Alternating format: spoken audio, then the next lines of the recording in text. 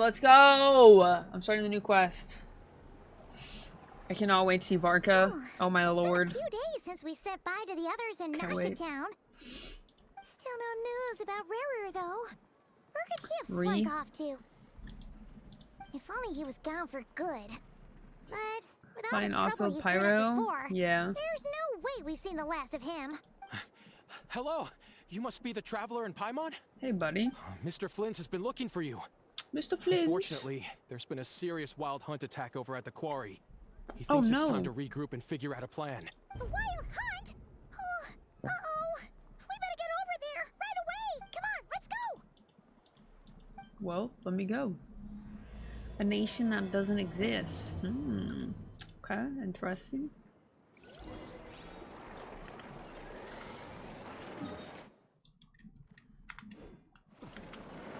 Guess we'll just run. I'll just run.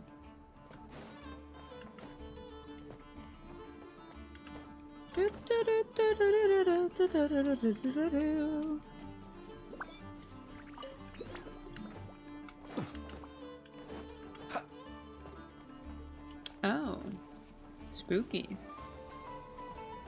Notice that's Wild Hunt stuff. Are popular logos really just ancient runes that channel energy and absorb people's life forces? Are popular logos? Wait, what? I'm so confused.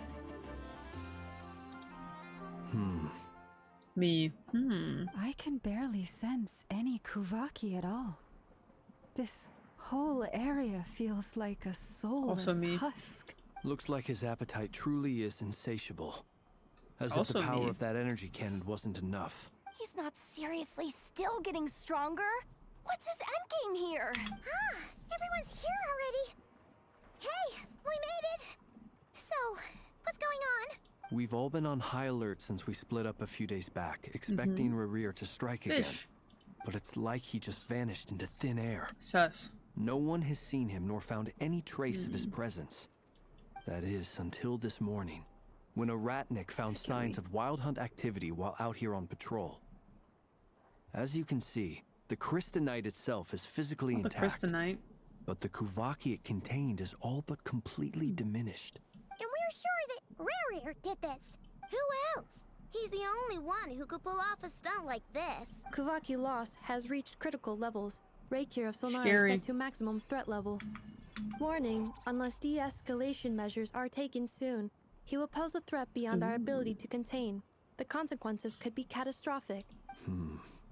Traveler, do you remember when we encountered Rerir just after regaining his body? Yes. There wasn't a shred of sanity left. Nothing but madness and rage. Yeah, didn't he shout out a bunch of names?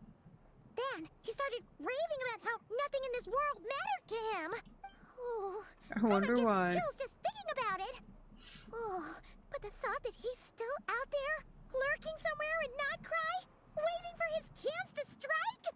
Oh, even chillier. Last time we fought, we were already at a disadvantage. I know, we had such overwhelming strength. Why would he suddenly go into hiding?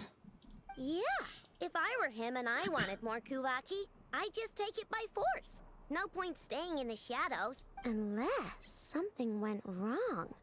His whole resurrection thing didn't exactly go smoothly. The other thing is, how does someone who's completely lost their mind still have the wherewithal to cover their tracks so perfectly? Beats me. According to certain medical studies, murderer. Insanity does not always entail a complete loss of rationality. It may be that he is simply living in a world of his own. That actually sounds about right. He was ranting away to himself the whole time, like he had zero interest in talking to us. There are many unanswered questions here. He could be right under our noses, and we'd still be in the dark. Besides his name and title, we know little about him.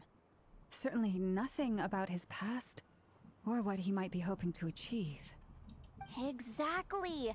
And hey, we you wouldn't even know where though. to begin looking. Even Boss hadn't heard of the Rerir of Solnari before all this. I'd be willing to bet that even if we gathered together every scrap of intel in Nodcry, we still wouldn't find more than, like, 3 useful facts about him. So, if we do nothing, he'll just keep getting stronger. And if we want to investigate him, we have no idea where to look. Last time we had Marionette and her big robo-buddy to help us. True. And we still barely held our ground. If we had to face him alone, Paimon's head hurts just thinking about it. What are we supposed to do against a threat this big? Well, I do have a little hunch about his next move. Given that he attacked the quarry, I'd say it's likely he'll target other places rich in Kuvaki. Big brain. Somewhere like the Eye of Krai, or the Pillar of Embla. Of course.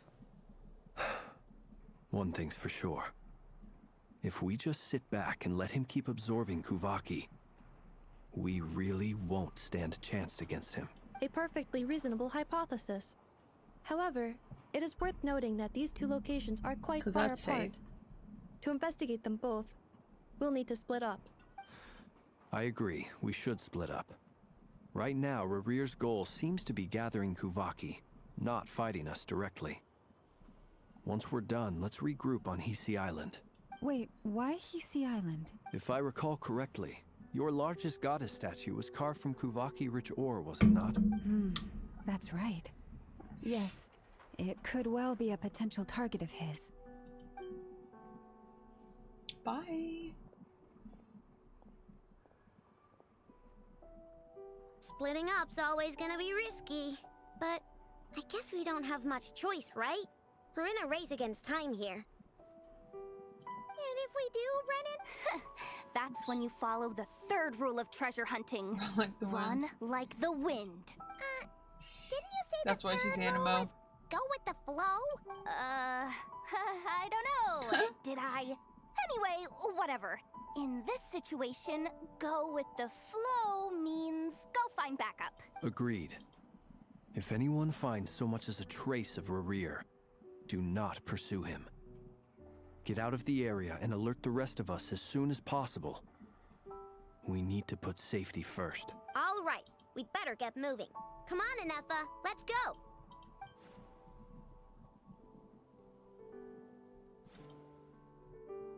We'll be zooming through this. Let's go.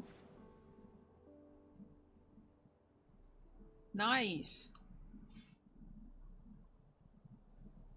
There'll be transitions. Like that.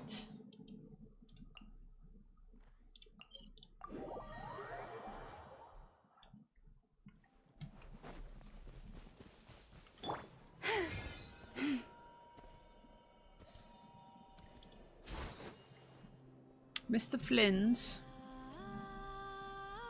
Any leads? Nope. Diddly squat. No Diddly clues squat. to where he might be hiding. It's like he's a ghost. It feels like we're sitting on a powder keg that could go off at any second. Oh, I hate this feeling. I'd rather face him head on than be left hanging like this. Would you really though? You guys didn't find anything either? Not loving the word either. How about you, Flints? I questioned a few Ratniki and eventually narrowed my investigation down to one suspicious individual. But by the time I got to his place, he was already gone. Almost as if he knew someone was on to him. Either that, or he's just Yeah, I would extremely assume he's cautious just playing and as doesn't somebody stay else, in one yeah? place for long. He's been biding his time for a while now. The question is, where or what is his next target? No idea. Since regaining his body, he seems to have lost all interest in the fragment in my possession. If he did still want it, he's had plenty of chances to take it. All we can do now is hope that Aino and Anefa turn up some leads. Darn it, Rerir. If you've got the guts, come face me one-on-one! You get your ass blasted, Wait. girlfriend. He's actually here? I didn't mean it, I swear! No, it's coming from Silver Moon Hall. The Lady Kutar might be in danger. Let's get over Oh. there, quick! Oh, Shoddy messes with Columbina. Oh. Well.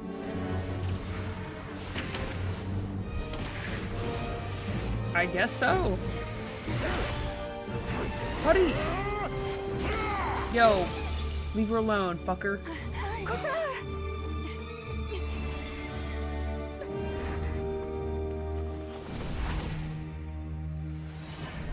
That's fucking scary. Why is he attacking the damsel elect? What's going on? No time for questions. Stop him!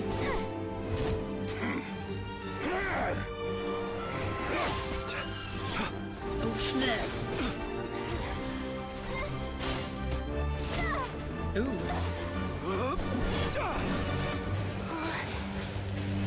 This is insane.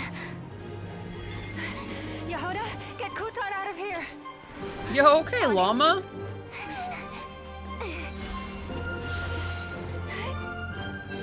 This cutscene animation is so good. Oh. I don't even care. Double low. Your feeble light has gotten you. I mean, You shall plunge into darkness. Felindus, soon I will find a way. Watch out!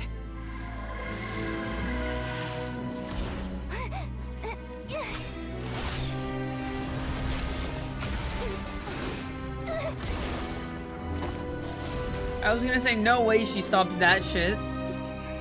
Oh my god, now my poor Columbina.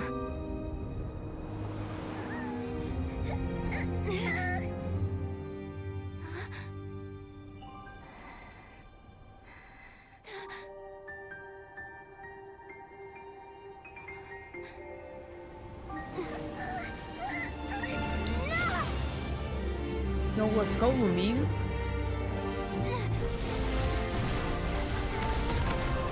Yo, we are freaking dodging champions.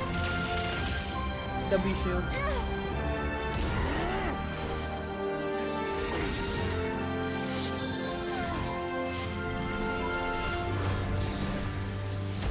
Damn. W connection. Oh shit. Find them. What a good looking man. Even if it means turning this place to ashes. Yo, that was such a good cutscene. Holy, we're starting off strong. 10 out of 10. That was too close. That was fire. We barely made it out of there alive. What's I didn't know we were gonna start off this deal? strong. How'd he get so crazy strong? He's a threat to this entire nation. I doubt his strength could even be measured by conventional standards. I have a question.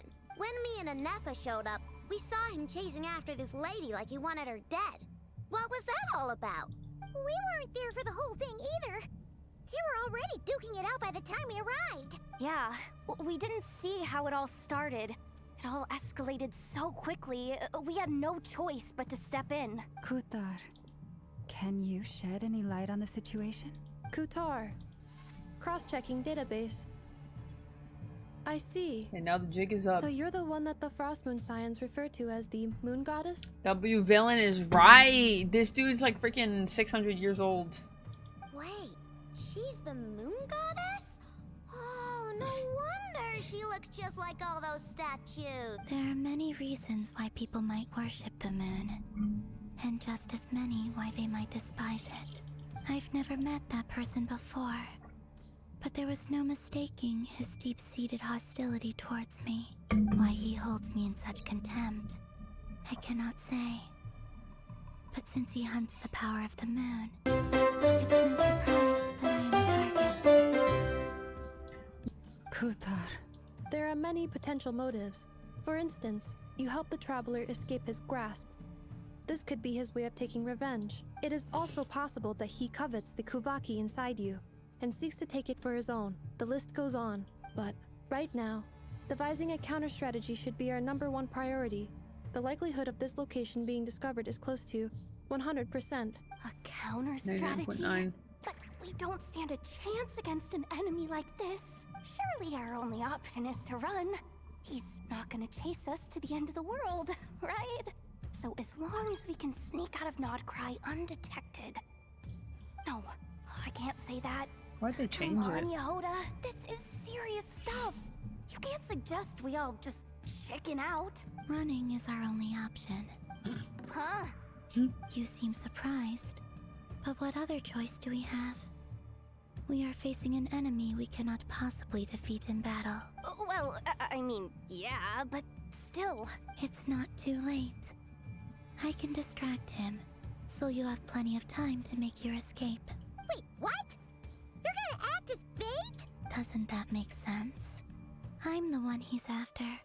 There's no need for you to risk your necks on my behalf. A coyote doesn't stop for bypassers while it's howling at the moon. What is it, Loma? The Frost Moon Scions have already grown accustomed to life without their goddess. My presence here is no longer essential, and this is not my home, so you needn't ask me to stay. We can't just roll over and let him get away with this. That's not our style. Yeah, we can't just call it quits after everything we've been through together. Besides, she pretty much saved my life back there. If I just ditched her now, I'd never forgive myself. We can't overlook that you have saved our lives multiple times now. To talk of returning the favor would be a little crass for my liking. But suffice to say that we are friends, and friends look out for one another. Aww. Rerir's true objective remains unclear. Even if we were to sacrifice Miss Kutar, there's no guarantee he would stop.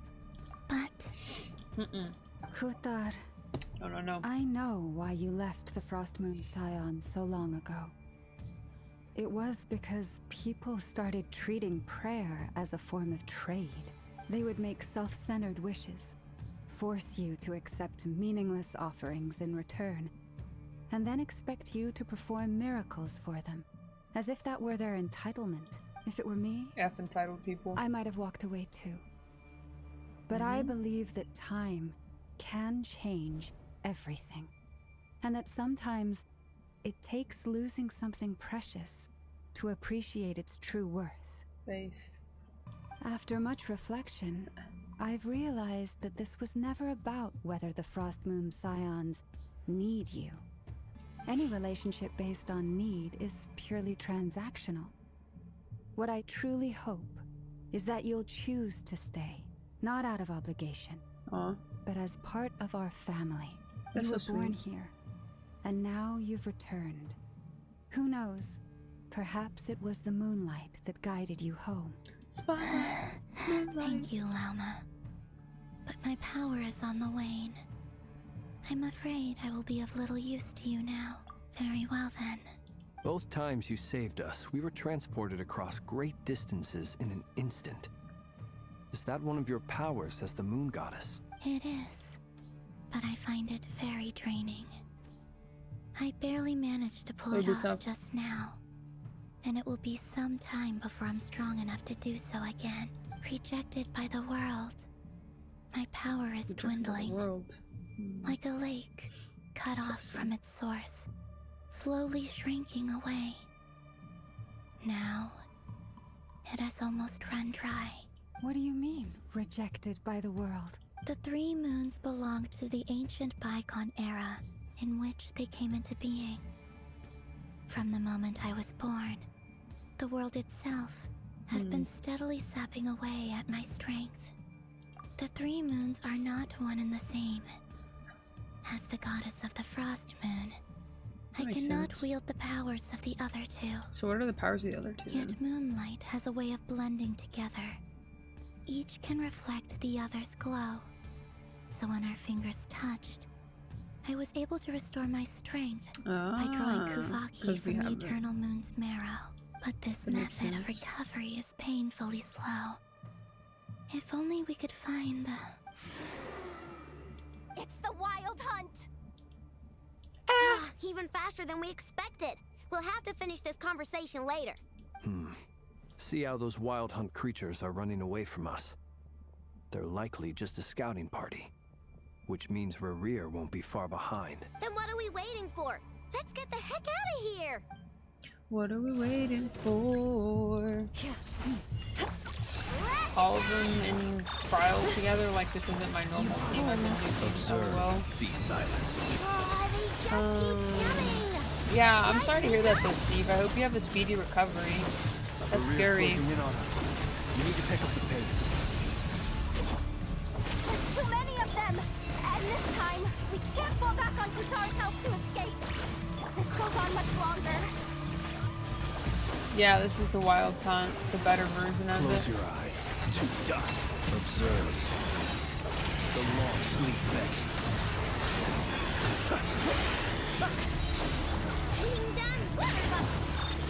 Preparing for dust up. Lushes the moonlight for the everlasting forest. Close your eyes to dust.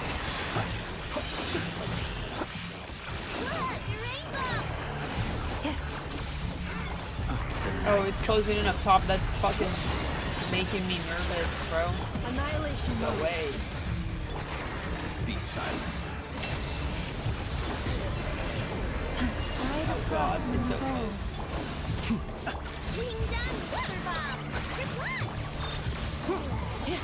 Preparing for dust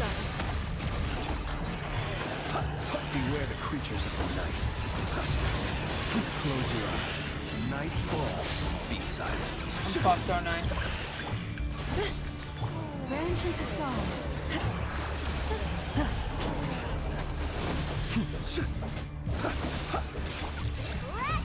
No? Maybe?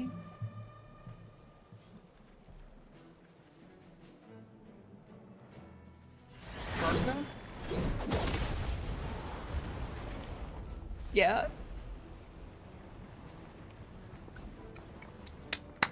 This is a man, chat. This is a man. Oh my god, he looks so good. Look at him. Let's go. Oh my god. His model. Chef's kiss. Dude. What's the matter? Bit off more than you could chew? He looks so good. Who are you? Uncle Varka! You're back from Amsvartnir? Whoa! Dude, he's fucking massive. Crazy. We could save the intros for later. Right now, let's get you all out of this hellhole. Follow me. I know somewhere you'll be safe. Oh, is that where I think it is? That's the one. Come on, move! There's no time to waste. Jesus. Fucking unit. His English VA is okay though, I won't cap. Not my favorite. But man, he's a fucking monster. Where are we? This is so well hidden. Well, that goes without saying. This is the Knights of Favonius' meeting place in Krai, and a contact hub for the Northern Intelligence Network, aka the Black Market of Intel. No matter what faction you're with, it's the place to buy and sell information. Their headquarters are in Krai, but they've got contacts in every nation. As an expeditionary force on foreign soil, working with them has offered us the most effective way of getting our hands on reliable local intel. This is where we meet, so naturally, it's secure. Anyway, where were we? Folks from Krai should be pretty familiar with me by now. But I believe this is the first time we've met. Allow me to introduce myself. I am Varka, Knight of Boreas, and Grand Master of the Knights of Favonius. So beautiful. We've heard all about you. You look way younger than Paimon expected. But you definitely have that Grand Master vibe. Well, I'm no spring chicken. Just not showing my age yet. Definitely feeling some of that back pain today, though. Rushed back from Amsvartnir without a wink of sleep, only to get right into another fight with that freshly revived maniac. Another? You mean you fought him before? Yep. He wasn't nearly as strong back then, but he was still a formidable foe. I brought some of the knights along to give him a little surprise, but he saw us coming from a mile off. My squad took heavy injuries, and I barely made it out alive myself. We knew it might have been our last chance, so we staked everything on it. But still, it wasn't enough to stop him. I tried tracking him down afterwards, but he didn't leave a trace. Even in his unhinged mental state, he's as cautious as any trained operative. So, I decided to come find you. And as luck would have it, turned up to find you being ambushed by the Wild Hunt. The rest, you already know. Is that why he's been frantically absorbing Kuvaki these past few days? Because he sees you as a threat? Maybe I'm part of the equation, but even if I weren't, I cannot wait to see his he'd still be playstyle. gathering power. He's clearly working up towards something. If he's not doing some Kamano shit, Note to I'm self, gonna be disappointed. Uncle Varka's strength rating officially upgraded. Guess it's my turn to ask questions now. So, what exactly has been happening in Krai? Why has the Wild Hunt returned in humanoid form? And why is it after you? That's a long story, but I'll try to make it quick. TLDR. See what happened before. Wow, I had no idea so much had happened. Sounds like you guys have really been through it. So, the Kutar is actually a Fatui Harbinger. And all this Wild Hunt activity in Krai is the work of the Rerir of Solnari, one of the 5 sinners. Oh, that's a lot to take in. Need some time to wrap my head around it all. I'm truly sorry, Mr. Varka. You stood with us against the Wild Hunt, and did everything you could to stop it from escalating into a full-blown catastrophe. And then, the one time you're away, it all comes to a head and all your hard work gets undone. You've got nothing to apologize for, Miss Moonchanter. You can plan 100 steps ahead and still slip up. That's just life. No one knows what tomorrow holds. You can't predict which way the wind will blow next. And, to be perfectly honest, I can't say I'm surprised. For all the times we've defeated the Wild Hunt in the past, we've never been able to completely wipe it out. Turns out, we were just delaying the inevitable. But now that a new variable has come into play, fate may well take a different course. A new variable? You mean us? Who else? And in a strange way, I think his resurgence might not be an entirely bad thing. The Wild Hunt is like an unrelenting force of nature, but Rerir is an individual with an agenda. He's gotta have a weak spot somewhere. That said, while I know I was explaining everything just now, some of the points that Mr. Flint's added caught my attention. You mean about our mystery ally? That's right. From what you've said, not only did they lead you straight to some key files, they also shielded Hisi Island from a lethal Kuvaki blast. I don't know who or what could pull something like that off. Heck, even Miss Columbina doesn't have a clue. I hadn't heard the story about those files. Would you mind repeating their titles for me? Wild Hunt Phenomena Log, a Nodkrayan Ratnik's Field Journal, and Kuvaki Survey Log. Oh. No. Still doesn't ring a bell. Another dead end. Guess all we can do now is hope that our mystery ally keeps showing up when we most need them. Still, it's safest to assume they won't be intervening again. From here on out, we'll have to resolve this crisis by ourselves. Your intel also explains something else I've been wondering about. The reason I led my team to Amsfarnir was because we'd had reports about a possible source of the Wild Hunt showing up there. But once we looked into it, it turned out to be a red herring. I don't know who was behind it, but clearly, it served its purpose. I doubt it's by chance that he happened to make his comeback while my attention was diverted. And from everything you told me, it sounds like his scheming began well before his return. So maybe luring me away was all a part of his plan. But is it even possible that he orchestrated all of this by himself? The Moon Maiden and the Rerir of Solnari.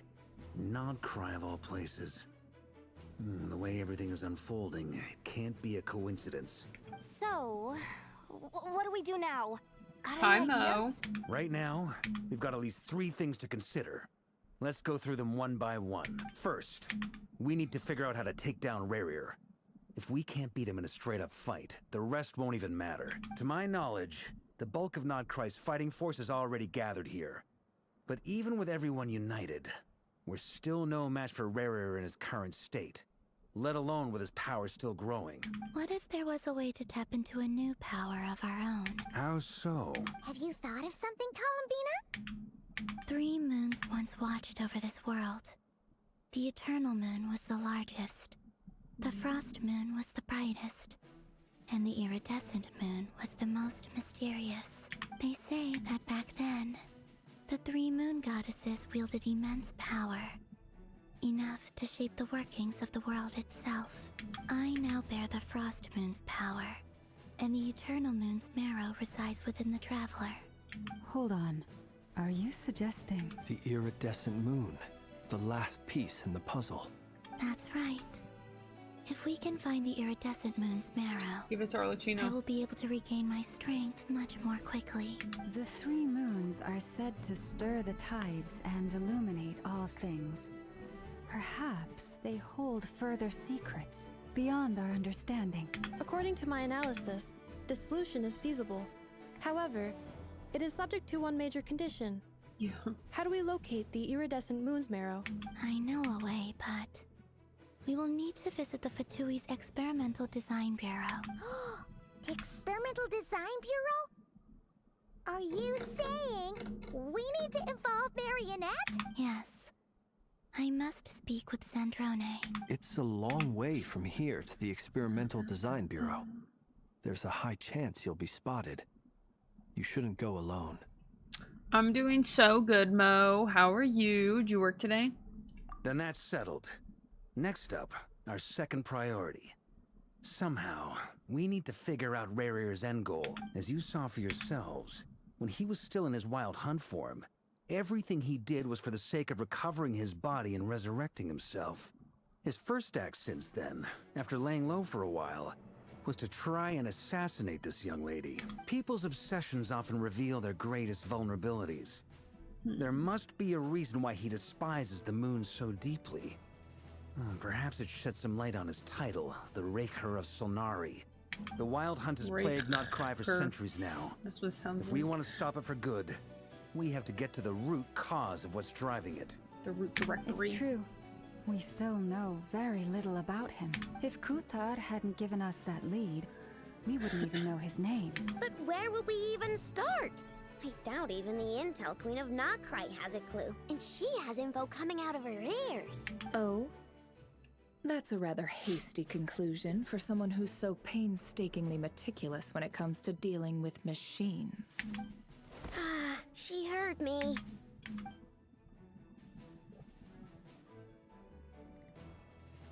Boss! What are you doing here? I'm now asking myself the same question. I received a letter from a humble knight of Favonius, requesting a meeting to discuss a major business deal. But it looks like this humble knight had something else in mind. Details. Miss Sneffer, the important thing is that you've arrived at the perfect time. Since his failed ambush, I've been racking my brains trying to come up with a plan to fight Rerir.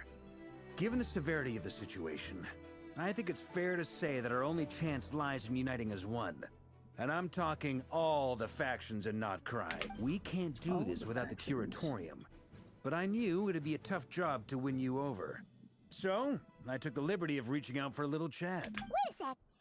How did you even hear about this place, Nefer? Didn't you say this is meant to be the Knights of Favonius' meeting spot? And a contact hub for the Northern Intelligence Network? And isn't it supposed to be super hidden? You really think he could have gotten settled in Nodcry without my help? Besides, I'm the one running this gig. Of course, I know where the meeting place is. Yo, W drops it in. Last 2 days have gone pretty hard. I'm not to give so many baths. My back hurts. Oh my goodness, that's not fun.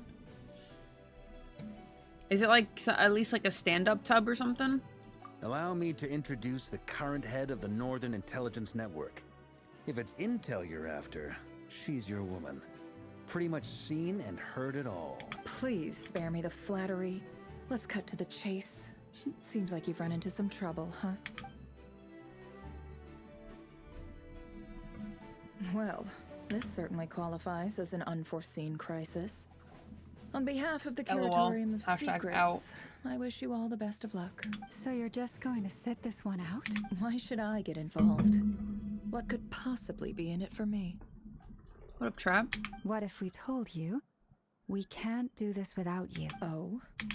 Then I'd say you'd better make it worth my while. I don't work for free. I can't put a price on something like this. It's just not in my nature. But then again, you and I have always been polar opposites. Nefer's kind of an L for this. So I can't exactly say I didn't see this coming. If you insist on compensation, I will pay you. Consider this a formal commission. Sound fair? You just don't give up, do you? Too bad. I know you well enough to know you can't afford my prices. The riskier the job, the more it'll cost.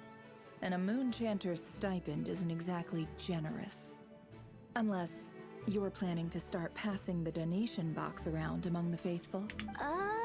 Boss, just a thought.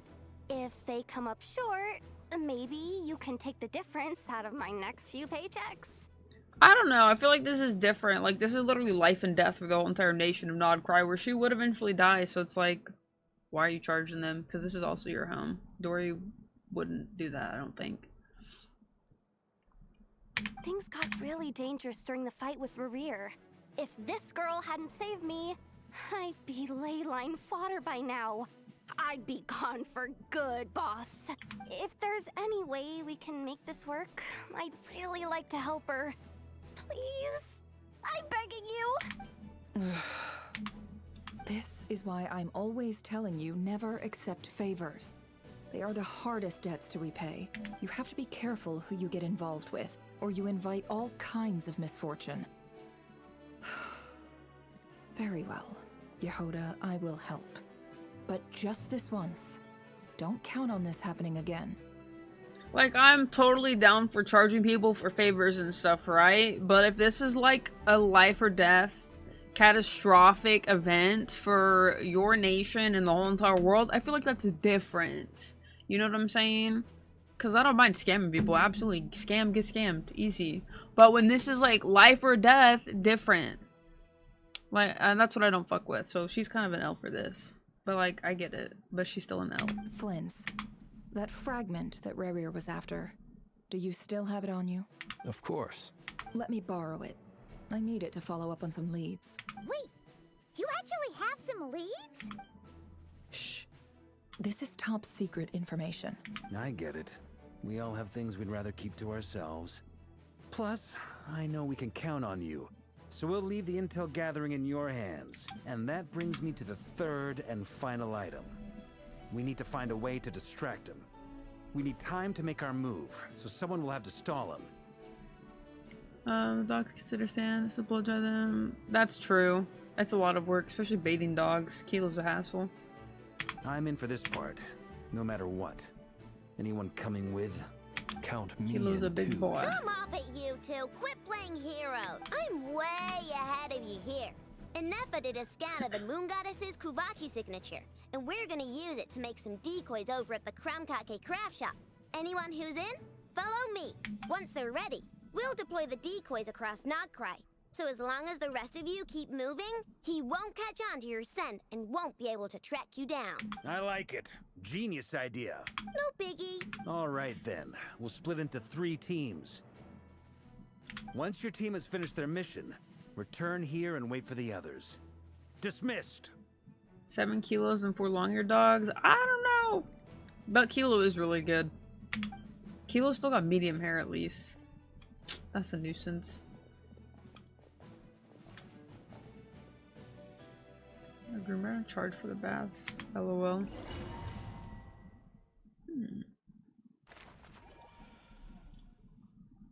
Oh my god, this art is so cute.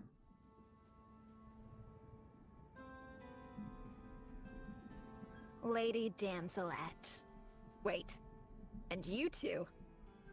What are you doing at the Kuvaki Experimental Design Bureau? We've been doing our best to mind our own business lately.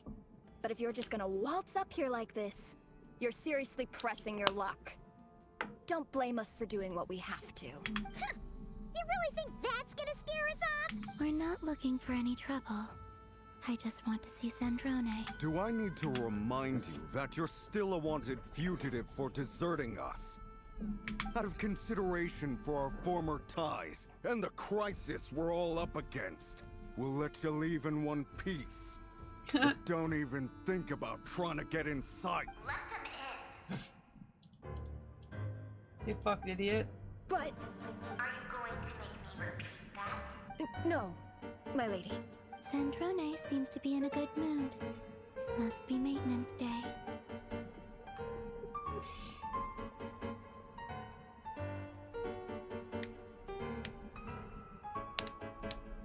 Some big mounting blocks.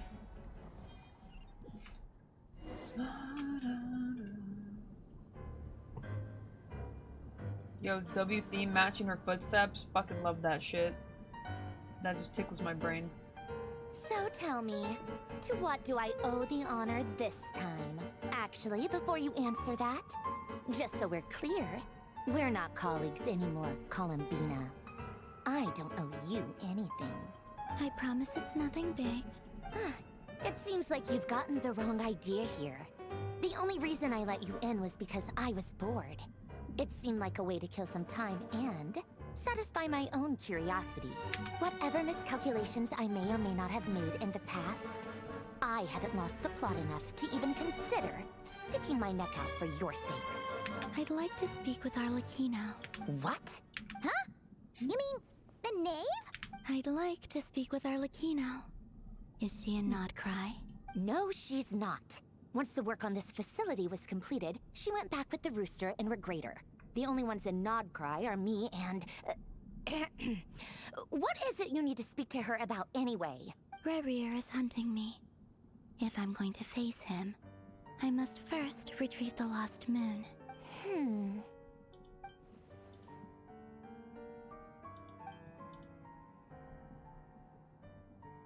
Is that a no, then?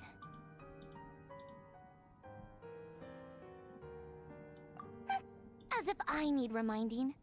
I was this close to settling things with him before someone decided to whisk me away to their weird little garden. Have you held any tea parties lately? Tea parties? Yeah, obviously. You don't seriously think we'd pack it all in just because you aren't here. If anything, they've been more eventful than ever.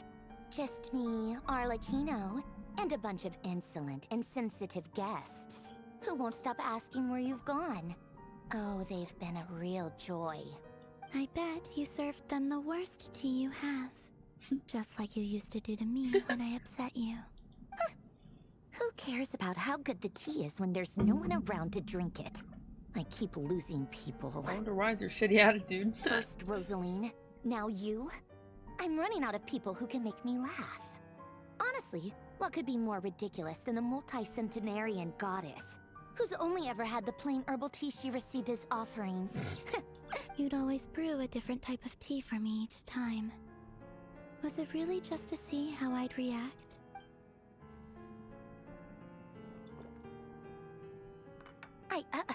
Well, duh. Why else? Watching you squirm was practically my only form of entertainment. Oh, yeah. And Capitano sometimes used to bring Tartaglia around, too.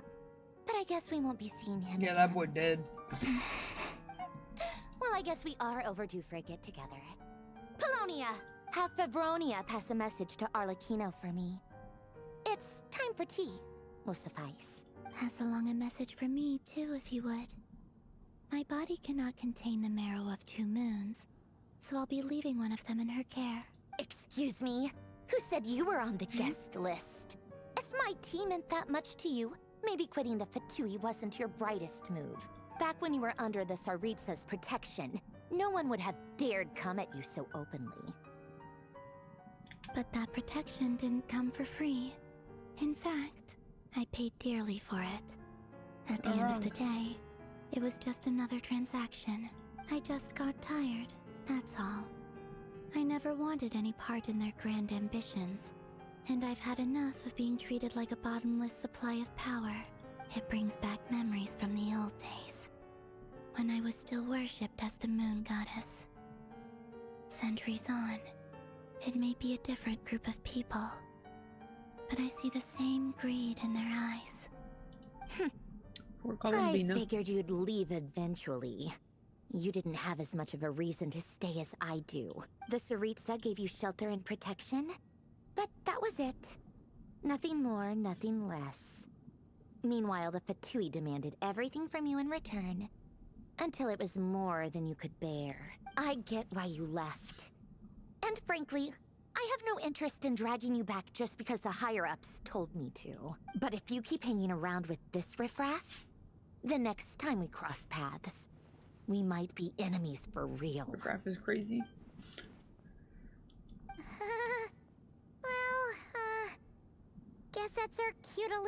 That might be your plan. But it sounds like someone else wants you to stay a little longer. Huh? What do you mean? Listen.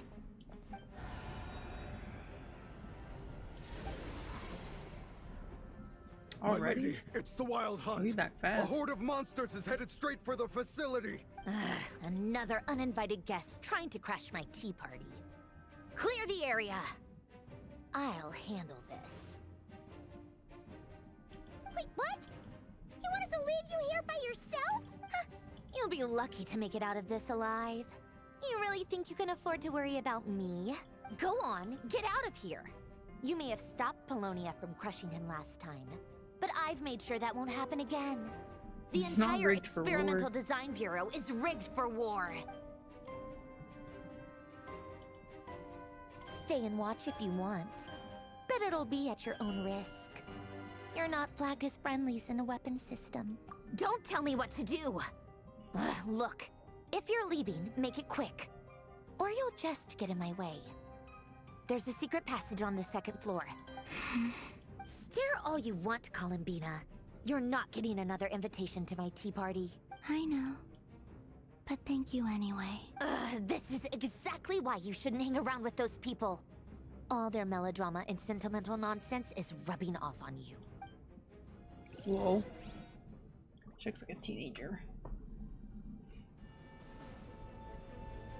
Come on then, Mr. Rerir. Let's pick up where we left off. It's your Wild Hunt monstrosities versus my beautiful creations. Let's see who comes out on top. Totally Mr. Rerir.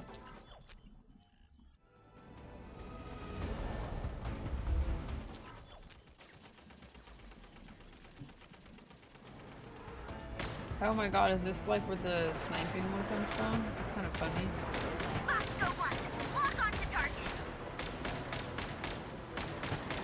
Hold it down. I'm like gaming for headshots. Do I not need to do headshots? I guess I ain't got no heads. LOL.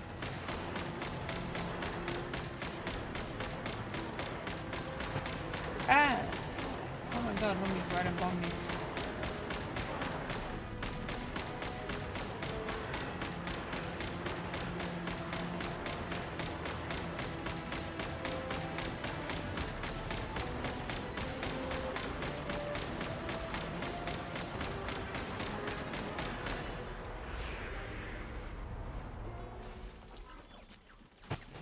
Yo, we zooming.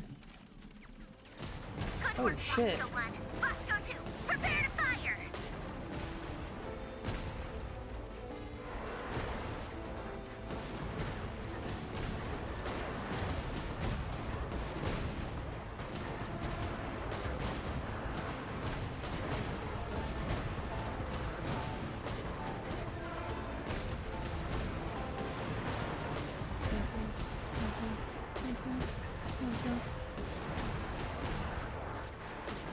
Ah!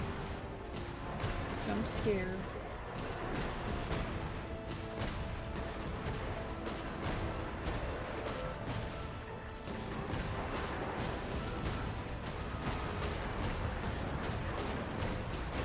Too close, too close.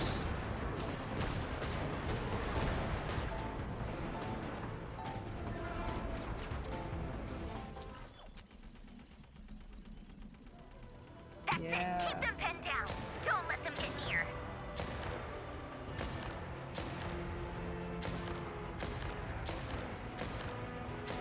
Yo, Sniper Donuts is back, baby. Okay, buddy. It's actually funny they added some recoil to it too. W version. Wish I could double zoom in.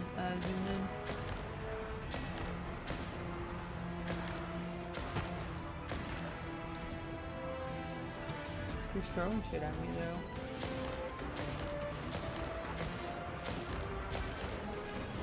Rotate out. Deploy all backup units. Get in there and hold the line. Oh shit.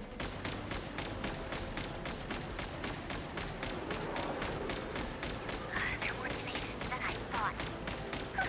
Whatever. This is where the real fun begins. Those some big boys.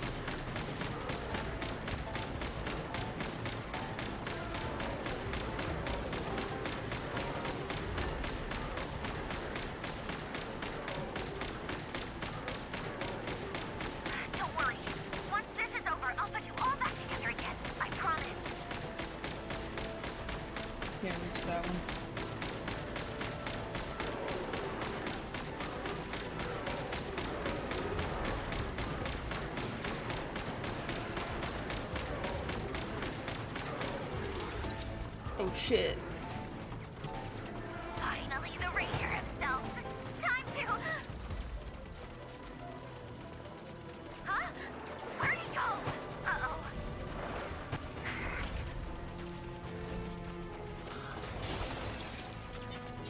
He's kind of a badass.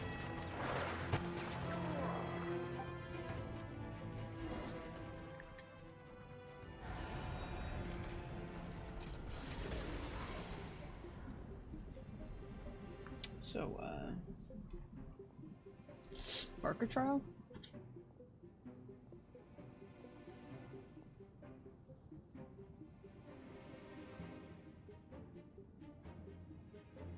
Polonia, get him! Boy ain't gonna.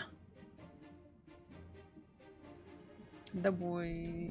I've upgraded Polonia again since our last encounter, and uploaded every last scrap of your data. So let's finish this once and for all. She's not here. Where did she go? Hey! Over here, you big... Curse it. Moon.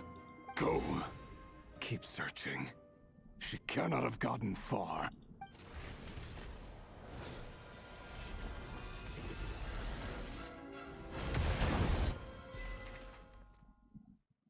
That's where we're gonna end it off at. Crazy.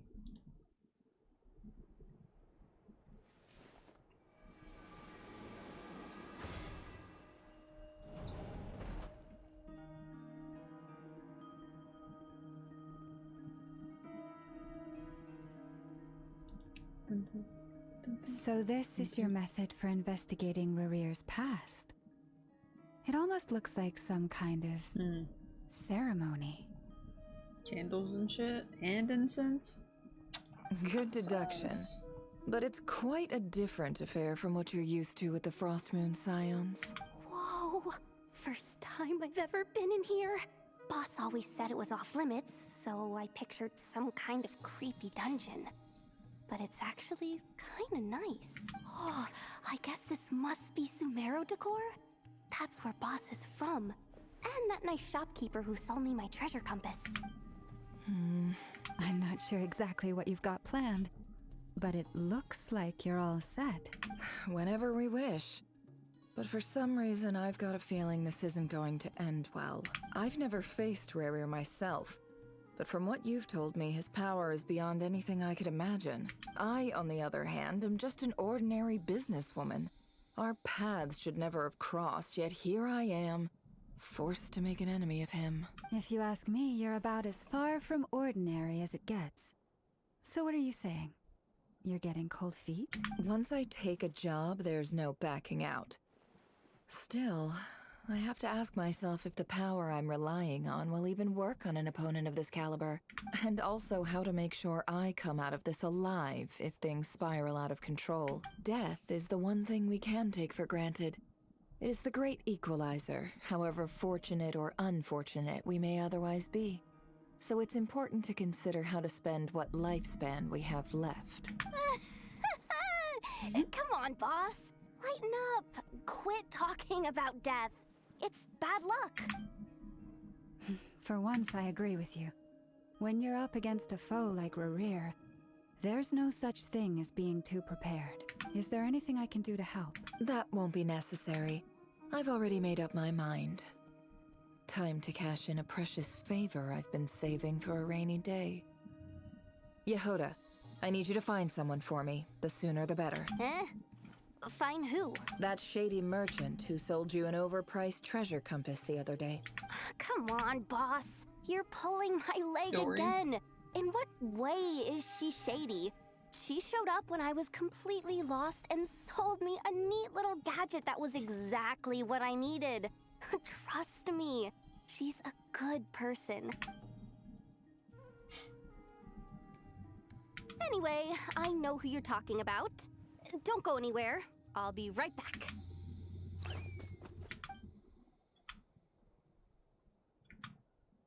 Quit dragging me. I genuinely can't run any further.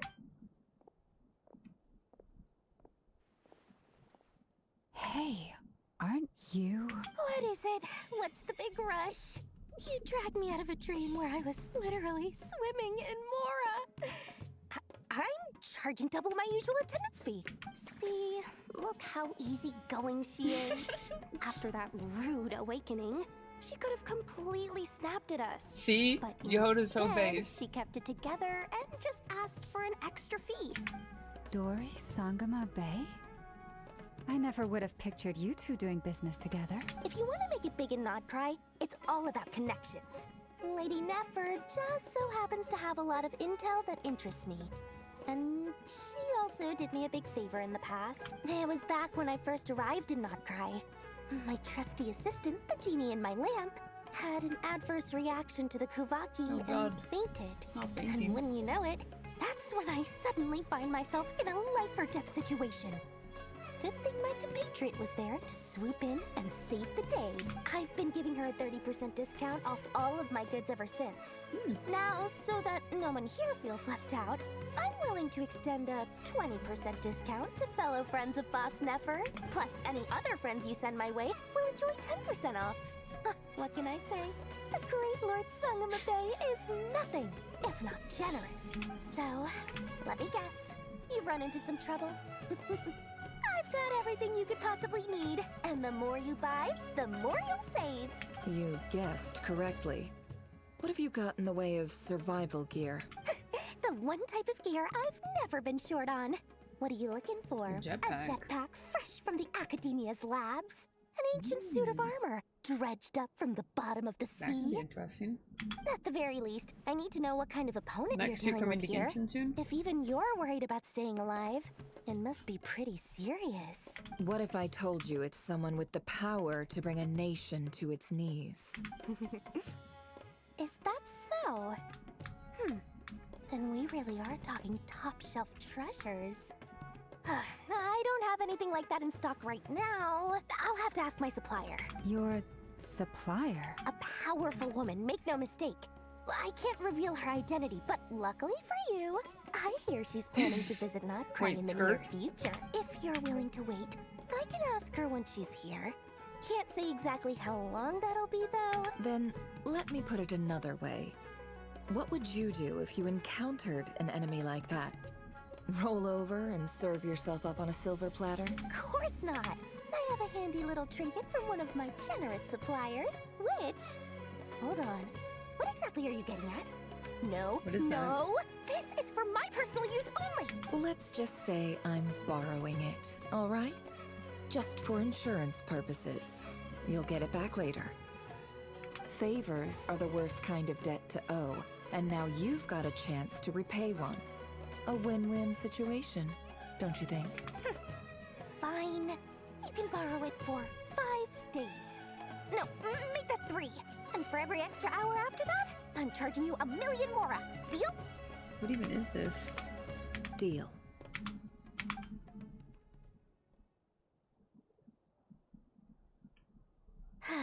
What a way to start the day. Now, was there anything else you wanted? Or can I go back to bed now?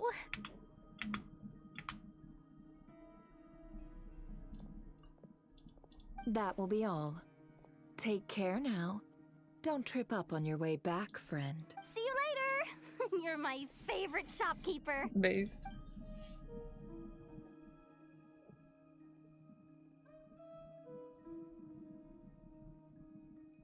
I just want to know what Excellent. that is. Everything is well and truly ready. The ceremony can now begin. After initiating the ceremony, your minds will follow me wherever I go. You will see many strange things in your mind's eye. So remember, don't be frightened, and don't make a sound. Is this what the Min sees? That's what she drugs him? Now then, let us peer into the Rerir of Solnari's past. Oh shit. It's all lore time. I made it. I don't recognize this style of architecture. Must be Conrian. Simple furnishings, table and chairs. It's a more ordinary house than I might have expected. Looks like the fearsome Rerir of Solnari came from surprisingly humble beginnings. Unless this passed for luxury in Conria. Unlikely. It was said to be a very prosperous nation in its heyday. Isn't spelled like H-A-Y? Since when? Anyway, I'll keep exploring.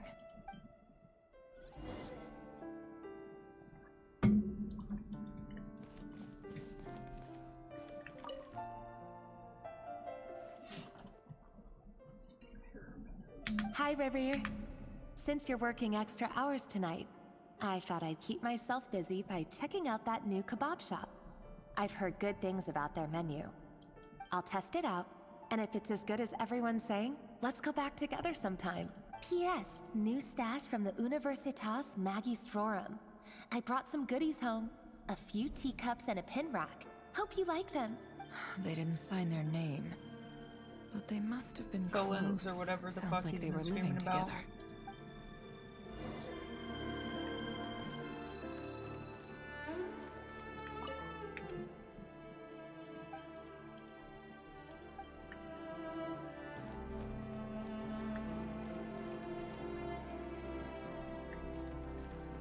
Yo, I'm Welt, bro. Yo, he's fucking Welt. That's crazy. It is the Mandela effect. I went over to Joseph's for drinks today. They have a fine collection, but I went alone. Felindis was tied up with something and couldn't make it. Joseph asked why I came alone, but I didn't really have an answer. He then went on to ask about other things. If you ask me, someone who asks that many personal questions is too nosy for their own good. But if he invites me again, chances are I'd still go. Felindis. That's the same name Rerir mentioned. Crane imports keep falling. If things don't pick up, we'll soon be back to meat and mushrooms only.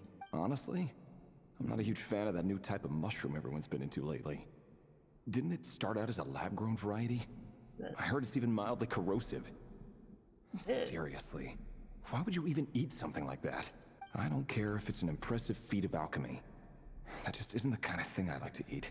Grain has to be imported, and they're eating a diet of mostly meat and mushrooms. Could it be because Conria is underground, so it doesn't get much sunlight? That would explain why they use so much stone in their buildings. They even use alchemically modified strains for food. I was Seems trying to like see the if my people of Genshin drops Conria are don't going have many on. options when it comes to dining. I've just about saved up enough now.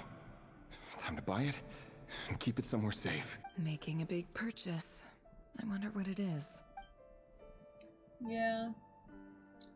I mean, I don't know if I'm getting them though for some reason.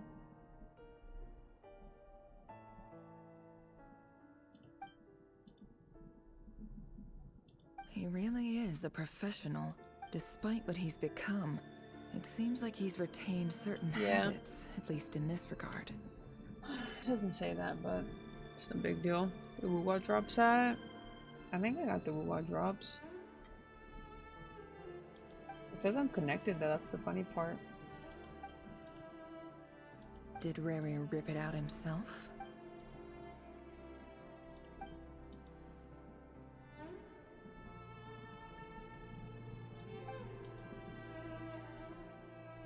Before I met you, I was convinced that my heart was nothing more than a stagnant pool, the burial place of a fallen moon. A withered, windless grove where the waters rested forever unrippled. It was you who helped me see that my heart hadn't entirely withered away.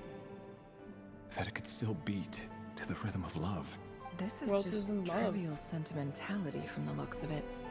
Why would he go to the trouble of hiding that? The burial place of a fallen moon. I still think this is fucking cool, bro.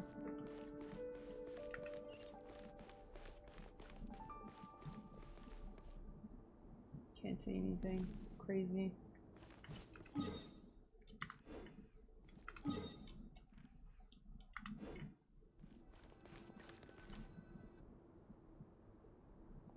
Rerir, over here. Dang. Okay. It's literally weld. Dane! Oh, and, Vediflin here? What a surprise to see you here, sir. Hello there, Rerir. You need not address me so formally outside of court. Yo, let's see Ved, bro. He doesn't get that much free time, so I invited him over for a drink. Even the court prophet deserves a break every now and then, right? Well, I'm flattered. So, what are we discussing today? Hey, don't look at me. As far as I see it, we don't need an excuse to have a few drinks. Come on, don't give us that. Didn't you say you were about to pop the big question? How's that coming along?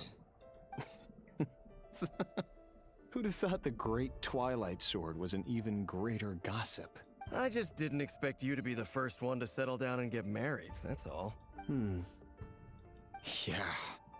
If you told me that a few years ago, I wouldn't have believed you either. So, are you planning to come clean about your job then? I'm guessing you still haven't told her. Sure, I'll have to tell her at some point. But I'll need to pick the right time and place. To be honest, I have no idea how she'll take it.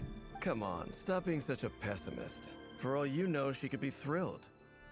I bet she'll be much more impressed by your actual job than the one she thinks you're doing now. A member of the King's Guard. Quite the cover story. Does the king himself even know? Of course he does. Anyway, enough about me. How have you been? Me?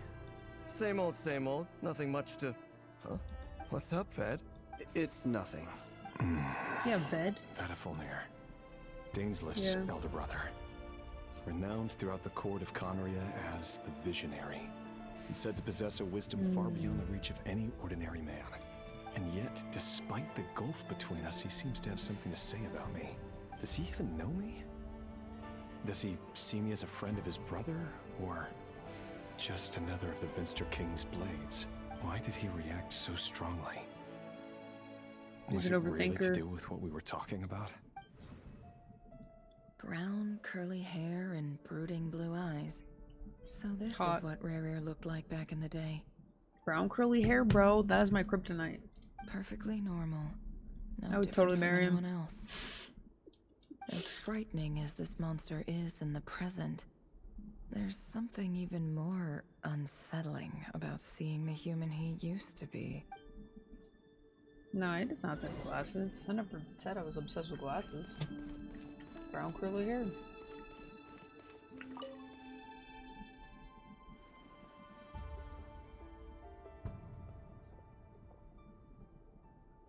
Aw.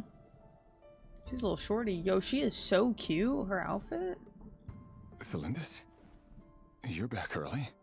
Our equipment's being serviced today, Aw, so she's I got adorable. off earlier than usual. How's your day been? Aw, why the long face? Is something the matter? Has your boss been giving you a hard time again?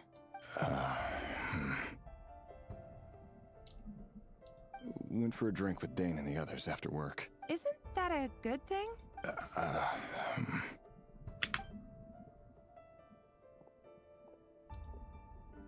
Vediflin showed up today too. You know, Dainsleif's older brother. Ah, Mr. Vediflin. Yes, I've heard of him. They say that everything he says ends up coming true. He overheard Dainsleif mention that I'd recently proposed and seemed to have an issue with it. But when I asked what it was, he kept it to himself. So, you're worried? You could be such a child sometimes, Rerir. We're nobodies. Why would the Visionary be concerned about us? I'm sure someone in his position has much bigger fish to fry.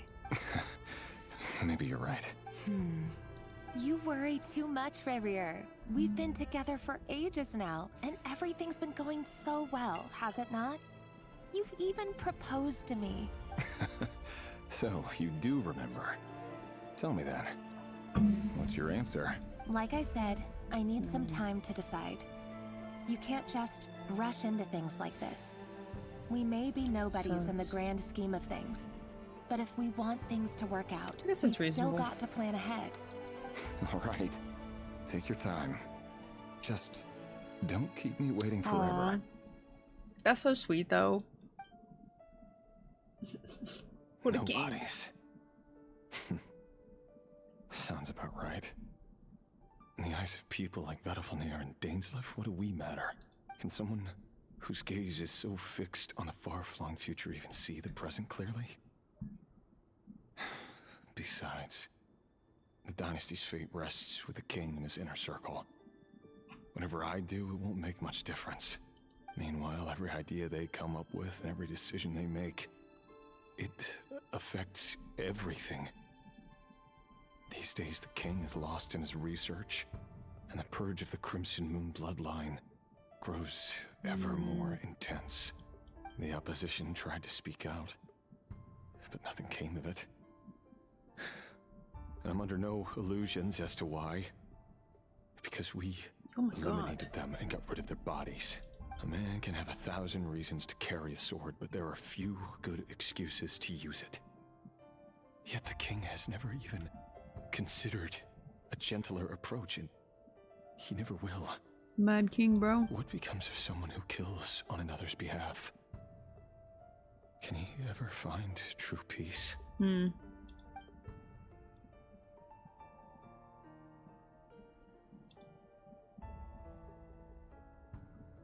Thelindis?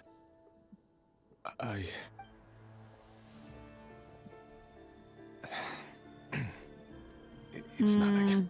He wants to tell her he's a killer. Oh, but he doesn't want to. Oh, it's gonna hurt. It's gonna hurt, bro. Yo, let's go, Pop. I just know I'm gonna cry, dude. This is gonna be so sad. He wants to tell her, but I think he knows how she's gonna react. Oh my god. And I feel like Ved knows. He's a visionary, and he mentioned it. Ved knows. That's why he didn't want to say anything. There's no reason we can't keep living happily together, cherishing the simple joys of each day as they come. See? You just need to stay positive, Rerir. This hurts already. I can feel your warmth, your breath. That's so You're sad. right there, right by my side. Just seeing you makes me happy in a way I can't explain. And that's something that no one could ever take away from me. So smile, my love. Let go of that frown. So why won't she just say yes, though? What is she waiting on? You're right. Why is romance so fun? I've just been overthinking things. That's better. Getting caught up about things like this will only ruin our evening. Okay, but I'm convinced this is the wealth tonight? I of need this to go world. get ready. I'm convinced this is wealth of the world. You go ahead. I just have a few things to take care of, then I'll come join you. Even busier than the big shots, huh? Fine, I'll go get started. But don't be late. If you keep me waiting too long, I won't be a happy bunny. Relax. I'll be there. Seriously, though, you drive a hard bargain. You're really gonna leave my proposal hanging and still expect me to take you to the ball? Well, that goes without saying. I already told everyone I'd be coming with a dance partner. Besides, they're two completely different things. Let's take it one thing at a time, all right? Her outfit is really cute. White outfit it is. It seems like Rerir was deliberately hiding his ties to the intelligence services by giving the impression that he was just an ordinary member of the Venster King's Guard. He clearly doesn't want his would-be fiancée to know about his other life. Yeah. Then again, that's hardly surprising. People in the intelligence trade rarely do. Who'd have thought we were in the same line of work? Let's dig a little deeper. This is so good.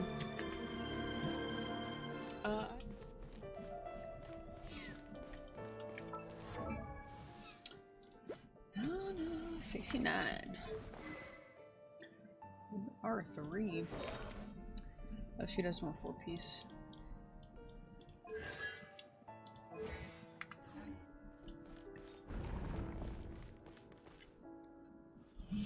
Our last operation was a resounding success, and all thanks to you, Rerir of Solnari. Not Torkoal. In total, we apprehended 32 dregs of the Crimson Moon, and 67 accomplices. You're just like literally murdering a whole entire bloodline. That's crazy.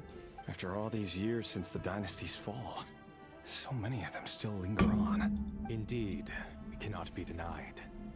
Yet it was destiny that the Crimson Moon should be overcome by the eclipse, and that His Majesty, the all-seeing Vinster King, now guides our nation on the path to prosperity. Does he though? Khaenri'ah has no further need for a dead moon.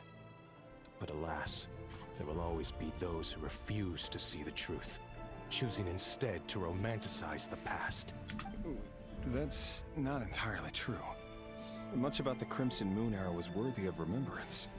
And that's exactly why they keep trying to see it restored. Many of its secrets remain unsolved to this day. As it happens, that's precisely the field of study my partner is devoted to. You still haven't told her what you really do for a living.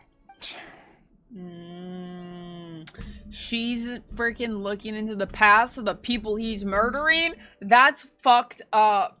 Where would I even start? That is so fucked up. How do you up. tell someone that you're one of the king's hand-picked executioners? That your hands are steeped in blood? You didn't choose this life, any more than I did. Orphans like us don't get a say. That's true. But I'll sure as heck be the one to pay for it. Speaking of which, we need to be more rigorous in the way we identify direct descendants of the Crimson Moon. Someone, it seems, has strong opinions about my future plans. Most likely my marriage in particular. I have a feeling that we may soon become targets of the Crimson Moon's retribution. Your concerns are not unfounded. They've taken out many of our colleagues these past few years, and for that very reason. These are no helpless lambs we're leading to the slaughter. They're wolves in sheep's clothing. Take care, Rerir of Solnari. I look forward to toasting you at your wedding. Thanks, Thorkel. You look after yourself, too.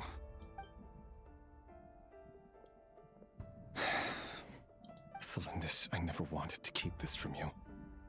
You're the last person I would ever want to lie to. But you are. But that's exactly why I can't tell you everything. There are things you shouldn't know. Hey, calm down. You cannot know. The Moonlit Dynasty's are a thing of the past. Stop, bro. But even now, with the sun shining high in the sky, there are those who would call forth a dead moon's ghost. Bro, stop. You have food in your bowl. Go eat. Go eat. Could that be why Vedalfnir held back? Or was it because of some court secret he's not at liberty to share? I have to get a clear answer from him. No matter what happens, I will protect Thelindis. Rerir seems to be very concerned by Vedalfnir's reaction. Vedalfnir and Dainsleif, the Visionary and Twilight Sword. So that's what they were really like. I've investigated this whole area now. There doesn't seem to be any other memories here. Should I try somewhere else? Wait a second. What's this black smoke? That is such a pretty fucking color.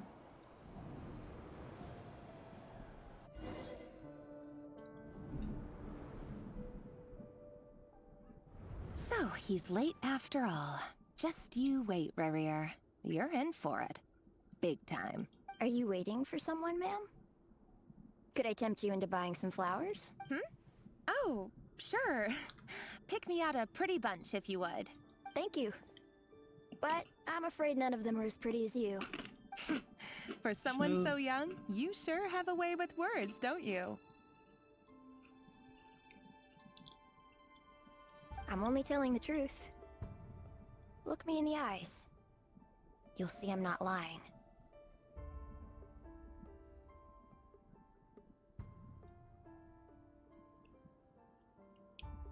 Crimson Moon? Is that not what Arlecchino's eyeballs look like?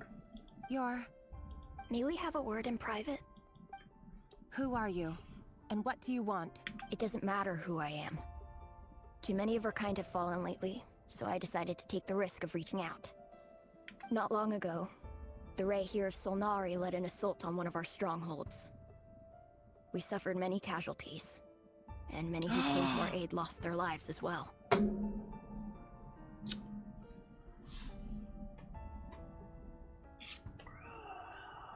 Back it up. TG. Sorry, I don't know why you're telling me this. And I don't want to get involved. Wait, hear me out. This time we finally got a clear look at his face and learned his true identity. His name is Rerir, and he claims to be one of the King's guards. What did you say? A cruel irony, isn't it? The man you're set to marry leads a double life as a brutal executioner. But surely, you must have caught a whiff of the blood on his hands.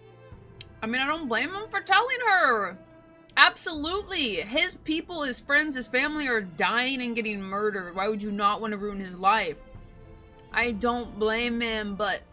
Why are you telling me all of this now? Simple. It's because...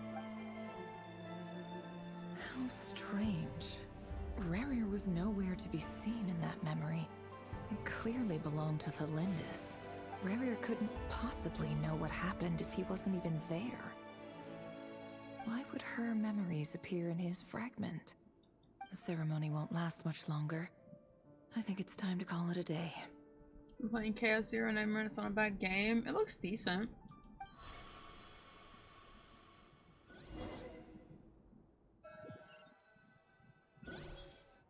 Columbine is not even the Crimson Moon, though.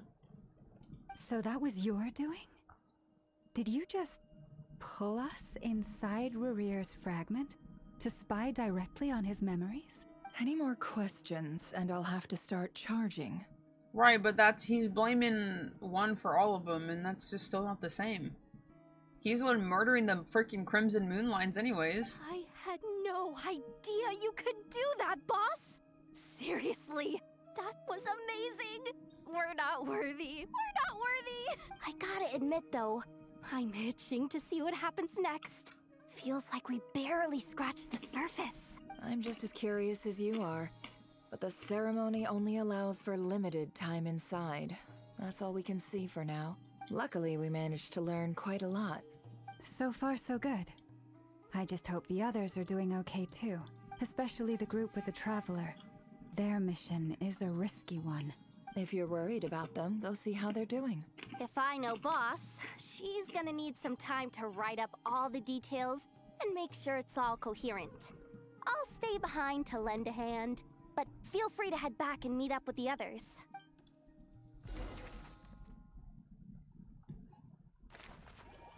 What characters have you pulled so far, Swazzle?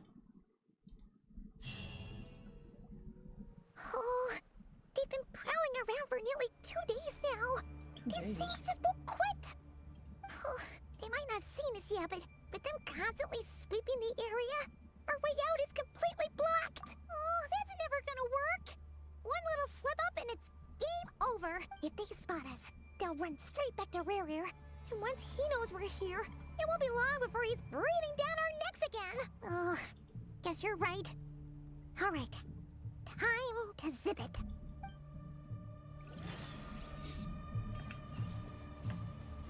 Quick, hide! We almost got spotted. Phew, that was a close call.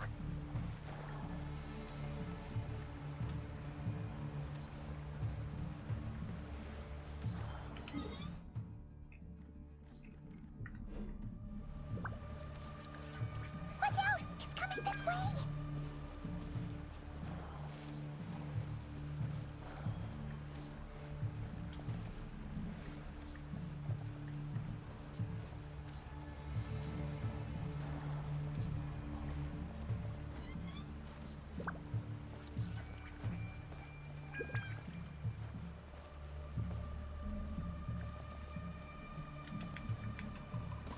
Why can't I just like glide?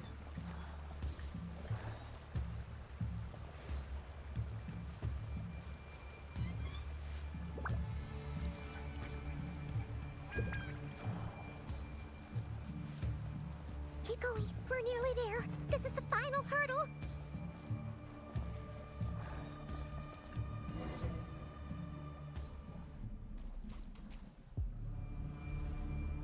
Oh, there's no end to these things.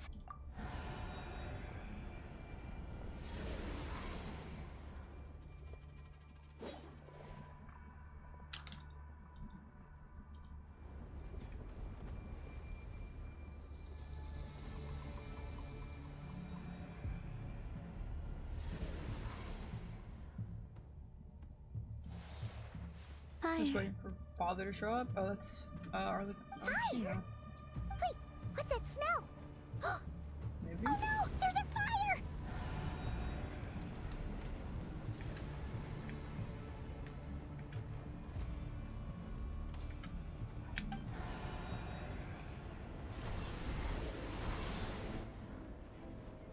Yep.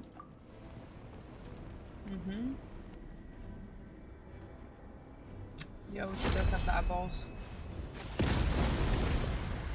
Okay.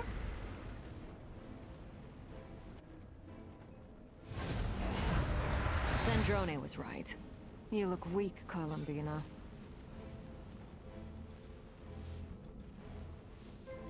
The old you would never have let such lowly creatures bar your way. Word has it that you did something for the Tsaritsa, and that's why you've lost most of your power. Freedom comes at a heavy price, doesn't it? So her eyes are a little bit different, but she's definitely of the Crimson Moon bloodline. Hello again, Columbina. And greetings, guests of the House of the Hearth. It's been a while, Harlequino. Character name Maribel. The shield that does counterattacks. Maybe it's gonna appeal with follow-up counters. Hell yeah. It's good, Delta. How are you? Two moons powered people together. Well, she does. Arlecchino doesn't have the iridescent moon. Stupid Rerir of stupid Solnari. Ugh, whatever. I've got all the data I need. Next time we meet, you're finished.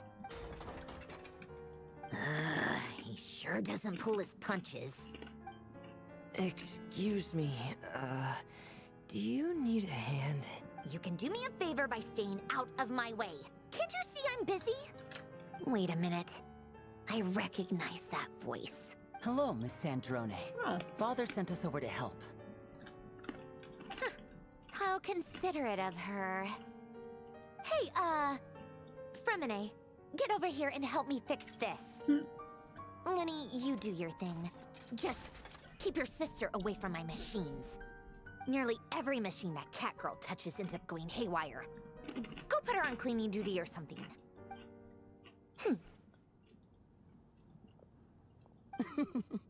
Then let's start downstairs.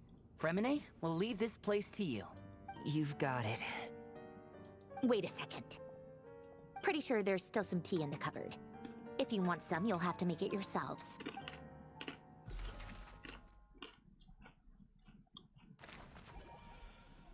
Nice.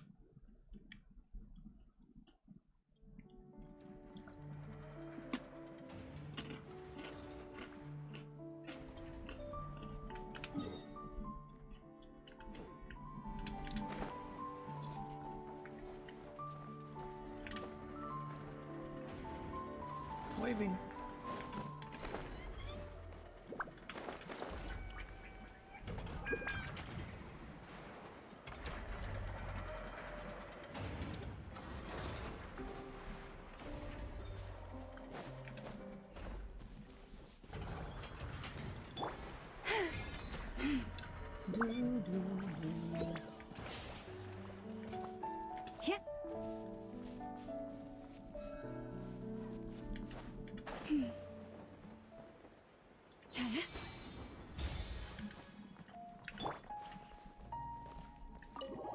Clearly a secret hideout.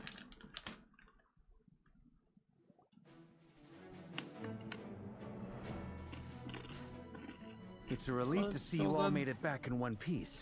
Huh? missing. Where's Flint's and the others? And what about Nefer? I returned ahead of them. Flint is helping Ino and Anefa to set up the decoys and buy some time. As for Miss Nefer... Boss is still wrapping things up on her end. She sent us back to fill you all in on the top secret intel we've been gathering. I see. Then let's get right into it. But first, who do we have here? You brought someone else in to help? Greetings. I was invited here to help as a longtime Tea Party companion of Columbina's. You may call me Arlecchino. Surely it can't be. Those eyes. Oh, where have I seen them before? Wait, of course. In those memories we just saw. The only Arlecchino I know is the fourth of the Fatui Harbingers. So either you share a pretty uncommon name, or you are more than just a Tea Party buddy. You are well informed, Grandmaster. A man from Mondstadt living all the way out here in Krai, and yet the people and affairs of Snezhnaya seem to hold a special place in your heart. Oh, the feeling's mutual. Sounds like you know all about who I am, too. A Fatui Harbinger. The atmosphere in here just got really tense. Guess we can't just start trusting Fatui Harbingers, even at a time like this. I must admit, though, I'm a little curious. Seeing as the moon goddess no longer belongs to the Fatui, what makes you so willing to put your neck on the line here? Nor does Krai belong to Mondstadt, Mr. Varka. Yet still, you're fighting for it all the same. Things don't always have to have a tangible payoff. Sometimes, stopping things from spiraling out of control is a higher priority than chasing the spoils of victory. Of course, I can't say there's nothing in it for me at all. But that's between Columbina and myself.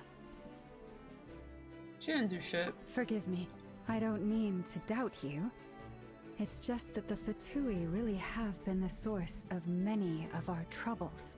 We have our own way of doing things here in Krai. But ever since they arrived, the Fatui have treated us with nothing but hostility. I know there's been a lot of bad blood between us in the past. I've done my utmost to avoid friction whenever I could. But sometimes fundamental conflicts of interest simply can't be settled amicably. That's why I'm here solely in a personal capacity. This has nothing to do with the Fatui. As a gesture of good faith, I'll be frank. I can help Columbina track down the iridescent moon's marrow, which will help her restore more of her power. Anyway, what else is on the agenda? Let's begin. She says she'll be frank, then completely skips over the details. Looks like she doesn't want to give away too many secrets after all, but she clearly wants to change the subject.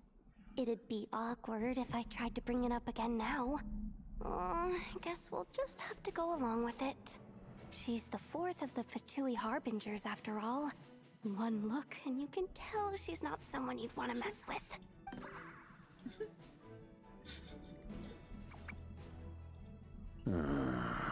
Well, since Miss Arlecchino sounds confident in her ability to handle that, we'll proceed to the next topic. Yehoda, time to share that top secret intel. Alright, listen up everyone. First, we now know that Rerir was originally a Conrian secret agent whose primary mission was to hunt down and assassinate the so-called Dregs of the Crimson Moon.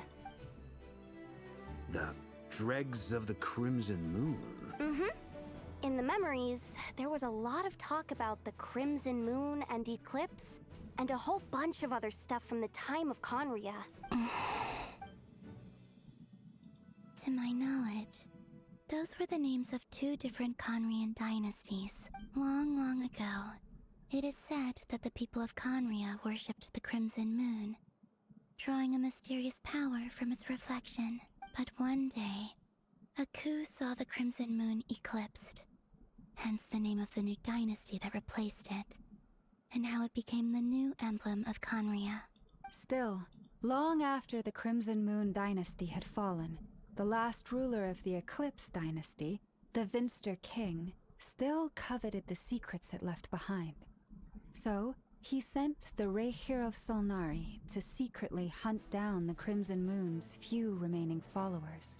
In those days, Rerir showed no signs of madness. In fact, he was as normal as any other person. Oh, and he had a fiancé, or at least a would-be fiancé, called Tholindis. What's the matter? Verfnir, Freindaughter, Flinders.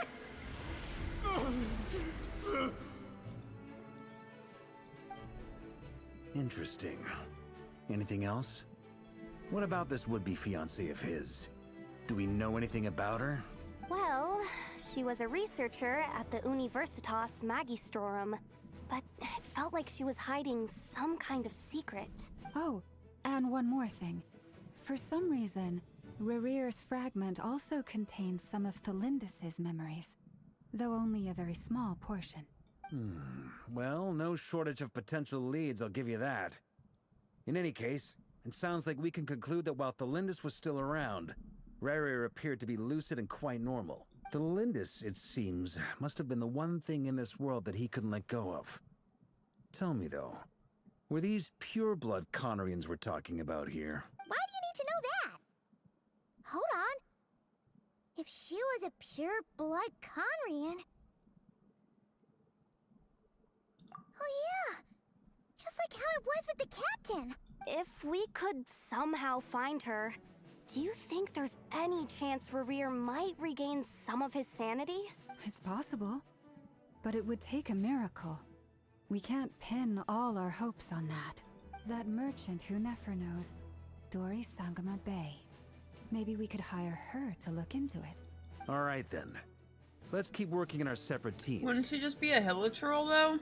Traveler, Paimon, Kutar, and Miss Arlecchino will go look for the iridescent moon's marrow. As for the others... On the way over here, I noticed that the wild hunt monsters had grown even more frenzied in their search for Kutar. At this rate, the people living here will be in grave danger too. So I'm thinking of gathering together some of our followers to go wipe them out. I'll head back to the curatorium and meet up with the boss. Feels good knowing we've all got something to be getting on with. Given that the Wild Hunt has been a lot more active lately, the Lightkeepers have likely begun their own operations too. If that is the case, someone will need to pass the news on to Flint's.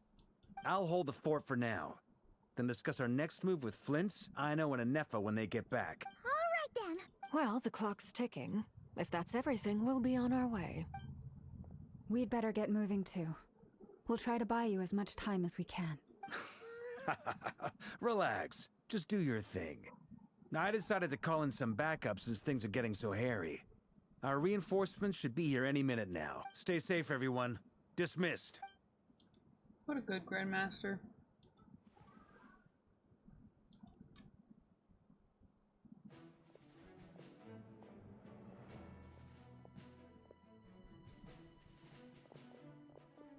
We're back.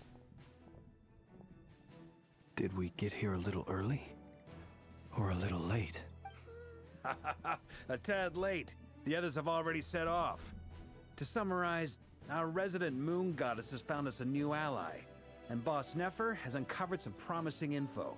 Everything going smoothly on your end? Not great. I don't know how long we can stall them for. The decoys are getting taken out way faster than we imagined. I'm gonna make some more later, but I need a timeout first. I'm so tired right now. Oh, right! Inefa, could you fill in Uncle Varka on what we just discussed with Flint's? Sure. Uncle Varka, you previously told us about how when you went to investigate a source of the Wild Hunt in Amsvartnir, you discovered that it was just a diversion. But according to Flint's intel, several outbreaks of the Wild Hunt had already occurred in Krai in the period leading up to that. That was before Rerir had regained his body, when he was far from regaining his full strength. In other words, in theory at least, he still lacked the means to act in two places at once. Flint's, with everything that's been happening, the Lightkeepers across Krai are rallying to fight back against the Wild Hunt. They're gonna need your help. I know, I'm sure you're capable of coming up with something far more effective than decoys. But for now, you should stay here and get some rest. And Efa and I will head back over to Amsvartnir to see if there's anything I missed. I told you Uncle Varka would say that, didn't I? A deal's a deal. Not a word about my snack intake for the next week. Database updated. Reliability of Aino's predictions increased. What does that mean? They were betting on how you'd respond after hearing their intel. It's the obvious choice, isn't it? That's hardly worth betting on. We already decided that Anefa should go investigate the situation over at Amsfartnir on her own. You might as well stay here and keep watch. Someone needs to hang back and oversee our strategy meetings. And besides, you still haven't fully recovered from ambushing Rerir. So I've ended up with the easiest assignment. Well, I appreciate it, everyone. See you when you get back.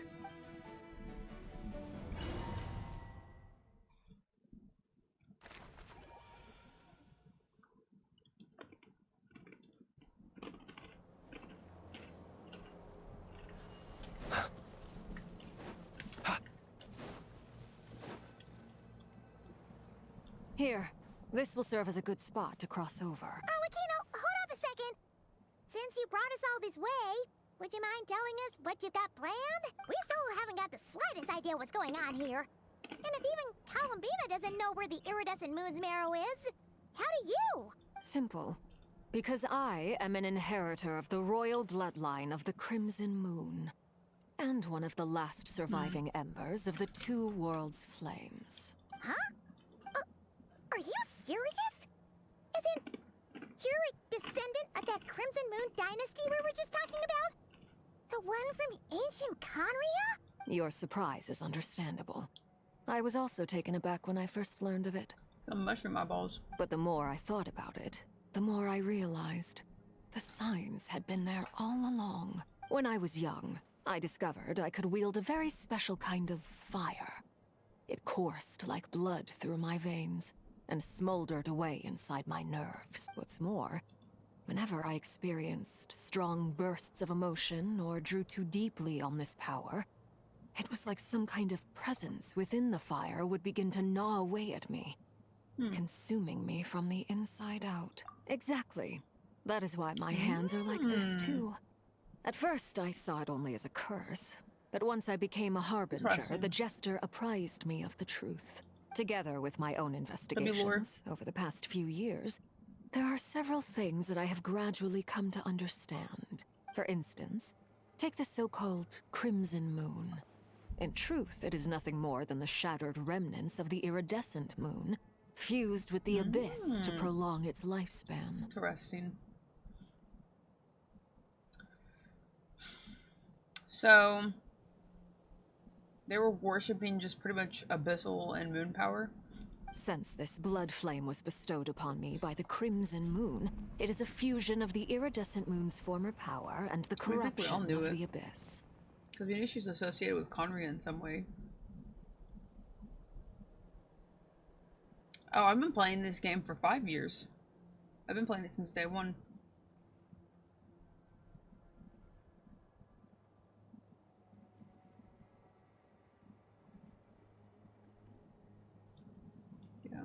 You all understand the nature of the abyss well enough.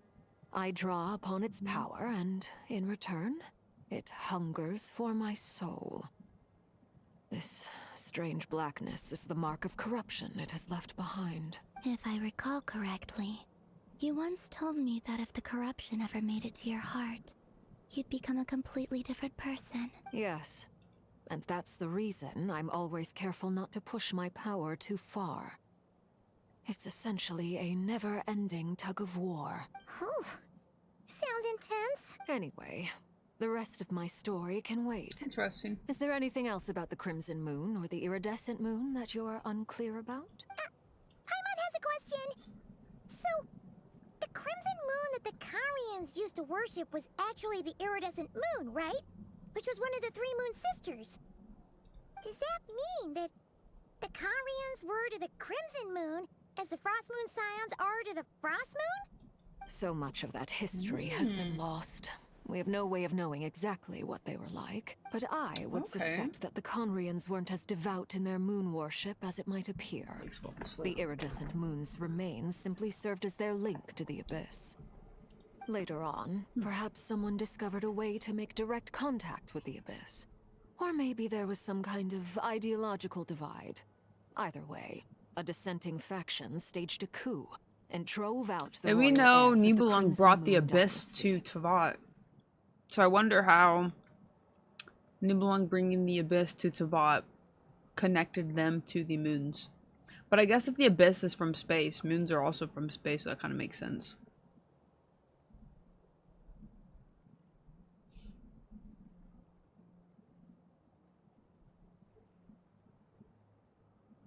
Still, even with the dark sun looming high overhead, the Crimson Moon's glow never truly faded. If you want living proof, it's standing right before you.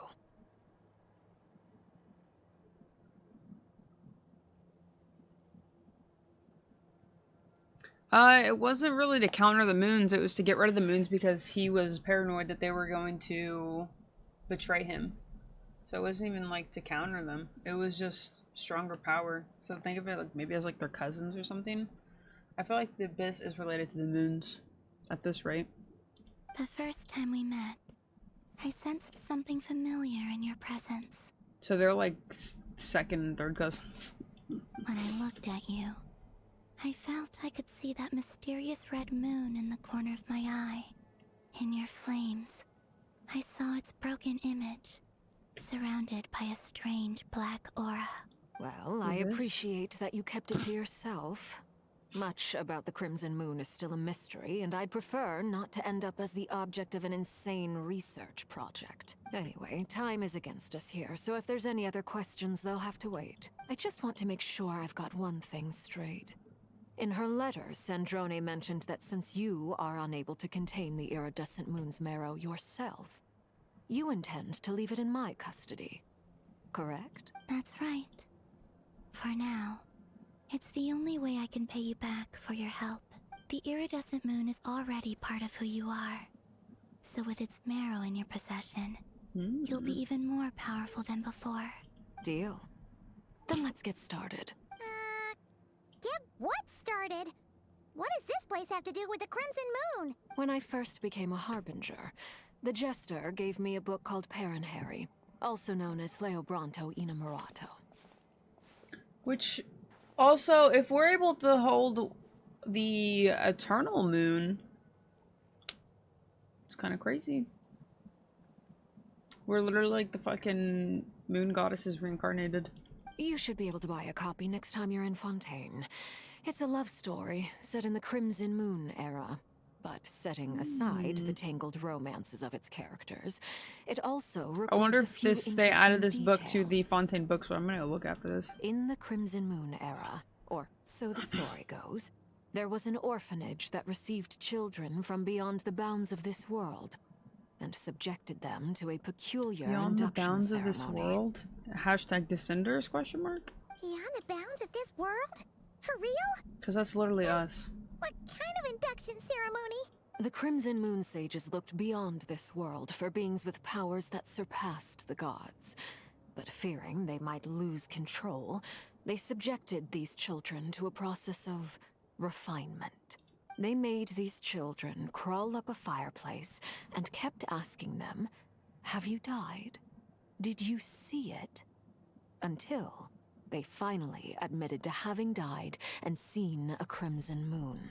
The adults embraced the children who passed the ritual, telling them, "Within the fireplace, you have traversed the flames between two worlds. Here and now, you That's are fucking born crazy anew." for a romantic story. The book leaves much unsaid, but I suspect that this was their way of branding the children they had enrolled, leaving an indelible mark upon them so that they would forever live in the Crimson Moon's light. They're more powerful than gods? I mean, yeah, if you're a moon goddess, I would assume so, since you're an original being from Teyvat. You have, like, the highest form of power. That explains why I can't sense the Crimson Moon's marrow in this world. It makes sense that it would be sealed in a special space that can only be accessed temporarily through some kind of ritual. But there's no fireplace here. Do you see a chimney anywhere? Oh, are we supposed to build it ourselves? That won't be necessary.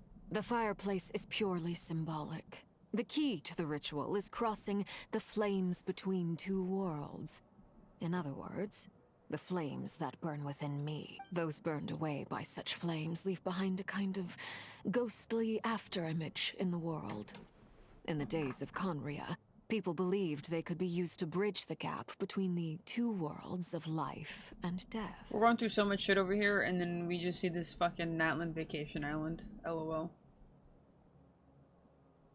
In short, I can open a passage to that space for you. That's the easy part. The catch is I'll need to stay on this side to keep the passage open. So I won't be able to come with you. Very well. Then I'll open it up. Traveler, spare me a little more moonlight if you would. I may need it.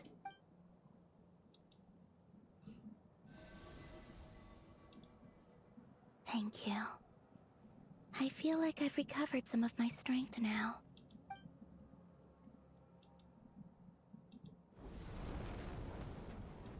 Mistress of the seven hues of ages past, great mother of the present, crimson-clad sovereign of the two realms, by fire severed, by fire renewed, I offer myself now and beseech your descent. Okay.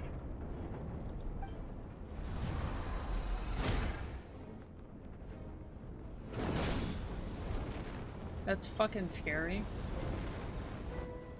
Yo, that's badass though. Whoa. One word of advice.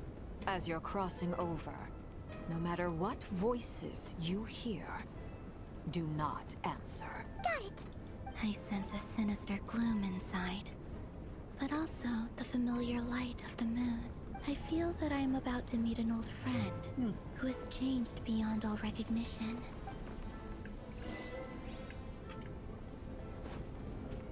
Yo, this is like terrifying, low-key.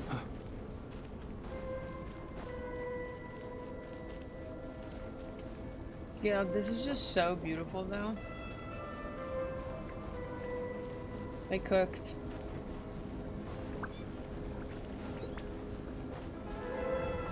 And there's some music coming out of it. Honka.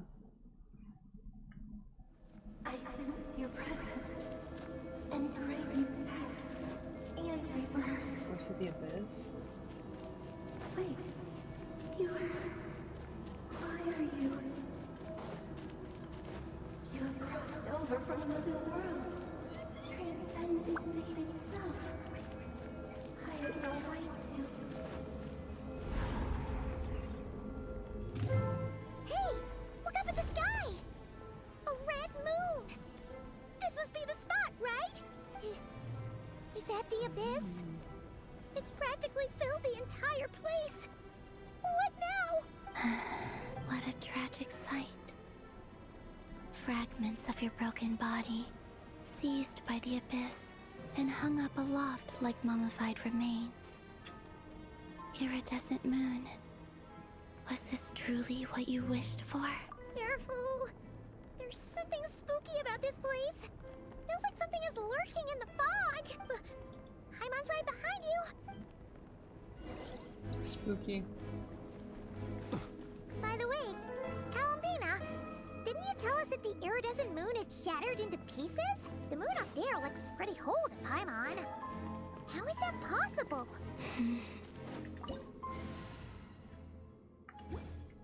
That'll be fun.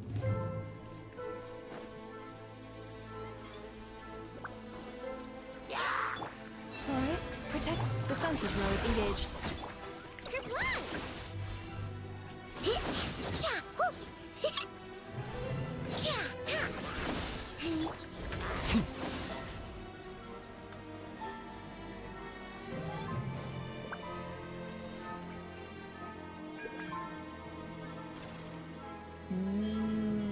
That's crazy. Just like I thought. It was only a facade.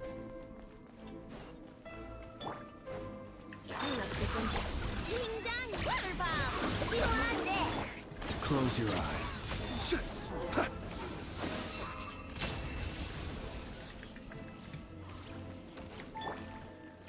Jeez.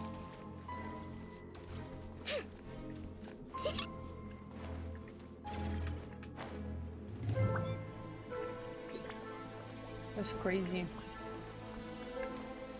Yibelong really fucked her up.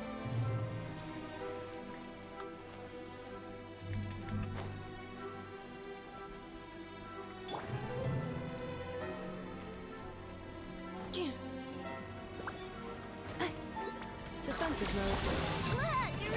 Be silent. Observe.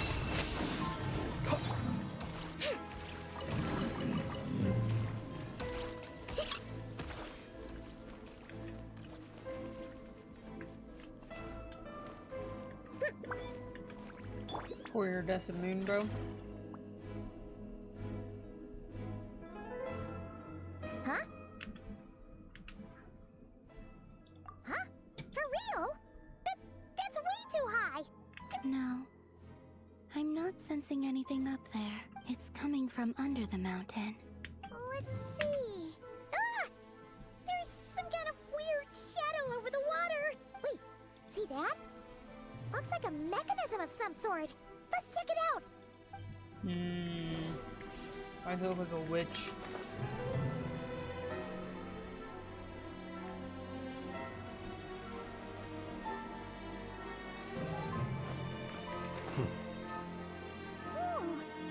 Looks like a device from the time of Krai. Maybe people once came here to study the Crimson Moon's domain, and they left this behind. Oh, if we can activate it, we might find some clues.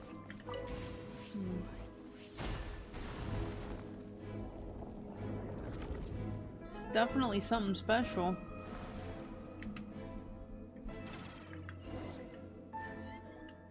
Hey, look at that! Now that the mechanism's running, the shadow in the water looks different.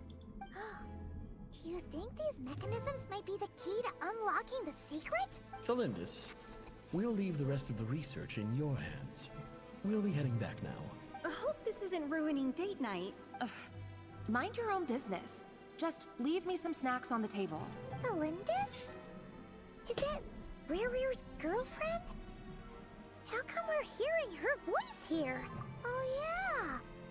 So, do you think she was studying this strange space all along? The Abyss has made this space extremely unstable.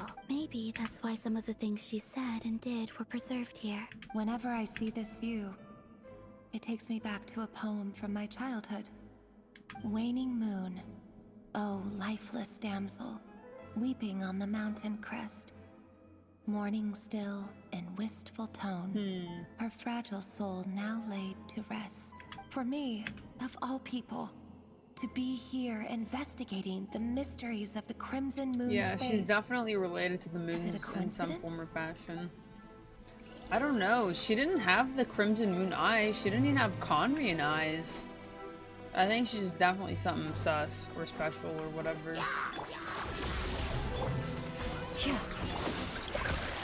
Be silent.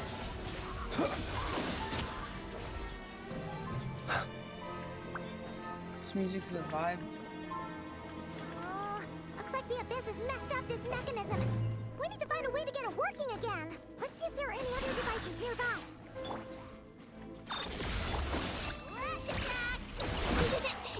Close your eyes. Be silent.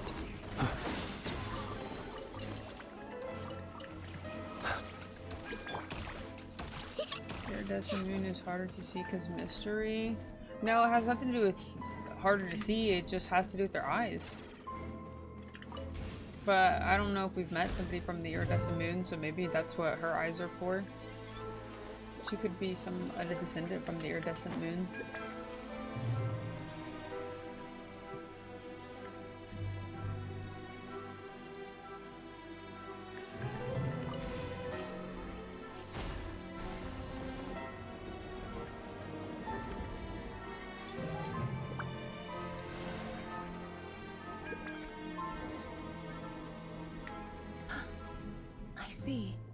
So the moon marrow, or rather the power of the 3 moons, is the key to unlocking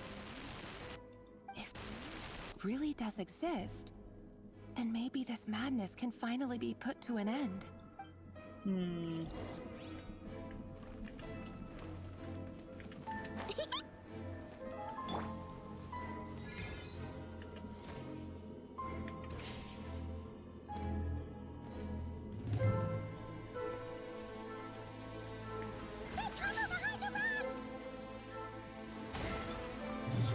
I had no more fucking stamina.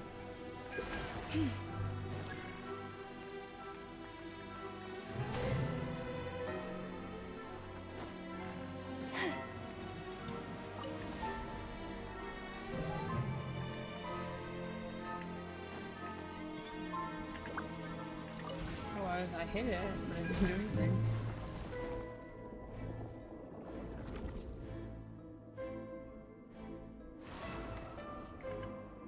Yeah, there's the iridescent moon in the pool's shadow, or the moon's reflection.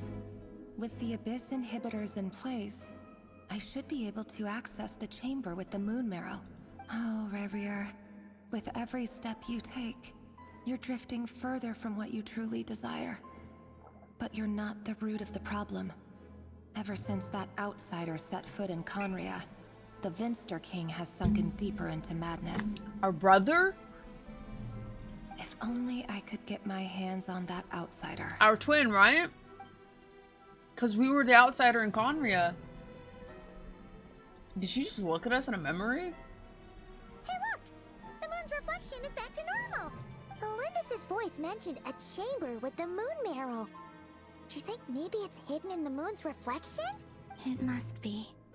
For within it, I sense the fragile aura of a dying soul. Then there's no time to lose! Let's go!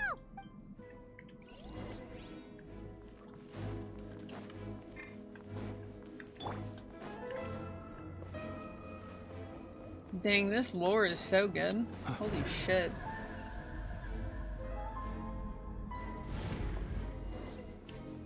Non-stop. These things are so creepy! Looks like we'll have to destroy them if we want to get to the iridescent moon's marrow.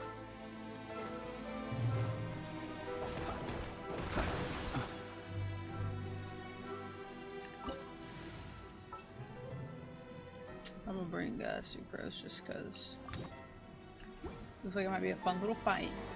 That must be the iridescent moon's I should have brought a healer. Oh, we'll need to destroy these things before we can reach it. Can I bring a healer? Is with that gonna fuck me up? I guess I could bring Farina.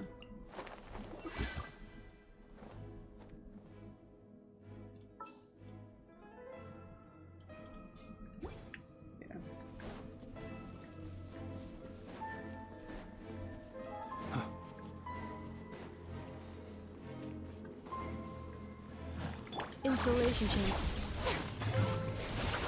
Animal test 63. Observe. Night falls.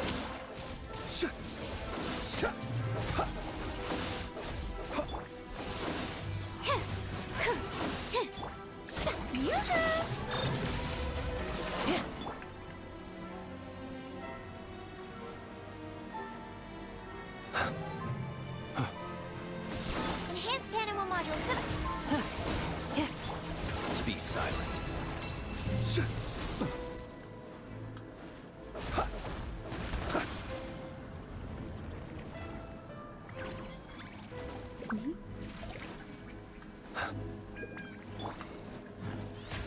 The show begins! Time to shine! Defensive mode engaged. Ultimatum protocol. Absorption test. Stand clear. Observe. Close your eyes.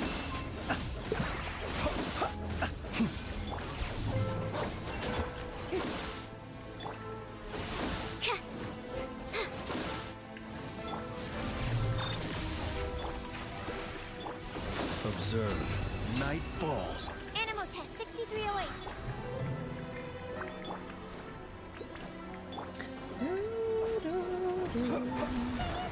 We're so close!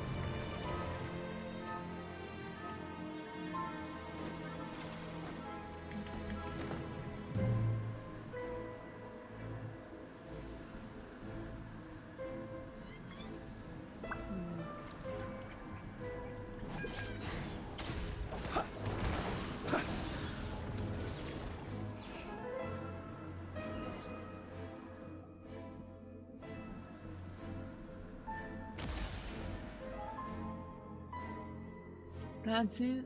Some tiny ass kernel?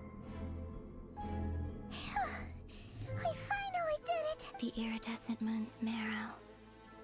Still burning away like an undying flame, yet now contaminated by the abyss.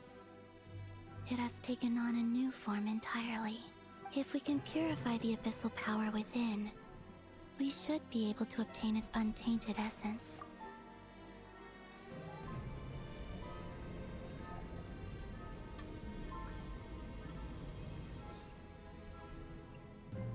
Good as new? Nice. Crazy that we can close it. Cold. Is it you? Are you here? Huh? Are you talking to us? At long last, I can see you once more. Our fates have crossed, and I am finally free. I'm sorry, I lied to you. Even knowing what was to come, I still couldn't let go of the fear in my heart. As death drew near, the moment the moon shattered, my body began to split apart piece by piece. Like I was being cut into pieces by 1,000 blunt blades. My thoughts scattered as the cold crept in. But I could not bear to fade away like that. So she accepted the fucking abyss to stay put together? Tell me, what was it that brought you to us all that time ago? If only I had possessed your courage, then I might have been spared this torment, more painful than death. You look so puzzled. That's how I felt too when I first saw you. But trust me when I say that everything happens for a reason. Farewell, Hypo. Hypo? Was that her original name? What was that all about? Was that the goddess of the iridescent moon? It sounded like she was speaking to a long-lost friend. But none of us have ever met her before, right? Perhaps. She took me for the goddess of the frost moon she once knew. For a fading soul like hers, our auras must be too similar to tell apart. But anyway, we've got the iridescent moon's marrow now. That should help you regain your strength, right? Alright. Time to leave this place and meet back up with Arlecchino.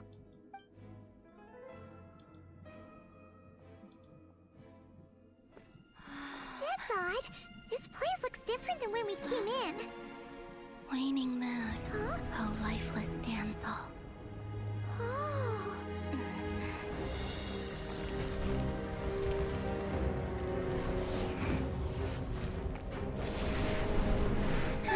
Hurry! The place is collapsing! It wants to trap us here. Who's it? The abyss? Now we've taken the moon marrow. All that's left here is a dark will. It will show us no mercy. Well, she is fucking zooming.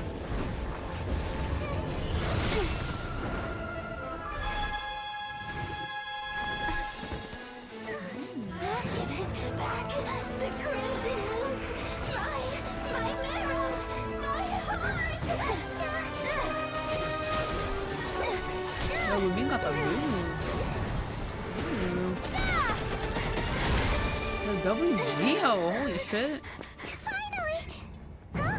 Oh no! The exit's blocked! They're back! Now what do we do? This is where you fall. Witness my rise. Ooh, okay. What are you waiting for?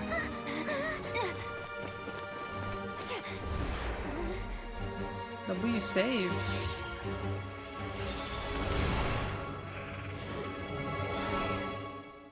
Nice. Clap, clap, clap.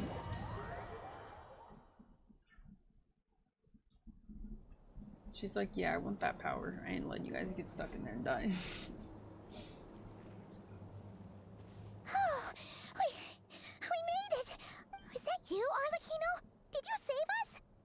Wait, your hands! Oh, this? Don't worry. It's a small price to pay. The Abyss wanted to trap you inside, and I defied its will by bringing you out. No wonder it's a little angry. No. I have paid the price, albeit a small one, and it cannot be undone. My hands have already fused with the Abyss. Purification would simply destroy whatever's left of them. But surely... Oh... We're so sorry, Arlecchino. As much as I'd like to call it a favor, the truth is I was simply holding up my end of the deal. Well, Columbina. Yes, you did your part. And as promised, I will leave the iridescent moon's marrow in your care. From this day forth, may the two worlds' flames burn ever more brightly.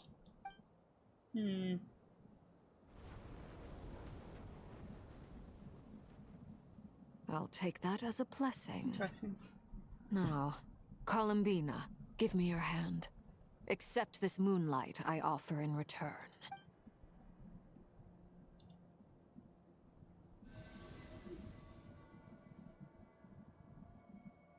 Could be 5-star.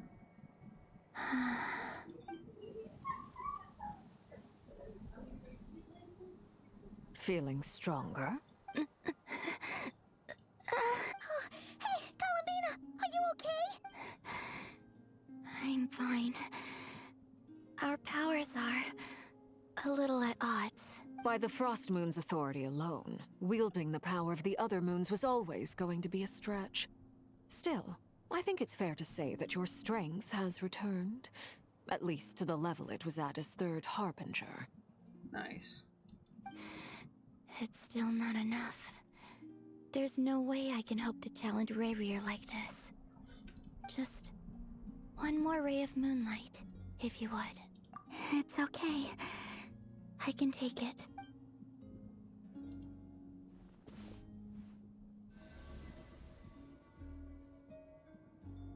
Dang, all 3 moonlights in her. Crazy.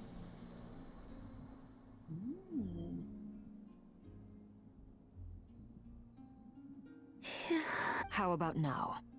Fighting fit? At the very least, I won't have to stay hidden like before. I want to see him gone from Not Krai.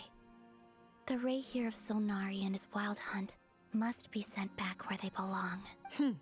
Well, it's good to have something to aim for. You certainly seem more alive now than you did earlier. When I first met you, you didn't strike me as a ray of moonlight. More like a wisp of fog drifting in from who knows where, ready to scatter at the first sign of a breeze. But now, you're full of vitality. Just like the Frost Moon, once the brightest of them all. May you keep shining, Columbina. That's sweet. This is who you are. Thank you. Look after yourself too, Arlecchino. I know you have plans of your own, and that's why you're always seeking to grow stronger. But whatever you're after, don't let the Abyss take a hold of you. I do not wish to see you go down the same path as Rerir. I appreciate the concern, Columbina. Although perhaps it's time you took a new name. A new name? Kutar, the Moon Maiden, Columbina. They're nothing more than code names. They describe who she is and the roles she's played, but they're not her real name. We often use code names in the House of the Hearth, too. But it's knowing your real name that keeps you grounded. Up till now, you've been living a wandering life, so you've probably never really cared. All I'll say is this. Once you've defeated Rerir, give it some thought. All right, that's it from me. I'll get you back safely first, then go meet up with Sandrone. You're the best! I appreciate the gesture. It speaks to your good character. Anyway, let's get going. Amazing quest. I'm gonna do the other one tomorrow, though. Phenomenal. That was fucking great. It was a close call, but we got the iridescent moon's marrow and restored Columbina's strength. And that's all that matters. In other words, mission accomplished. Paimon wonders how everyone else is doing. Yeah, it was fire. Alright, let's fucking go! So excited. We're doing Act 4 today. I've been waiting, and I've been avoiding spoilers on Twitter, and I'm so stoked.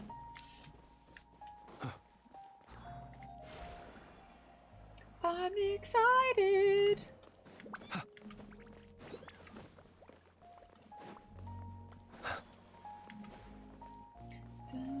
I've heard so many good things about this quest. I am so pumped. I was like, what am I looking at?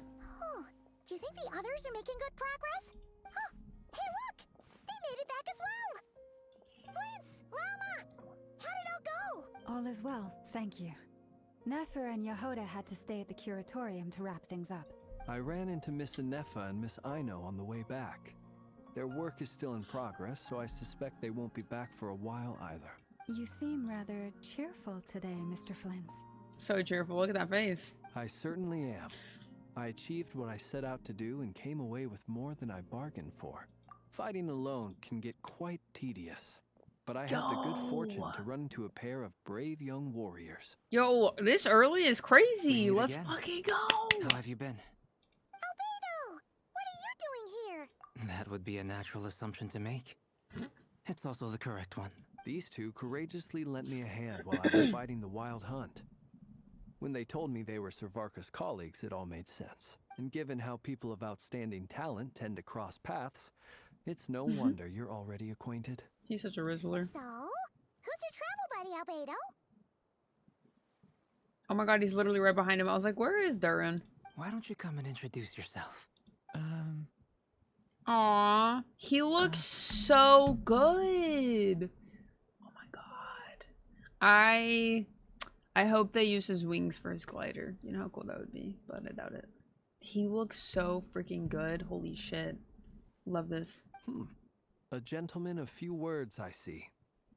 And a rather stern countenance. His eyes look so good. Oh my god. I presumed 10 you were out of 10 acquainted model. with him. Is that not the case? It's nice to meet you. Again. We've technically met before. He sounds like such a nerd, though. Wait a sec! You're Mini Durin! That's right. It's me.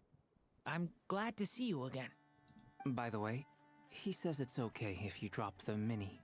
Yeah, I'm not as mini as I used to be. Interesting, isn't it? What a boy for bussin'. The first step towards blending into human society appears to be reflecting on whether one's name really reflects who they are. Wow! You look so different! In a good way, of course. It's No, his great to outfit see is you looking so fire. healthy. Thank you, Paimon. And although you're as mini as ever, I understand that diminutives don't always convey endearment. Okay, I'll be sure to nerds. simply call you Paimon as a sign of my great respect for you. Wow! You're such a smooth talker now. Paimon could get used to this. From now on, you may refer to her as your esteemed guide, Paimon. Personally, I think our little Paimon is the perfect size. Look, bro. I've told you English only. I'm literally gonna ban you. English only or don't stop coming around. I don't know what the fuck you're saying. And I've had to ask you numerous times. English only, dude. What up, wife of bussin'? How's it going, buddy? How's work? No, I'm not playing Arc Raiders. When people call her little Paimon, it's just because she's so adorable that they can't help themselves. If that's not a sign of endearment, what is? You're absolutely right, Miss Lauma. Miss Lauma. My brother still has a long road ahead of him when it comes to understanding human relationships. Brother. I don't care if it's one word. I told you no. Come back another time when you can listen. Anyway, speaking of long journeys, He's didn't freaking Kuta- speaking in German, or Columbina maybe not German. I don't know, with but a you? language I don't understand, How and come I've she's asked him not back to, and it's pissing me off.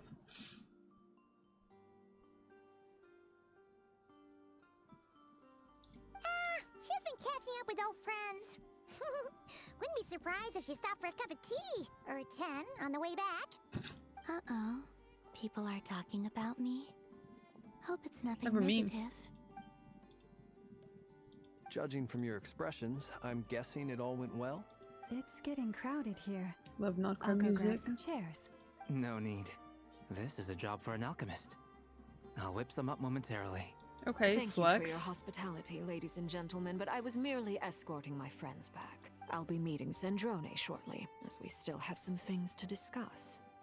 It's been a pleasure, everyone. But this is where I'll say goodbye. What a crazy ass cast. Oh, come on. Spare the formalities. I'm just glad I could help out some true friends. I understand. Well, bye for now, Harlequino. Oh, this place is hopping. It's probably a good thing one of us left. Otherwise, we might not fit all these people in. Are you saying we're about to run out of chairs? As a matter of fact, I am. Come on in and see for yourself. Oh, can't wait for the chemistry and humor. It's gonna be top notch. Top notch. Oh. Okay. That was quick. You're meeting everybody. Like, tell this to a 1.0 player and they wouldn't believe you. By the way, AKA with me. Miss Columbina's colleague gone, we should be back to the original crew plus the other colleagues I brought in. Though it looks like we have another new face. Someone else managed to rope in a colleague too? Frankly, you and Paimon are the only people I know here. This here is Deansliff, colleague of Tibet's greatest guide, Actually, and greatest adventurer, the Traveler. Well, not exactly colleagues, more sort of friends.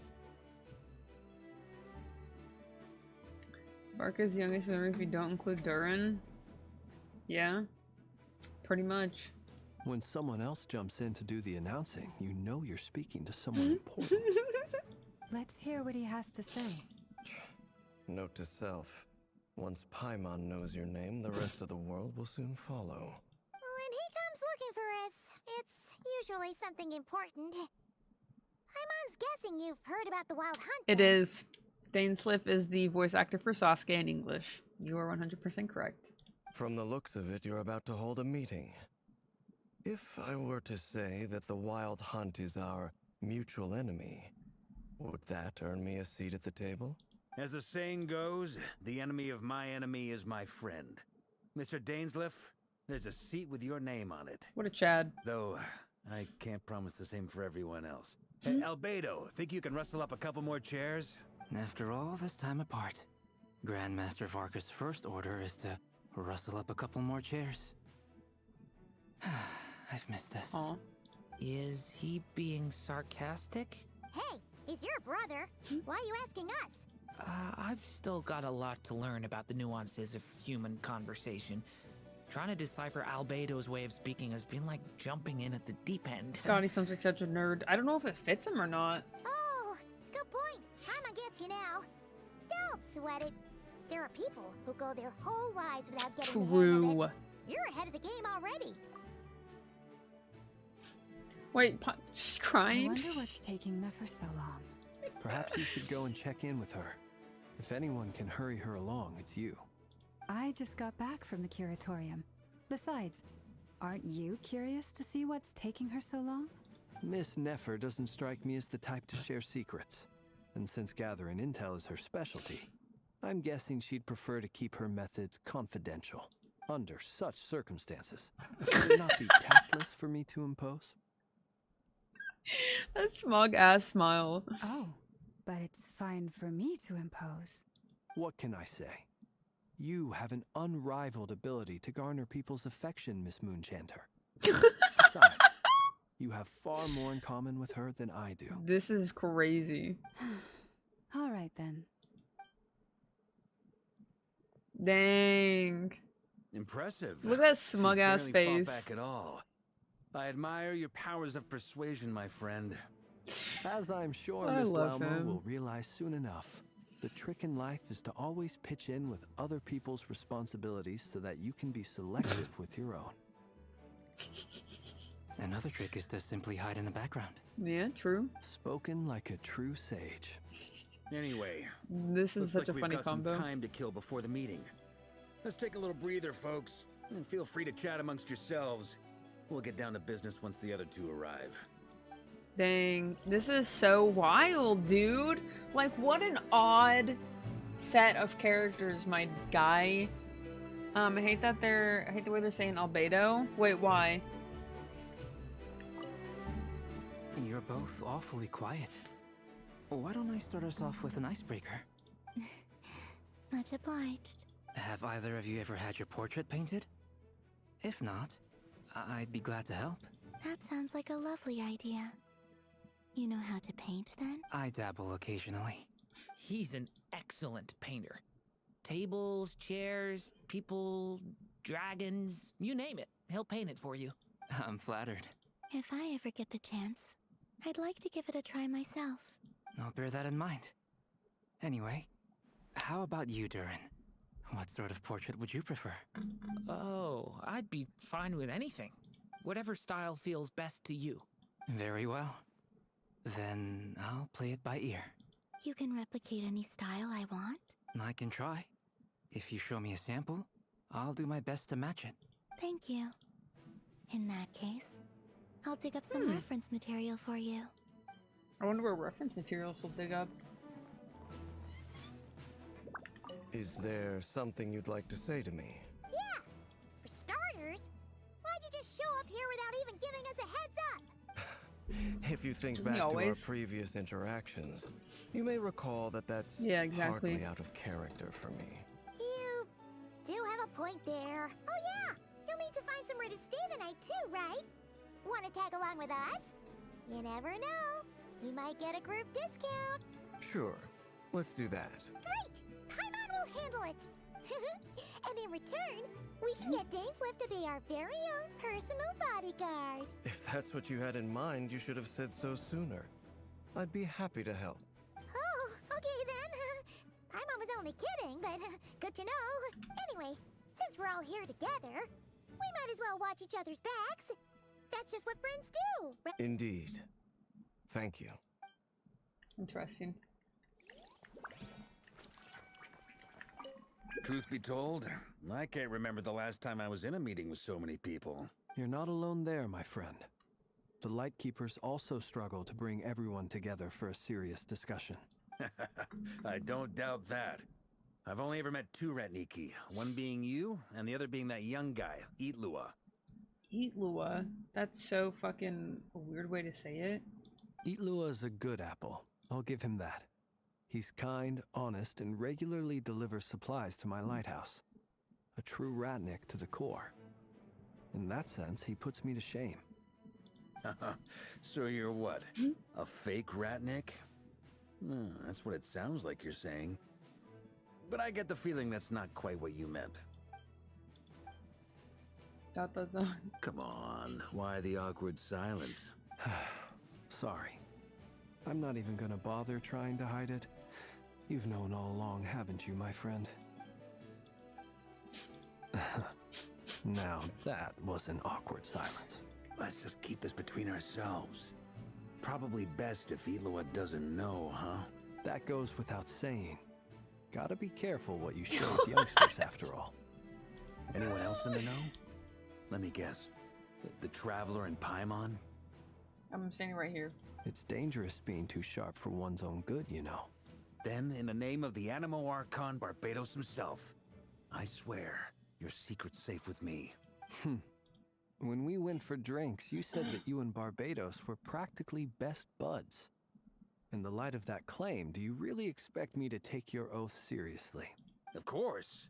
Just as long as you don't go spreading around the fact that I'm close with Barbados, all right? The way you fucking... That's crazy. Great dialogue. Fair enough, then. Nothing like a bit of mutual leverage to seal the bonds of friendship. 10 out of 10.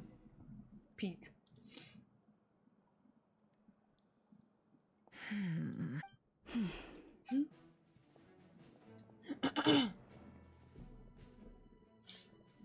She technically saw me Miss memories. Nefer, you made it after all. But what about Yehoda?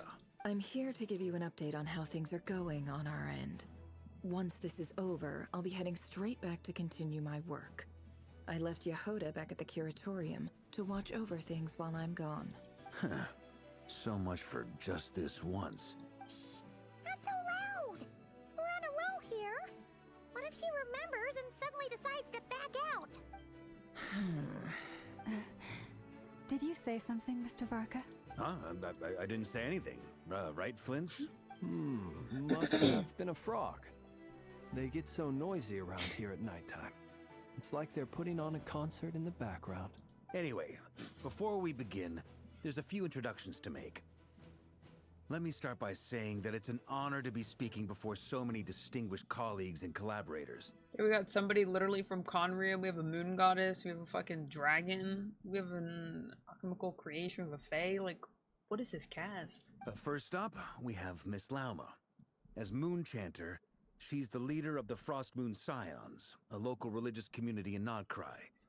Then there's Miss Nefer, boss of the Curatorium of Secrets, an intel gatherer extraordinaire. Nefer is leading the investigation into Rerir's background, assisted by Yehoda and Lauma. From the little I've heard, they're making some great progress. You gonna say anything?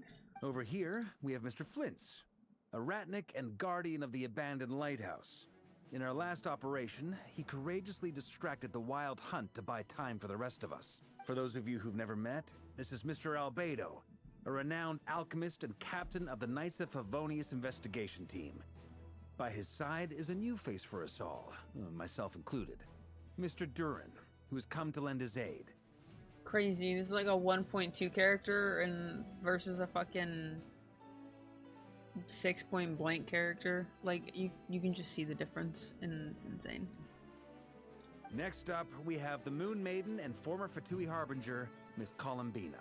Then we have the Traveler, who's earned more titles than I could possibly hope to list out, so I'll spare you the rundown.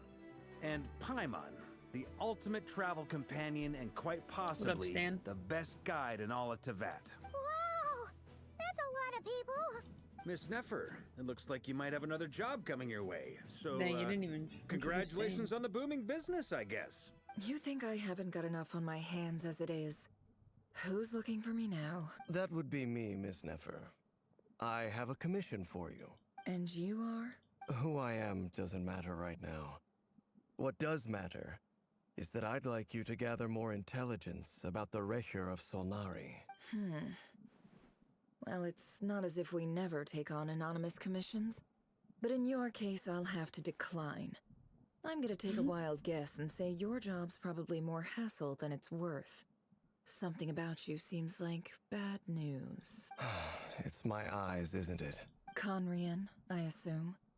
And what's with the mask? Are you trying to hide your identity? In any case, the fact that you're even still alive raises an awful lot of questions for me. My name is Dainsleif. And yes, I am from Conria. As I'm sure you're aware, the Rerir of Solnari's real name is Rerir. He was once an acquaintance of mine.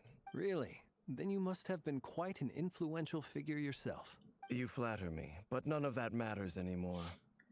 My point was simply to clarify why I have asked Miss Nefer to investigate Rerir's background.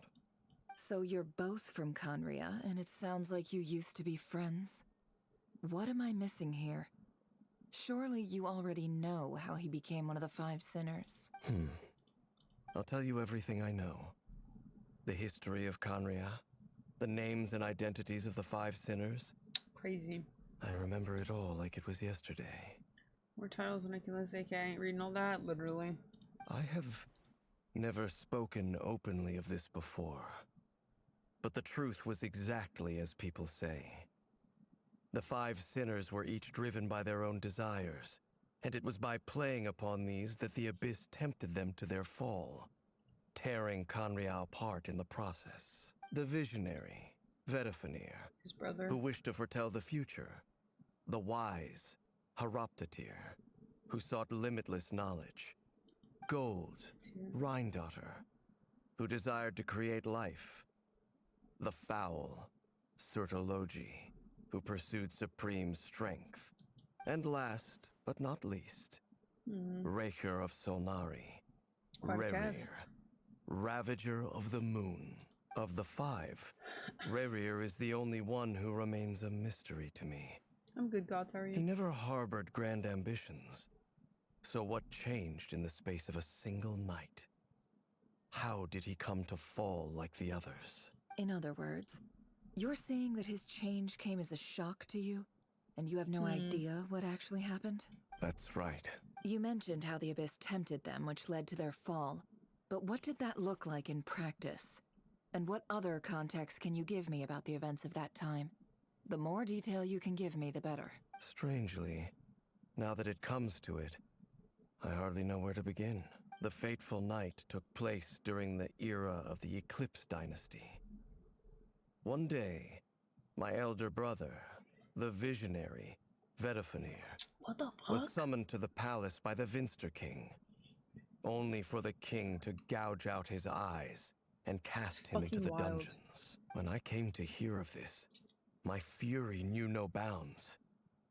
I gathered together every ally I thought I had, and together we set a night to storm the palace and free Ved. Centuries on, free women in bed. The memories of that night still haunt me, like a never-ending nightmare. That's crazy. We broke through the palace gates, just like we had planned, each striking towards our separate targets. But then, I was betrayed. Even Vedafenir, the very person I had come to rescue, abandoned me and partook of the Abyss's power. So, it's personal after all. Then tell me, Mr. Dainsleif, what price are you willing to pay? You, of all people, must know that nothing comes for free. I cannot say what price would be worthy of such a commission. But know this. Rerir was not always a madman. Believe it or not, there was a time when he was just an ordinary man, working for the Conrian Intelligence Service. Uncovering the truth of Rerir's past is the only way to unravel this mystery. But before you decide if you will accept my commission, I will tell you more about him. Enough, I hope, to help you plan your next move. Sounds pretty good to me. Feels like we just flagged down a random passerby, only to discover he's actually a master strategist who has a score to settle with our enemy. Can I borrow your halo? It could be useful in the lighthouse. Hey, enough with the wisecracks! Besides, isn't that lamp of yours bright enough already? Relax. It was meant to be a compliment. If that was a little over the top for your liking, I'll make sure to tone it down next time. I'll give your proposal some serious thought, Mr. Dainsleif. Let's speak in private once the meeting is over. Before that, there's a few things I'd like to share. You should catch up, Stan. It's peak. The knave and other Crescent Mirrors retrieved from the Crimson Moon space. You make it clear that the knave chose to help you on her own accord, and you conclude the report. Hearts of the moons are finally in your hands. Now that we've united the hearts of the 3 moons, your power should be greatly enhanced.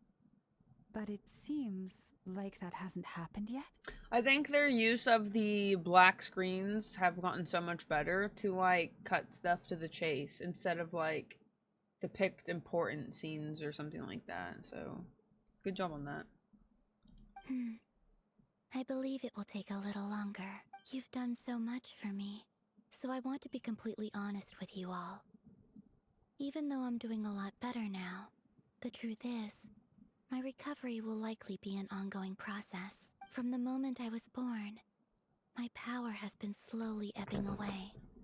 And that is because Tevat has never accepted me. Even with the moons united as one, it seems my rejection cannot be undone. So far, I have yet to find a solution. It may turn out to be a problem that will plague me until the day I finally leave this place behind. Even so, I will do everything in my power to help you drive out the Rerir of Solnari. As Arlecchino put it, this is not about chasing the spoils of victory. It's just a gesture of heartfelt gratitude. Kutar. Defeating the Rerir of Solnari will be no easy task. While my strength slowly recovers, we'll also need to gather more intel. Naturally. We should take all the help we can get if we hope to defeat him. We've considered several viable plans now, but our choice hinges on the answers to a few key questions. Is it even possible to kill Rerir? What experiences shaped the person or monster he became? And what's he really after? Given Albedo's expertise in alchemy, I think we should leave him to try and answer the first of these questions. Understood. As for the other two, I'm afraid we'll have to count on you again, Miss Nefer. Believe me when I say it's not my wish to burden you. But right now, relying on your skills is our only option. So you're placing all your hopes on me? We can't thank you enough for agreeing to help us. Honestly, I can hardly believe how lucky we are. You sure have a talent for changing your tune, Miss Moonchanter. Timid like Yehoda one moment, then flinches insincere flattery the next. Ladies, please. I must object to your portrayal of me. That's all. Feel free to keep bickering. Just pretend I'm not here. He's so base for this. I almost don't want to leave this room. I'm curious to see how this plays out. I have faith in you, Miss Nefer. Something tells me you'll stand by us until the very end. Oh? And what makes you so sure of that? What if I suddenly decide that my compensation is insufficient? This isn't about the money. I can sense that you've got a deep-seated distaste for Rerir. And knowing you, that alone is motive enough. Look at them getting along so well. Like two peas in a pod. And I'm the one they accuse of insincere flattery. There is no justice. Miss Lauma, you have to understand something. Unlike you, I don't actually enjoy having everyone's hopes on my shoulders. Is that right? Well, maybe the fact that I'm willing to put my hopes in other people says more about me than you. But the fact is, I also trust you. And that's because I know that you're someone we can count on. Anyway, we've got our plan, so let's get moving. Mr. Dainsleif, let's talk. And Traveler, once we're finished, if you've nothing else planned, I'd like you to come with me. This whole experience is teaching me a lot. For instance, I now know that when other issues come up in the future, I'll have far more luck getting Lauma to convince Miss Nefer than trying to do it myself. Hate to say it, friend, but that's one of the funniest things I've heard in a while. Why? You think I've got it wrong? Quite the opposite. But what makes it so hilarious is how long it's taken Yeah, you literally. to realize. His smug ass face as he's known this. He's conversed intently for quite some time. From the gravity of their expressions, you can tell how the stage of the plane weighs up on them both. After a short chat, Albedo and Durin head off with Bark on what they describe as a sample finding mission. Alma steps out for a while and comes back loaded up with emergency medicine. Tells you that while people rarely expect to get hurt, you be ready when they do. You and Paimon wait patiently for Nefer, convinced to see how well everyone's working together. Once Nefer's finished, you follow her and Lama back to the curatorium. No, I love their fucking bromance. Flynn's is so funny.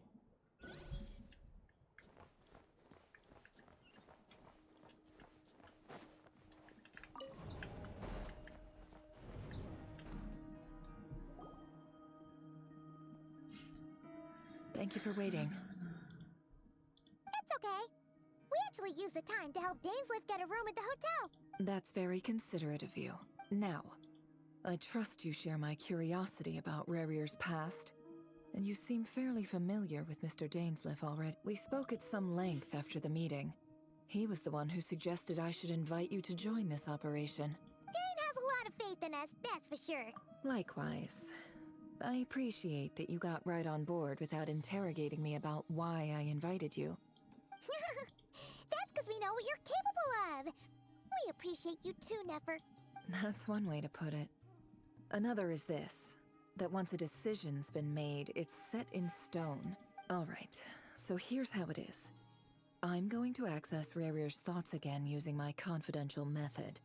The reason I've gathered you all here is to ensure my safety during the proceedings. I plan for us to enter the fragment of his consciousness together, and once inside, I will focus on searching for information. Think of this as a diving expedition into someone's brain. If I'm the diver, you are my safety equipment, tasked with keeping me alive while I'm under the surface. Once the ceremony begins, we will all be spying on privileged information. But in the interests of safety, you must remain absolutely silent at all times. We will discuss our observations after the ceremony has concluded. Lastly, any individuals of a weaker constitution are advised not to partake in the ceremony. In any case, Paimon has her own job to do, which requires staying in the room but not joining the ceremony.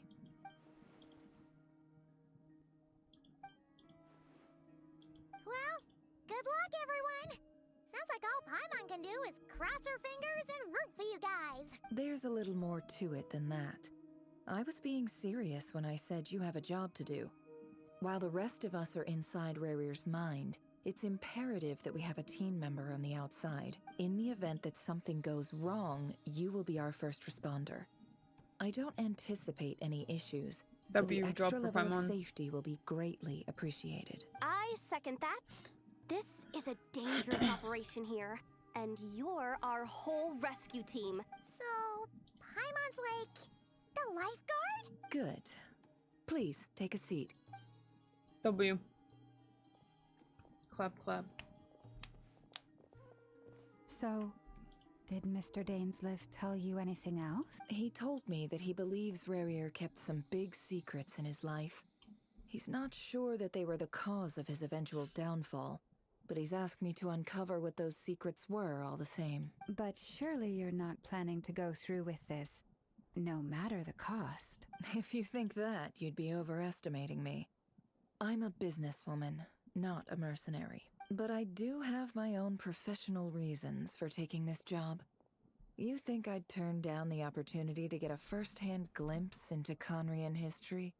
No chance. Well, as long as you don't let morbid curiosity get in the way of safety concerns, we're good. We'll do whatever we can to help you. You're such a killjoy.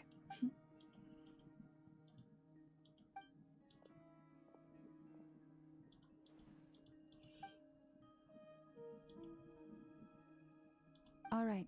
All set over here, too. Promise, Paimon, you'll be extra careful. All right. Let your whole body relax. Close your eyes. Spoopy. Phew. Could this be his office? Pretty standard setup. According to Dainsliff, Rerir used to be an intelligence operative. Is this where you keep your secrets, Rerir?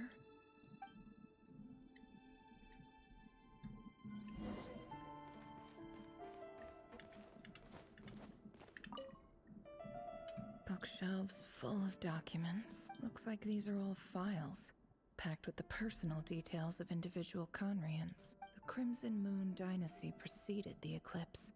Since Rerir worked as a secret agent during the latter, it stands to reason that he was tasked with purging remnants of the old dynasty. Yep. Lines up exactly with what Dainsliff told me.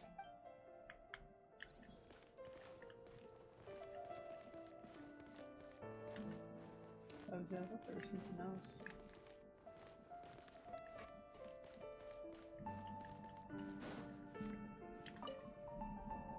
A file tucked inside a folder. The title reads, Dear Breakfast Shop Owner.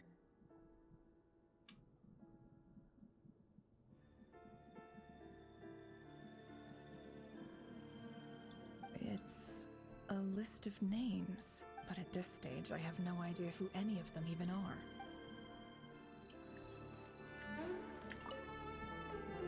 Wonder what kind of encryption technique this is. Seems like it has to be inserted into that camouflage device nearby. Aha! It's an audio recording. Please, hear me out. I can't shake this feeling that someone's been spying on our house. No, I'm not being paranoid. I saw someone dressed in all black. It was a couple of days back, but that was on another street, not near my house. There's a note in the margin. Surveillance of the Runfarther residence has concluded. We apprehended the target and filed the mission report last night. Could the voice in the recording belong to one of Rerir's targets? Crazy.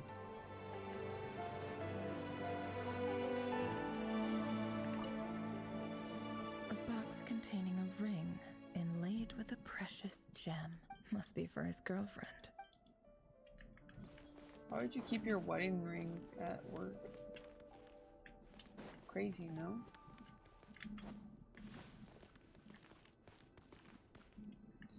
Just leave that side. He looks even gloomier than last time.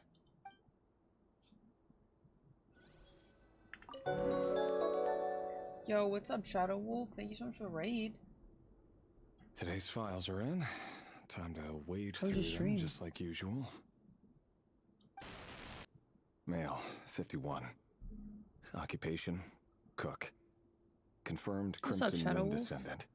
Has maintained frequent contact with other descendants over the past year. Poses a threat to the dynasty. What are we playing? I'll have to give you a shout out in a little bit. Neutralized. Jesus. This Ugh. one should be archived under I'm getting sick to my purged stomach targets. already.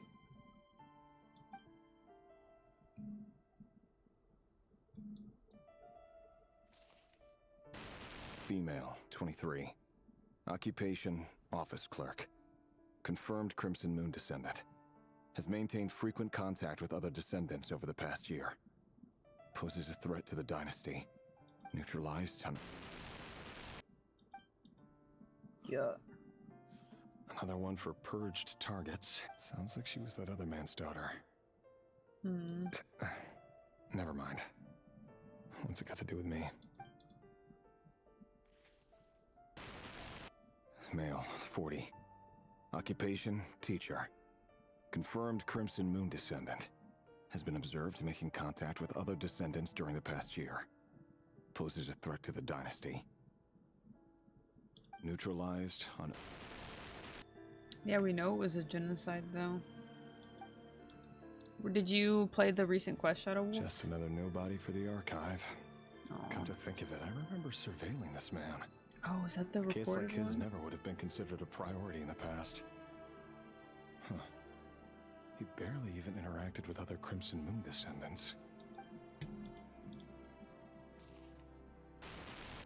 Female, 16. Occupation, none. Orphan Tough. and confirmed Crimson Moon descendant. Has been observed making contact with other descendants during the past year. Poses a threat to the dynasty. Neutralized on... Jeez. Filed. I have no recollection of this girl.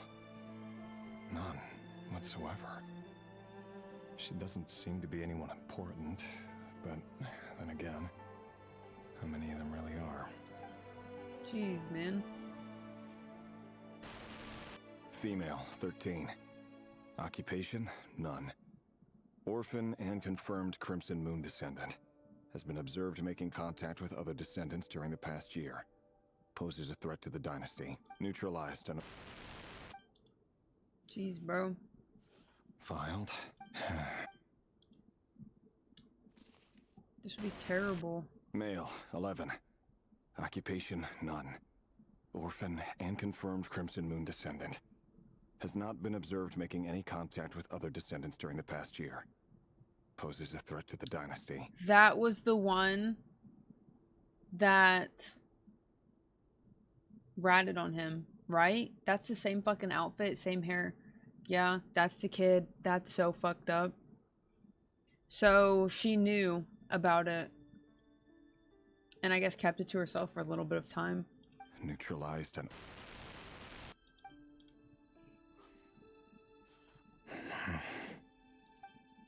Oh, isn't that an artifact? I wonder what the lore is on that. 6. 6.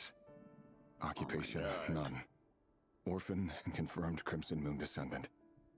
Poses a threat to the dynasty. I don't blame him for going insane, bro. This is tough. It's funny, isn't it? Your job is becoming both harder and easier at the same time. Ugh, it's got depending on how chills. you look at it. Sooner or later, the Crimson Moon descendants will be completely wiped out. But as their numbers dwindle, they become harder and harder to track down. That's not how it is. Fortunately, however, most of the able-bodied adults have already been taken care of. The remaining weaklings will be increasingly easy to deal with. No! No. My job is to ensure the survival of the Eclipse Dynasty.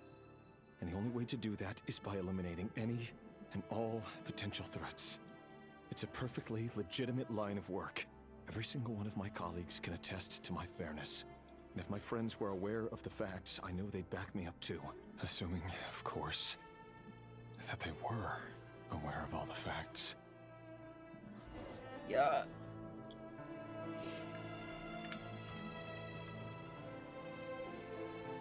That's fucked up, man.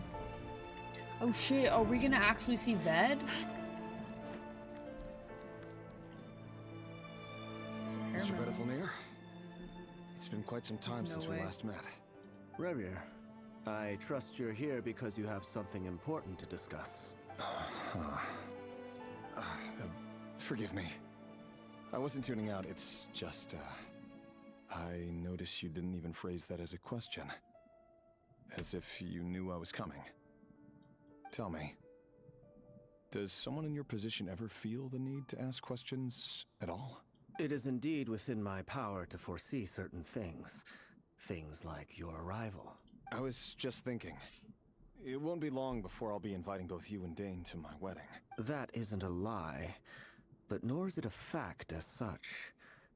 It's a wish, isn't it? No fooling a prophet, is there? Ever since that day we met for drinks, I knew it was only a matter of time before you came looking for me. Does it feel... I'm afraid the notions of good and bad fail to capture the complexity of what such a power entails. Once you've seen what will come to pass, it can be all too easy to succumb to fear and melancholy. Unless, of course, you learn to abandon these feelings. You fear my silence, and long to hear the words I left unspoken that day. That's right. You must have noticed my reluctance to broach the subject. And the reason is simple. Because the truth could never have lived up to your hopes. Damn. For both our sakes, such words are better left unsaid. The burden of prophecy was never meant for your shoulders. So who exactly do you deem worthy to hear your prophecies? None but our exalted king? Or rather, our king as he once was. You're closer to his majesty than I am. You must know better than anyone how much he's changed. You say that as though it is to my benefit. Yet precisely because of that, I dare not speak rashly. A king can turn out to be the most virtuous of rulers, or a tyrant more terrible than the most vicious of dragons. You are so wise and far-sighted, yet still you would have me live in fear of the unknown? You make a fair point. Especially given my silence alone was all it took to send you spiraling downwards. Very well then, let me offer you some advice. And I say this not as a prophet or a visionary, but simply as the brother of your friend. For many reasons, there is very little chance of your marriage ending in happiness. Damn. If happiness is what you seek, you should find another fiancé. That's tough. Hold on. There's that same black fog again. Could this memory belong to Thelindis? Wait. Hear me out. This time we finally got a clear look at his face and learned his true identity. His name is Rerir, and he claims to be one of the king's guards. What did you say? A cruel irony, isn't it? The man you're set to marry leads a double life as a brutal executioner. Why are you telling me all of this now? Simple. It's because I want you to kill him. You are the only person he would never suspect. This kid's 6. That's fucking crazy. No, absolutely not. I would never dream of doing such a despicable thing. So you'll just stand by and watch him slaughter us to the last? Do not forget that the blood of the Crimson How'd you Moon change flows your in eyes your then? veins too. The blood of the Crimson Moon? What does that matter now? The dynasty has long been dead and gone. You think that alone is reason enough for me to throw away everything I have? Why wouldn't it be?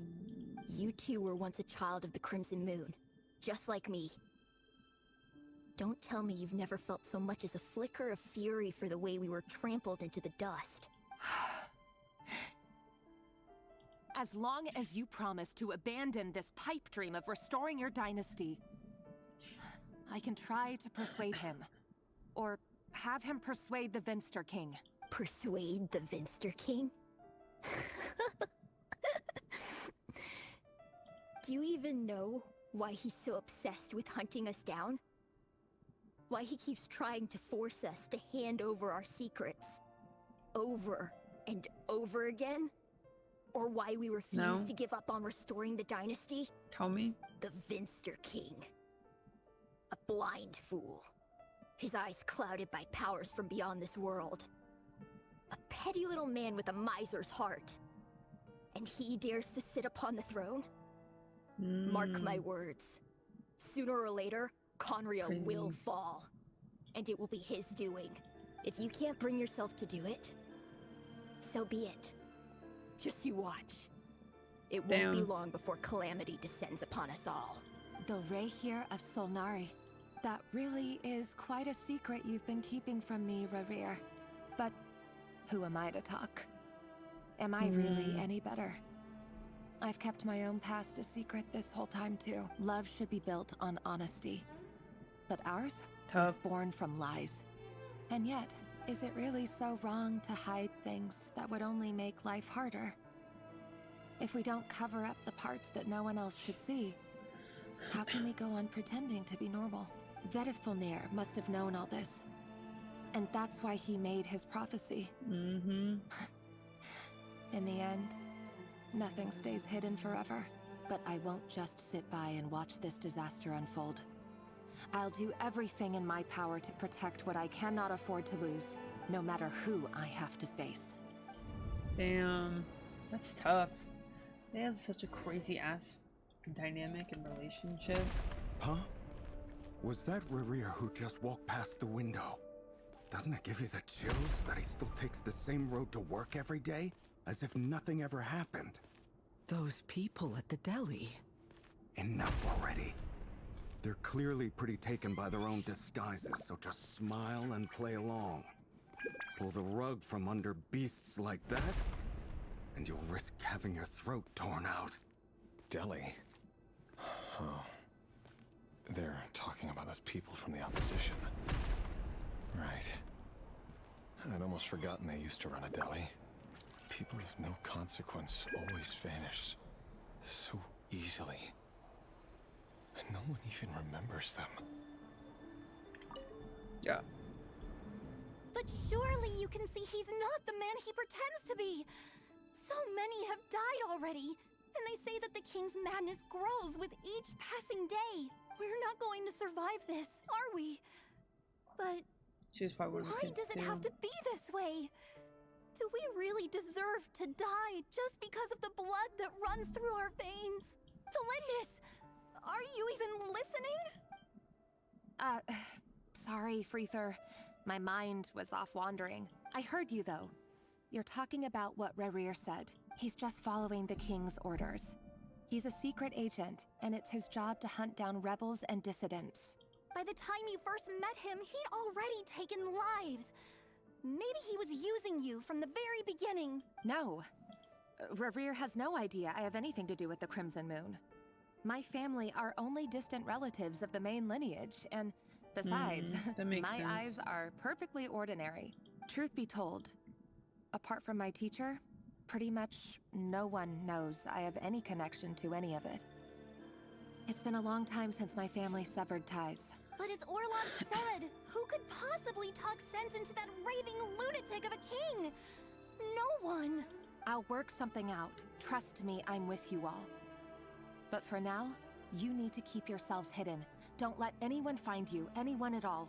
Don't forget that Rerir is an Eclipse operative. You need to be extra careful when he's around. And when I am too. For now, don't come looking for me. And if anything happens to me, just act like we've never met. If even you can't escape this, what hope do the rest of us have? But after all this time together, surely he wouldn't lay a hand on you. I won't speak in his defense. Nor can I give you a clear answer to that question. Damn. But I'll do everything I can to put an end to this. Here, hold on to this. If an opportunity to escape presents itself, take it. You'll be glad you took some spare change. You call that change? I've got a job, and there's still money coming in. But you can't go anywhere right now. Please think about yourself for once.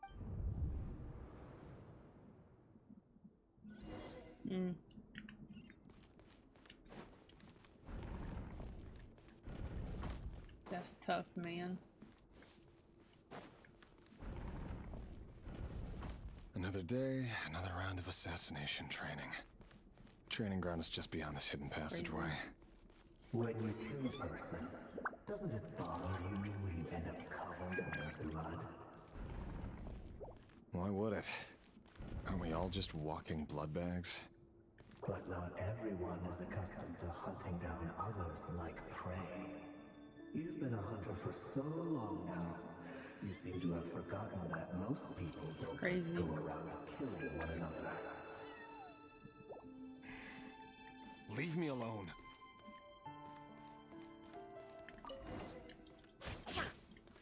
Make sure you have a firm grip on the handle, and choose your angle well. Keep your movements light and brisk, and the prey won't sense a thing. I doubt that. I'll bet no one's ever died a quiet death at your hands. I work clean. No traces.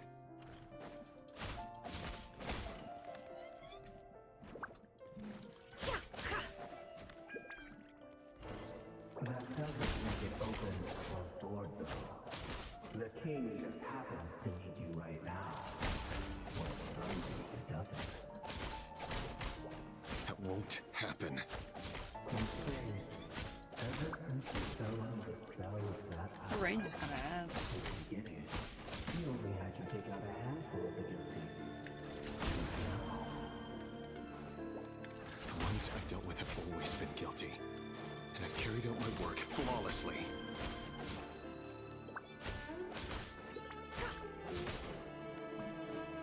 It all adds up.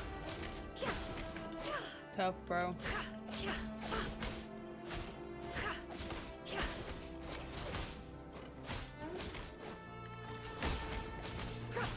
Yeah, I don't really like her range for Catalyst. She's got none. Was it because he didn't trust you?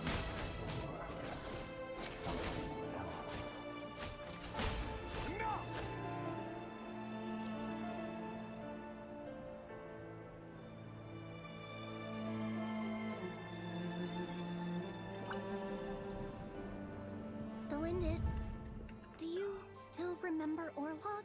Orlog? The boy who was pretending to sell flowers. You spoke for quite a while, didn't you? Yes, we did. What about him? He was arrested 2 days ago. Chances are he's already dead. He... I just don't get it! After everything he's done, why do you still stand by him? Or does it mean nothing to you that people keep dying? No, that's not... Just hear me out. I need to go now, Delindis. They're looking for us. You take care too. If you ever need a place to hide, come find us.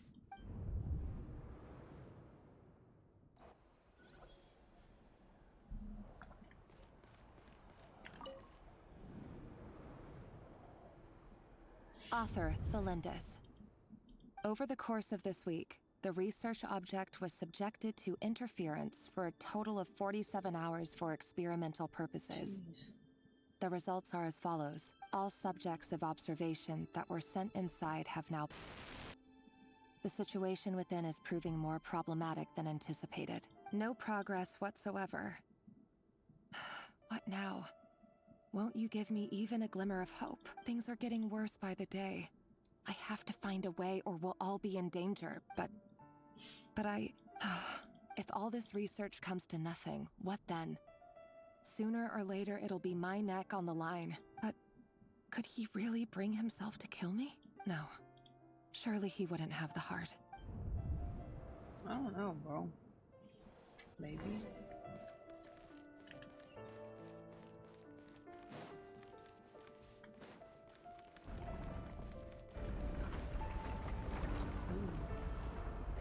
Why won't you just let us go? We don't even know each other. All we want is to live ordinary, peaceful lives. You want to live?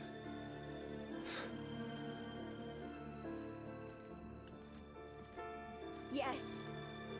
I just want to go on living. Ugh, damn. Is that really such an unforgivable crime?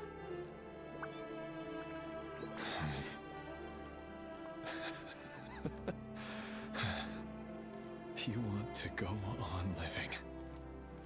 I want to keep living too. To keep living forever. That's why I have no choice but to continue on the path I'm on. If only some savior would suddenly swoop down and change the way the world is.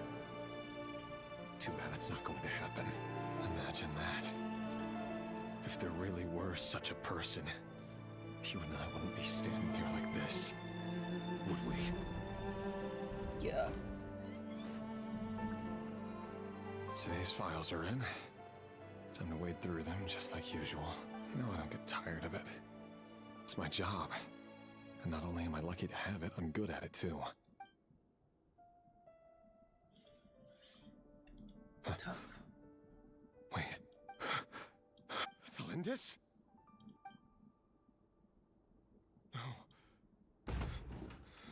No. No! Why? But you bear no mark of the Crimson Moon. How could you possibly have anything to do with them? It cannot be! A diluted bloodline. Carefully concealed.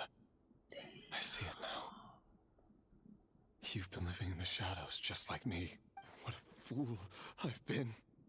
Numbing myself with talk of justice. Even imagining my friends would back me up. But in the end, Irminsul. Finster King! How far are you going to take this? From the direct bloodline to secondary offshoots? And then what? Today it's the descendants of the Crimson Moon. Who will it be tomorrow? Will you not rest until everyone down here is dead? No. This cannot go on. This is where it ends.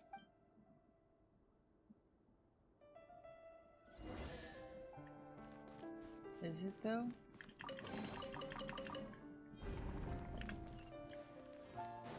Jeez.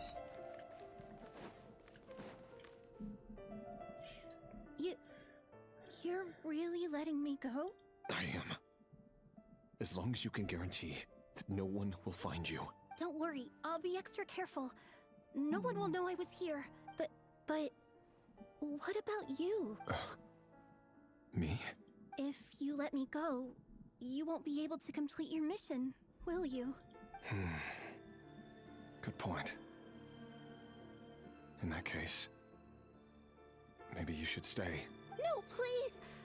I just want to see the outside world again. To... Go on living? Yes. I know you're a man of your word. So please, just let me go. If I let you leave, jeez, what will become of me? Just kidding. Go, but remember, don't let anyone know you were caught. We'll be seeing each other again very soon if you do. Even shadows in the dark must live by a code. But you can't save everyone. You've been whispering in my ear for days now, Vedifalnir. It is bad. What are you trying to do? Break me down? I only say this because you long for an answer to your problems. Let her go, Rerir, or you risk losing everything. I will not abandon Thelindis. Then you'll need a little more vigilance and a lot more power. The world is changing, Rerir. Keep your eyes peeled for your moment of opportunity. That voice used to be so unclear. But now I know exactly whose it is. It's Vedifalnir. He won't tell me how to actually resolve any of this, but he keeps trying to manipulate me like a puppet. What's his game here? Tell me then. What will this moment of opportunity look like? And no answer. He's like a ghost. Always disturbing me when I'm on edge, but never answering when I need him most. So, the Eclipse dynasty was purging, well, massacring the descendants of the Crimson Moon. And it seems like it was all connected to the Vinster King's research. The King's obsession with abyssal power left the future of Conria hanging in the balance. No wonder every aspect of Rerir's life was so unstable. And it looks like this Thelindis, Rerir's would-be fiancée, herself belonged to a sub-branch of the Crimson Moon dynasty's descendants. It almost defies belief that a couple like them could hide the truth from each other for so long. If the Vinster King hadn't intervened in such a drastic way, they might have gone on deceiving each other for the rest of their lives. And why does Vedifalnir, Dainslif's older brother, keep talking in Rerir's head? This guy kept more secrets than I ever imagined. The human mind is like a vast desert of shifting sands. When you follow the flow of someone's memories, you only ever see the parts they're willing to let surface. Time for something a bit more creative. We've been inside Rerir's mind this whole time, building up a picture of his psyche. There's already enough clues on the board to start reading between the lines and mapping out the rest. Now, we can finally begin to put the pieces together. Sure, it'll only be a reconstruction, part simulation, part reasoning, but it's usually pretty accurate. Once we've built up a cognitive profile, we just need to cross-check the logic behind his actions. And then we'll be able to take a sneak peek at whatever it is that Rerir has really been hiding.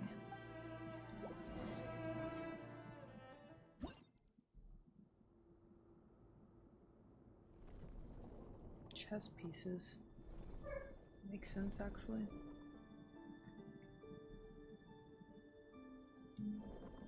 Rerir, are you there?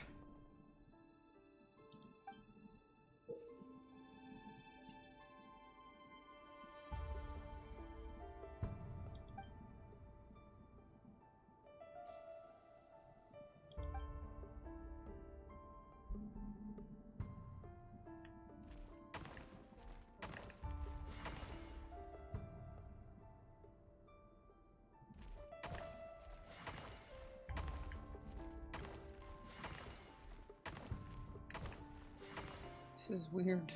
Hey, Rerir! Come out, it's urgent! Dane? What's wrong? Quick, come with me. I'll explain everything once we've met up with the others. Okay. I'll come. But Thelindis is still over at the Universitas. I'll need to leave her a note. All right then, but make it quick. I've never seen Dane so worked up before.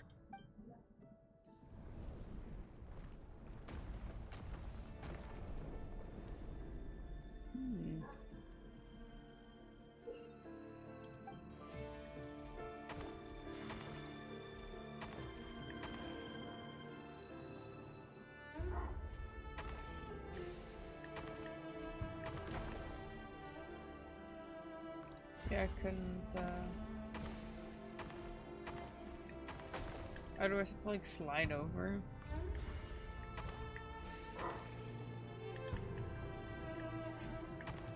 Let's just go back. Hey, calm down.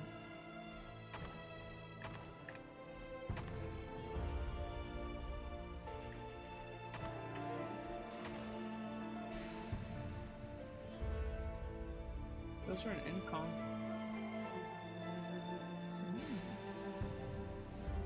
Well, this is a nice change, meeting you all at this hour.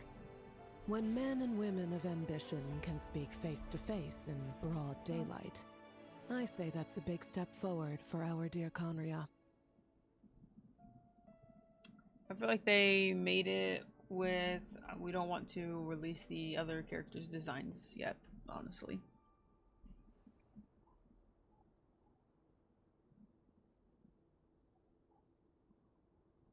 Don't be ridiculous. We do not fear the day.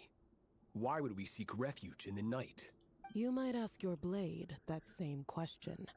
I'm told it prefers the cover of darkness. The word on the street is that Sertologi only strikes when he has an unfair advantage. But that is patently false. I see you're missing an arm and a leg. Surely only a fair fight could explain that. If this is your way of offering me replacement limbs, believe me, I'll take them. Oh, we can certainly discuss that. With bioalchemy, anything is possible.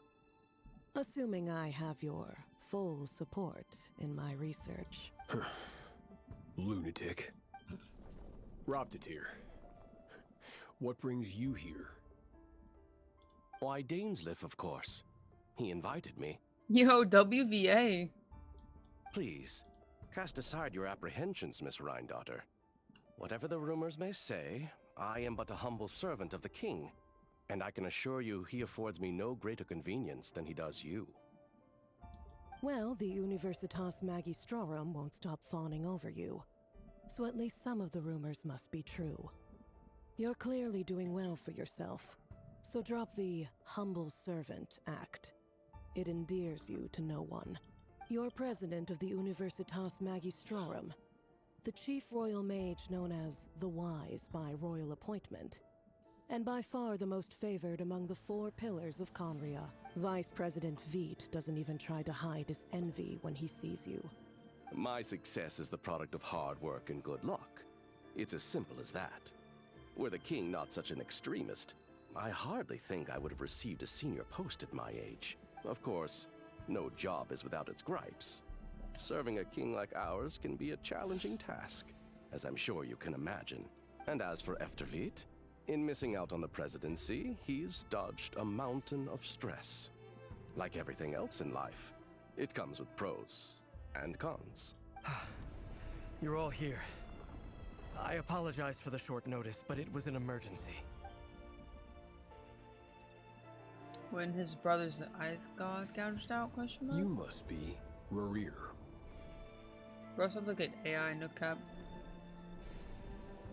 Mr. Sertologi. Yes, I handled your case file during your sentencing. Nothing personal, of course. I'm pleasantly surprised that you remember me. You're clearly a person of substance if you've been invited here. But Dainsleif, you'd better have a very good reason for convening this little gathering. It's my brother, Vedalfenir. After he spoke at the court this morning, the king was so infuriated by his words that he had him blinded in both eyes and thrown in prison.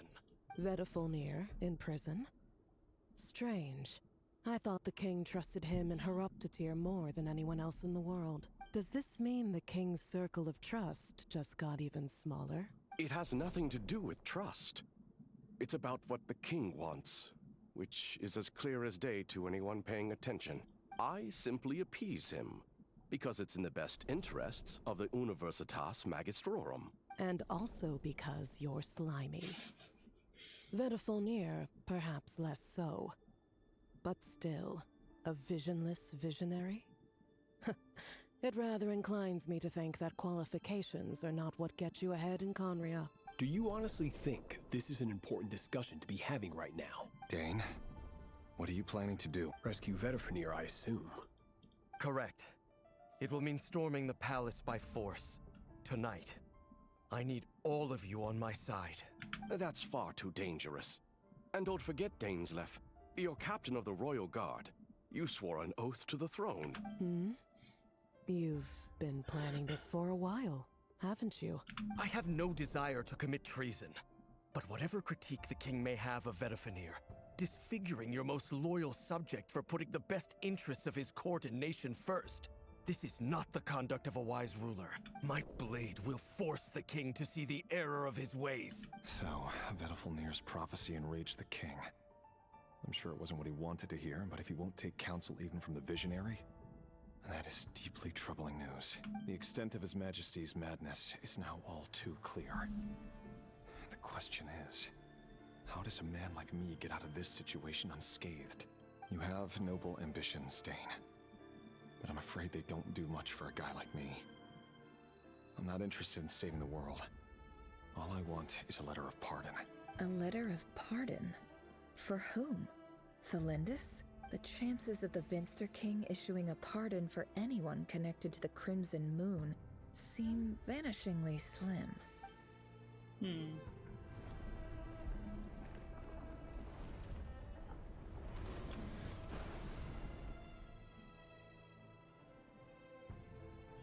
This black fog over the board must have some connection to Thelindis. But why is it taking this form? Does it have something to do with Rerir's past? Another mystery I'll need to unravel.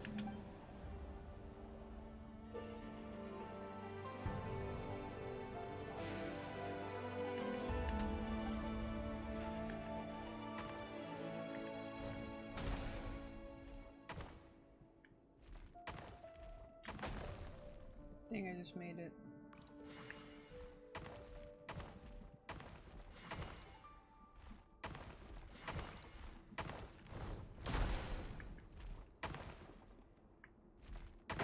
Dang, I tried to go back, but I couldn't.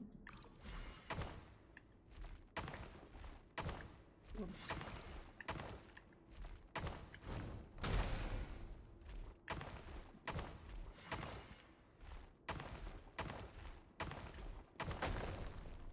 Oops.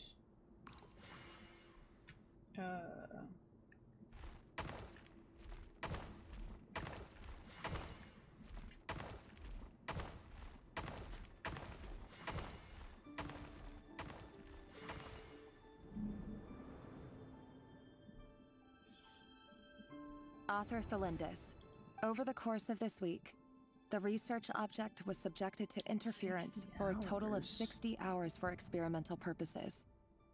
The results are as follows. Research dating back to the Crimson Moon Dynasty has established 2 points regarding moon marrow. Firstly, its origins have something to do with a god's power. Secondly, it serves as a portal to an as-yet indeterminate location. Moon marrow can thus be defined as a spatial gateway. However, there are a number of hurdles to overcome before we can answer the question of where it leads to. To start with, opening the gateway requires a specific power source, which the relevant literature indicates an enormous amount of power is then required to keep the gate open. Currently, the total power output of our instruments remains in the single digits. To make matters worse, I am now the only staff member remaining in the Moon Marrow lab. The Universitas Magistrorum recently decided to move most of its personnel into abyssal energy research, which has stymied all Crimson Moon-related projects. This is not a wise move. I have always maintained that placing all our hopes in a single source of power is risky, especially one as poorly understood as this, as well as making ourselves overly reliant on a single resource. We are neglecting other promising technologies. I apologize if this comes across as disrespectful. But as a Moon Marrow researcher, I desperately want to see the world beyond the gateway. If we really made it there one day, what would we find? And how would we go about taming the unknown? My imagination is endlessly fueled by questions such as these. Interesting.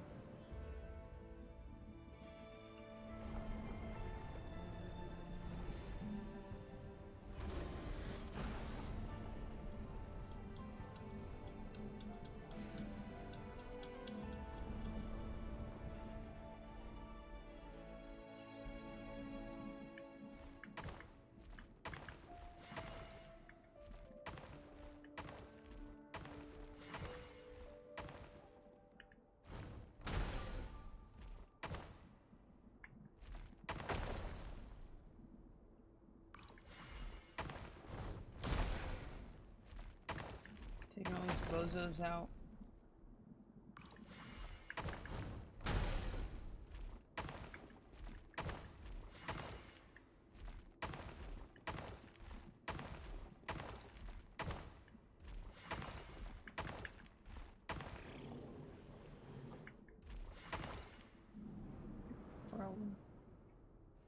This is for you. I heard you're gonna leave the city with your parents. Valindis, did you hear about what happened? I've heard nothing. Rerir got back very late last Friday, and he was acting a little unusual, but he slept pretty well, so I'm guessing whatever he did was a good deed. You never saw him, and I don't know what he did.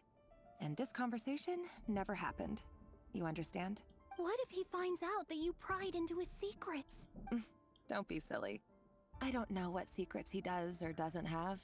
All I know is he's just a normal guy who happens to run some errands for the king. Crazy. Are you scared of him? I don't know. The Rerir I know doesn't match the person you all describe. Logically, I should be scared of him. And yet, I don't want to lose him. Damn. But enough about that. Love is tough. You should get going, and be careful with the package I gave you. Keep it secret. Keep it safe. What's in it? A piece of the moon. All you need to know is that as long as you keep it safe, then in the future, everyone will be able to see a red moon. Interesting. A red moon? You mean our moon? That's right. Our moon. Promise me you'll look after it. I promise, Valindis. The Crimson Moon bloodline will never die out. Damn. Its light, the color of blood, will become like a fire that flows in our veins, no matter how long it takes. Maybe she's the voice we heard in the Crimson Moon domain. Because I don't fucking know yet. Guess none of us do.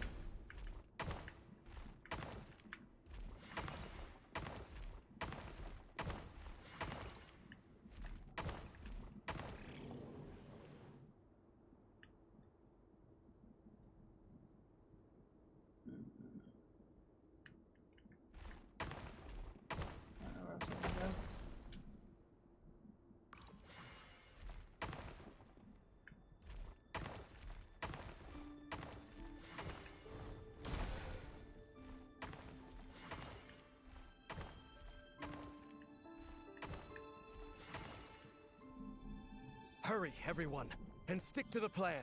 Sir Dainsleif, what are you? Is this treason? You know what happens to those who betray the throne. Please, don't do this! It is the king himself who has betrayed the throne. He has betrayed all of Conria. If you have any love left for justice in your heart, you should join me. It's showtime. Dane and his group will handle the troops in the palace. Then Hraptatir and Rheindater will disarm the security measures. My job is to enter the prison and rescue Vedifalnir. Stay safe. Wish me luck. Look after my brother. Draw your blade.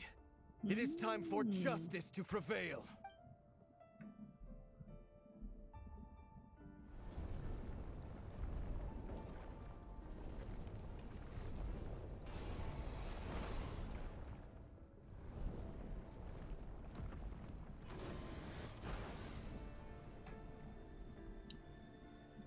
This is kind of a cool little mini game.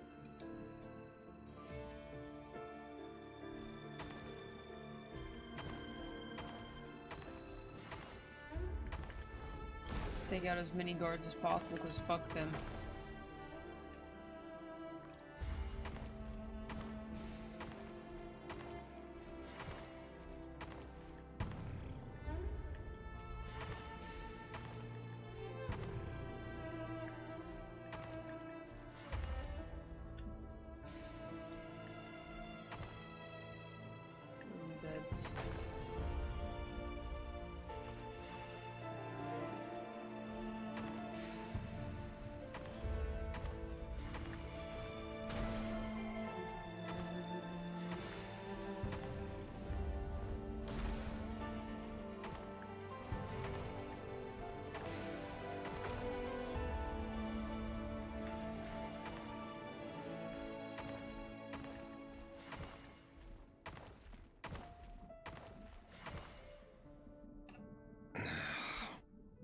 This place is filthy.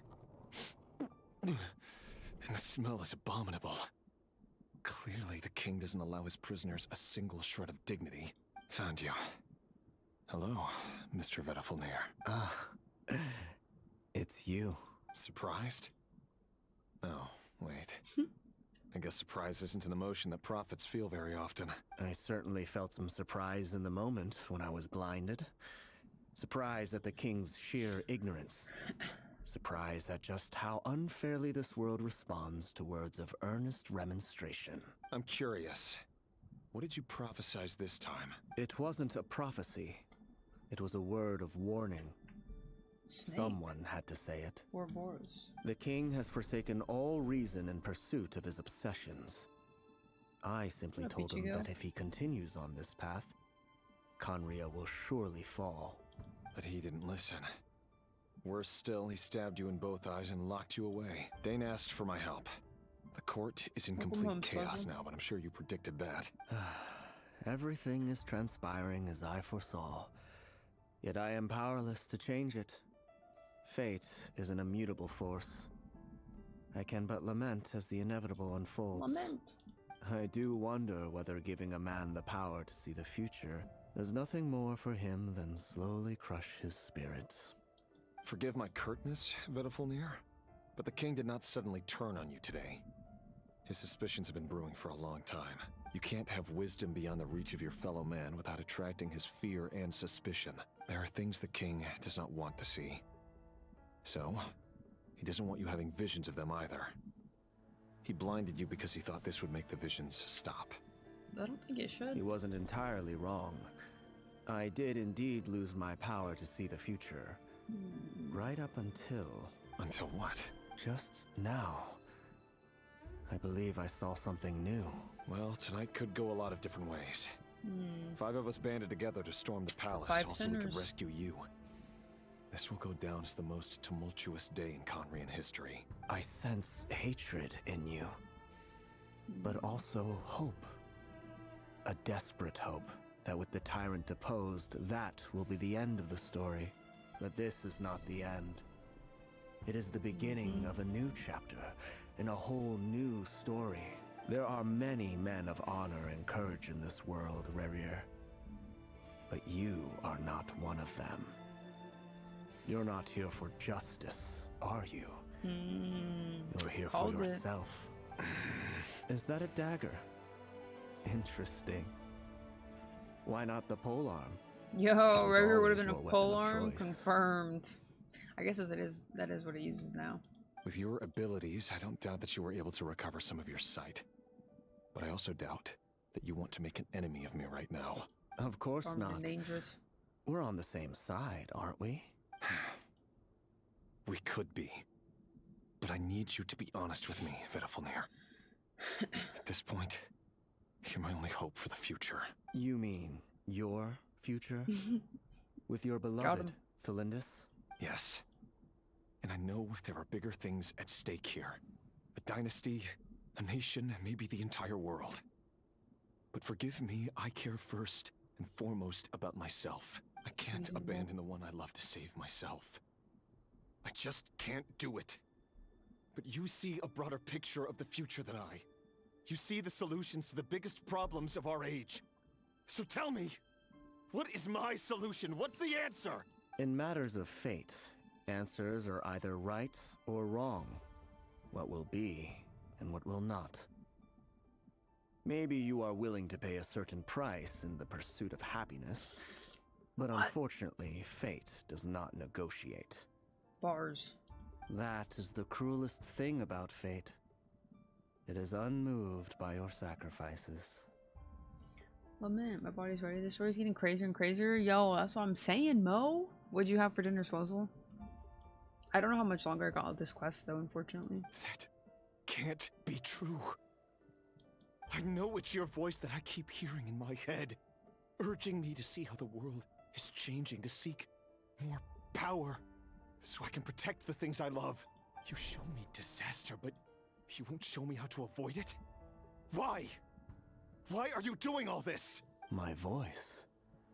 In your head. So, you hear it too. The voice that steals your mind, oh my god, he has the same voice in his head. gains your trust and drives you crazy. It turns out that we are not so different, you and I. Vedifilnir just broke into the strangest smile I've ever seen in my life. As if he'd discovered some monumental secret. But then he suddenly switched to looking extremely weary. Very well then. My advice to you is as follows. You must persevere. Whatever trials and tribulations you may face, be steadfast in the belief that they are your path to the future. For as long as you live, your story with Thelindis shall not come to an end. That is the only chance you have of fighting back against fate. It is up to you whether you believe my words. Regardless, that is all I will say on the matter. I have no right to intervene any further. I will hold you to your word. Thank you for setting me free. In return, I will tell you one more thing that you cannot afford to ignore. Just then, a strange wave of energy rippled through the city. We had no idea what it could mean. Is this the cataclysm? If I were you, I would head to the Universitas Magistrorum. The Universitas? Oh no! I'm sure we'll be seeing each other again very soon, Rerir. Whatever Vedifilnir said, I didn't catch it. I didn't even help him out of the prison. There was no time to lose. Crazy.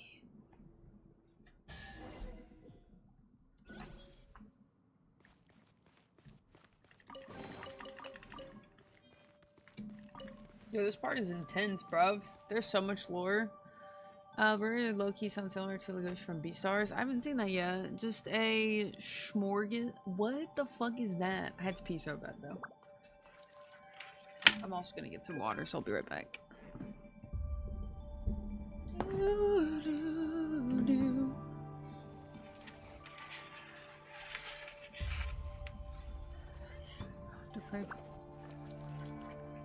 Each other. I mean, I've heard of Beastars, but I've never watched it. But I also don't know who that character is. So far, so good. We're learning some crazy lore about Rerir and Conria and shit. I mean, some of it we already knew, though. But still crazy.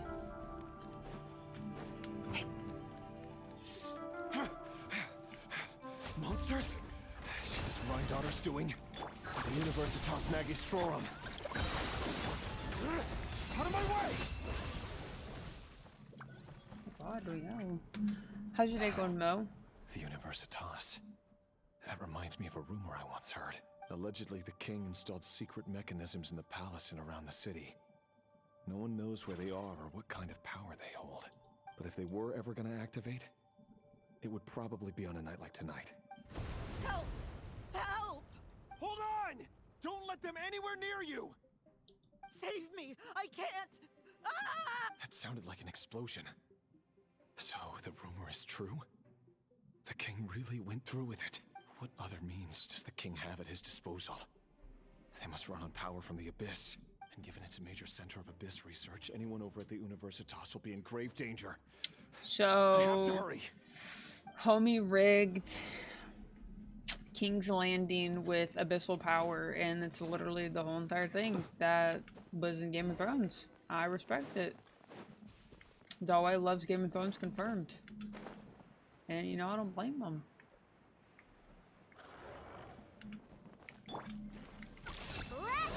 Cleanup sequence. It all adds up. Ha! No more lies. Okay, you hold it. That The makes mystery sense. unravels. Can't hide the truth. Observe. To dust. Close your... Defensive mode engaged. Preparing for dust up. Ding dong water bomb. It all adds up. It all falls into place. Let's see. Time to come clean. Flush that collection. No more lies. Seek within. Time to come clean.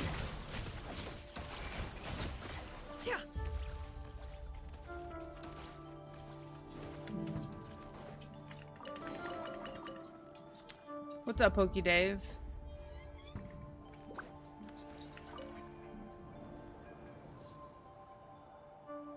Monsters at the Universitas Magistrorum? Why now? Yeah, that's fine, but quit fucking speaking in languages that I can't, like, understand. I've told you, I'm gonna ban you next time. Oh no. Like, just listen, They're bro. coming. It's no use. The table won't hold out much longer. The weapons. Where are the weapons? Of course. What All up, the Orc? lab equipment was upgraded You're after lucky the I know what that inspection word last week, means. but Or the I'd new ban you weapons too. haven't been allocated yet. I'm done for. Is anyone there? I need. Ah! Stay back. Please stay back. Please.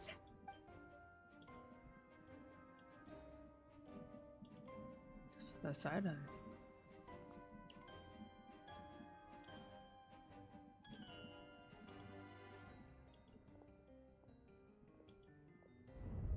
What a switch up.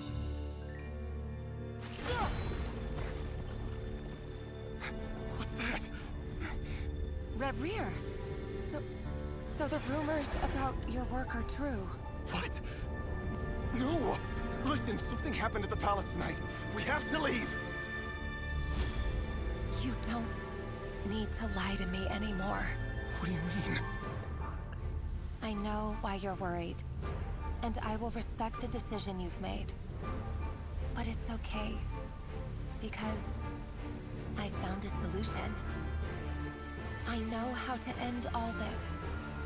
You can have it back. The normal life you so desire. Don't tell me. But until then, I'm afraid our wedding will have to wait. Celindus? No, don't do it! Celindus! Celindus!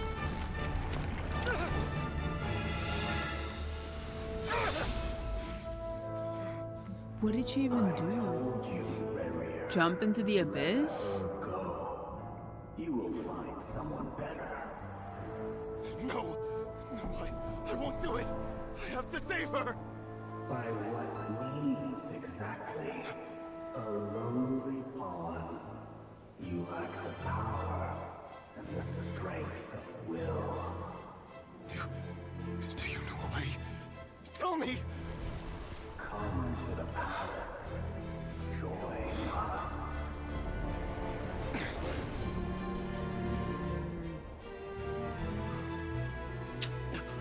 That's where Ved was using the abyssal power. Thank goodness we... Step forth and take your share. You made it. Not you too.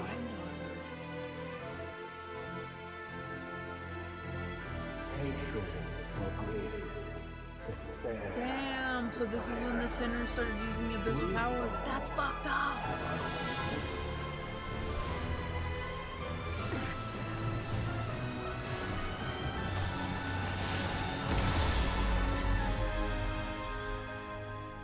Rerir.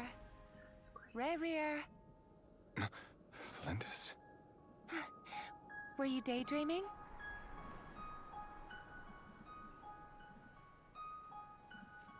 still remember, Rerir?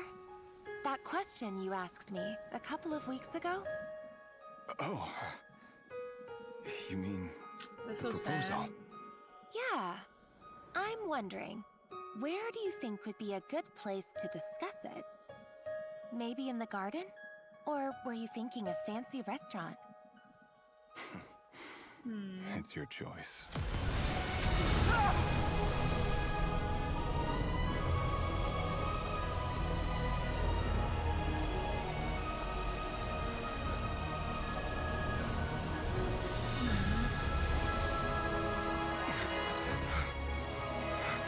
That's so fucked up. With the white hair.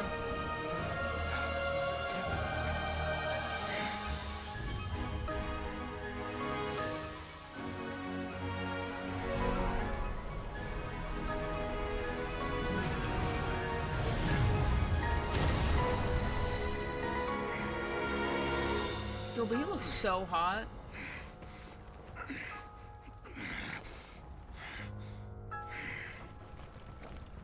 I will find you. Aww. And then you can give me your answer.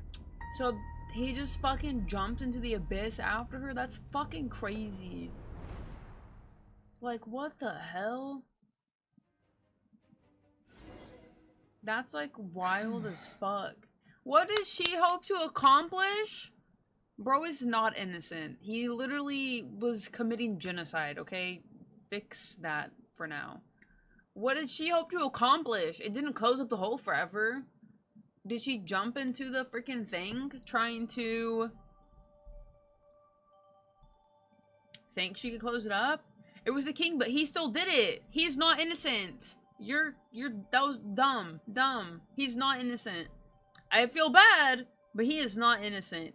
He chose to murder 6-year-olds because his king told him. Understandable, not really, but understandable, but he is not innocent. So that's how the Rerir of Solnari was born.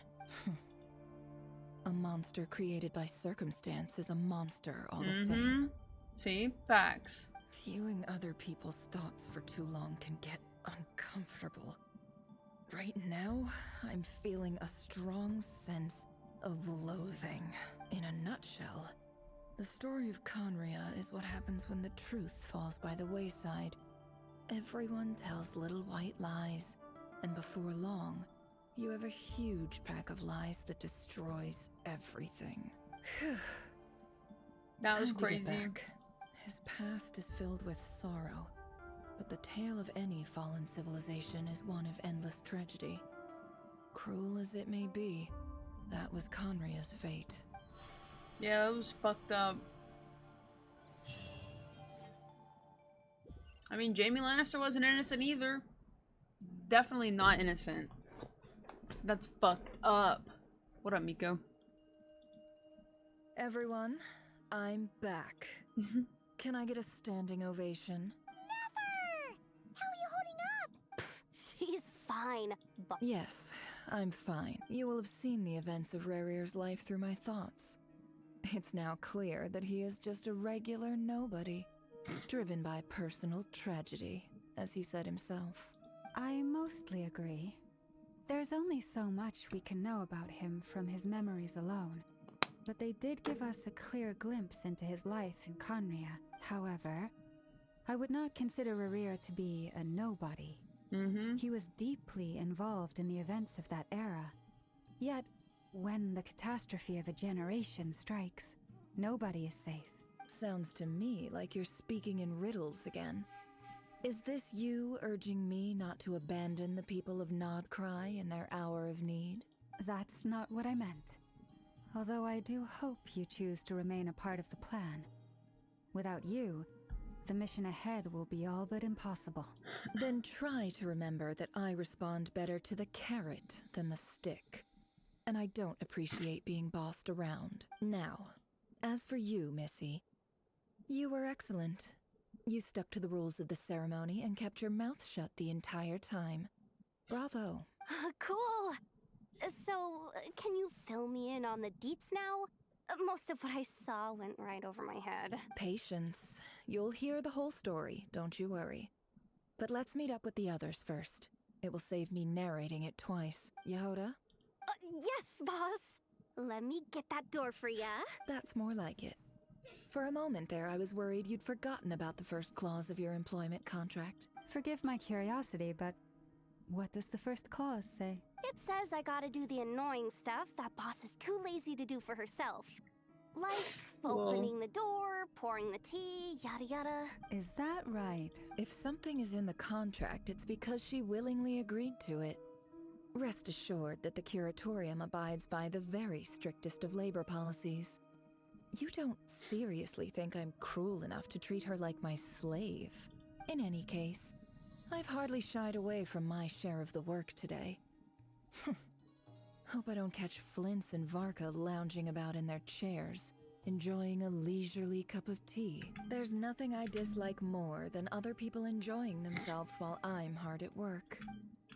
Oh, boo-hoo. Tough. How you day going, Pokey Dave? Oh no.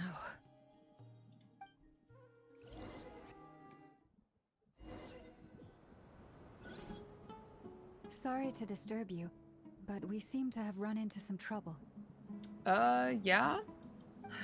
Evidently so. Don't worry, I'm not about to leave you to fend for yourselves. I'm not that kind of boss. And it would go against the curatorium's labor policy. I'm sorry. What did you hear me say? I wasn't talking about labor policy. Wait. How long have I been standing here? Not long. You just appeared by the door a moment ago. Boss, what's wrong? You look like you've seen a ghost. We've been tricked. We never left at all. Somehow I hallucinated that whole scene back inside the office. Hallucinated? How indeed. This place should heed my will alone. All thoughts and actions that occur in here are just a result of pawns moving across the chessboard in a carefully calculated manner. And nobody has access to this chess set but me. So you control everything in here? More or less. But yes, yeah, it's a this special isn't technique true. of mine. Has anything like this ever happened before? Only once. It was the first time I used the chess set. Is there any similarity between what happened then and what's happening now? I suppose my thoughts are a little turbulent, which was also the case my first time. Is there anything I can do to help? The first clause of your contract clearly states that I only need your help with things that I'm too lazy to do myself. Meaning, you're not feeling lazy right now? Meaning, this is not something Yehoda can help with. The chess set is a personal treasure that I alone understand. Boss, it's fine. Really. Let me do something useful. Oh, listen to you. Whatever would I do without you, Yehoda? What? Really? Yes, really. Where would I ever find another employee as obedient and servile as you? God forbid anything ever happens to you. Oh, okay. Well, anyway, I was thinking of fetching some water. There's gotta be a source around here somewhere. What up, Condor? I suggest everyone finds someplace comfortable to take a rest. Even though all this chess malarkey doesn't exist in a physical sense, mentally speaking, it's all real. And so is our tiredness and fatigue. You don't want to dismiss mental fatigue. Just because it isn't physical doesn't mean it's any less serious. Don't I have the best employees? If we can find a suitable time, I'd love to borrow Yehoda for a day to help out at the Frost Moon Scions. Oh, Lama. Have I ever told you just how pretty you are? Beauty runs from the tips of your antlers to the depths of your imagination. Time to rally, everyone. Follow me. As we continue our journey, the same rules will apply. That means stay focused and no talking, no matter. You have my word that I will get us all out of here. Always awake unless I'm not. That would be it. This is start talking like I'm out and just standing there. The sister? Yeah, for some reason their fucking stuff is off still. This place looks familiar. That's not a Good good sign. I wasn't expecting visitors at this hour. Oh, it's him. There you are. Sinue's been looking for you all day. Oh yeah? What were you doing just now, Uncle Retinue? Hiding away some more loose change? What do you mean loose change? Oh, come on, I'm too old for this. A Peppy? Yo, A Pep? Hey, Definitely kid. not A Pep. Mind telling me what Sinue's been up to recently? Get in his good books? Why? What do you want with my dad, Uncle? I've written a new song. I was hoping to showcase it at the next festival. A new song, huh? I'd love to stay and listen, but unfortunately... Well, there's plenty of time and I'm not going anywhere. See that pile of stones? I'll be sitting there warming up my vocal cord. Pile of stones. Got it.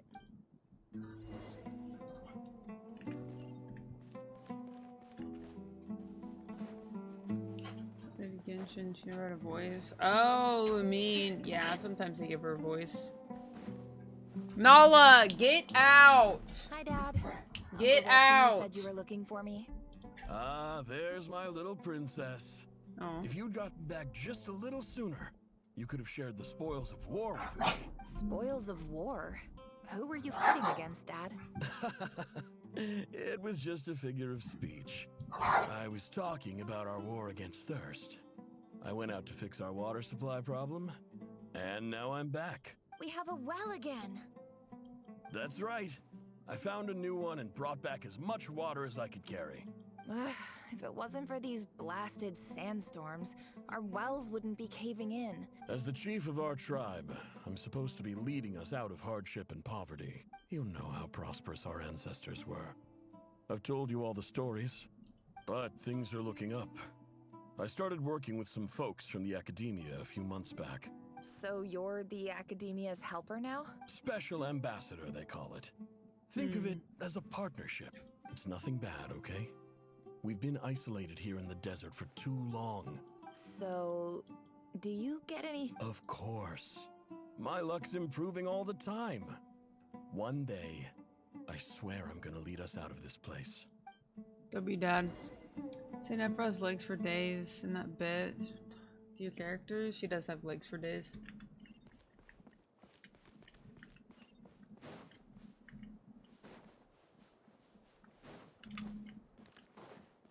Dad did have a nice beard. I don't even think that does much. It's not like Yolan's dash.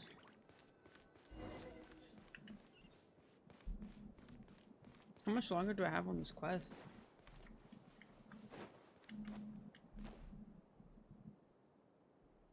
That's our well, and you know it. You stole from us. Well, you've gone from chief to thief, and now you have to face the consequences. Bars. Did you really think you could take our water without permission and get away with it? You're either brave, stupid, or both. And that special ambassador act? Yeah, nice try. We spoke to the academia. You're a liar and a cheat. Oh, damn.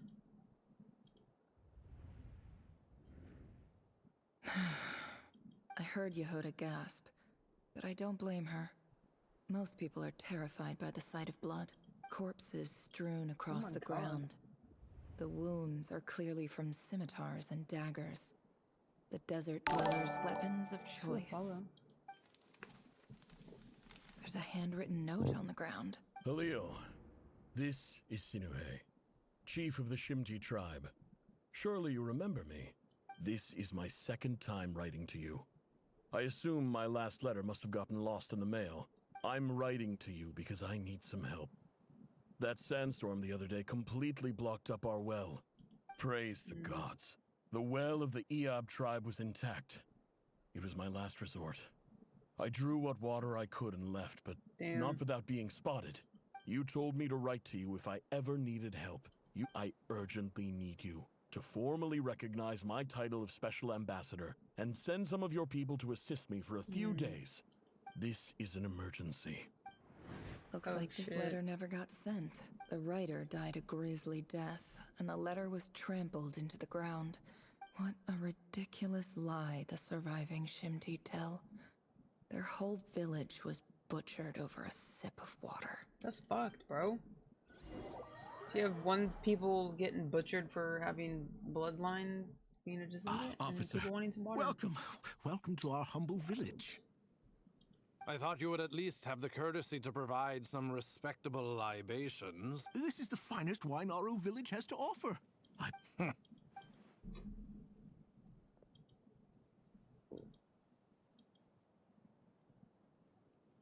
The Academia has agreed to reserve a single space for a candidate from your village. But I remain skeptical of this entire endeavor. Please, have faith. If not in us, then in our god. The child we found shows great promise. I beg you, take her away from this place. I don't recognize her. She showed up here a few days ago, and we took her in. So, where are you from? Nowhere special. Just a sand dune. What about the rest of your family? Just the one. It's only you? Her whole entire village got slaughtered and she didn't even shed a tear. Correct. So, no That's kinda brothers? crazy. No sisters? Any who have slept on a bed of sand, I call my brothers and my sisters. Apart from that, I have no family. All right, get over here. Sign your name on the form.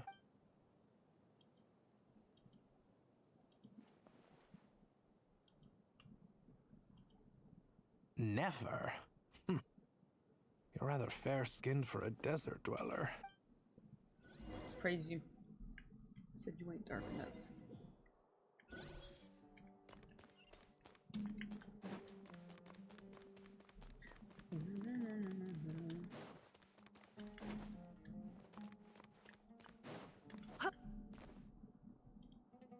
Books. Nefer, this term's assignments have been issued already. Please read through the materials thoroughly, conduct your own additional research, and then write an essay on the topic. Yes, Professor, I'm aware. I just had a couple more Yeah, I questions I wanted re-downloaded to it. get your perspective on. Oh? Please, ask away. Well, I saw the other students' problem sheets, and I couldn't help but notice that my assignment is much easier than theirs. A weak student? Goodness, no. Yeah, Quite the I opposite. didn't have the game You have downloaded. a sharp mind. I think what you're saying is a weak student wouldn't have noticed the discrepancy. And if they did, they certainly wouldn't complain about the lighter workload. You see, sharp as they come. You see things the way they are. Because of where I come from. Because I'm different. I'm Yeah, I'm sorry, Nefer. different. I don't like it any more than you do. Anyway, you said you had a couple of questions? What's... I wanted to check. If someone sent me a letter to the Academia, where do I go to collect it? Ah, your family wrote to you. Well, as long as they put your name on the envelope, someone should hand it right to you. Not exactly. It's not even a recent letter. The House of Dana, I expect. Whatever you're looking for, that'd be the place to start. Okay, got it. Oh, don't mention it. Thanks, Professor. Honestly, I feel like I failed you. Hey, you're a great teacher, and you do your best for all your students. But the rules are the rules. It's not just the Academia either. Oh, my dear child. I haven't. I just think that if you want to make it in this world, you have to find a way to become successful. True.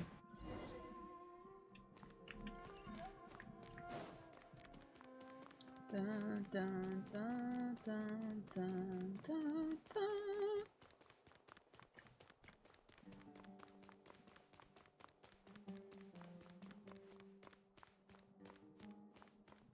In this box? This must be it. Let's take a...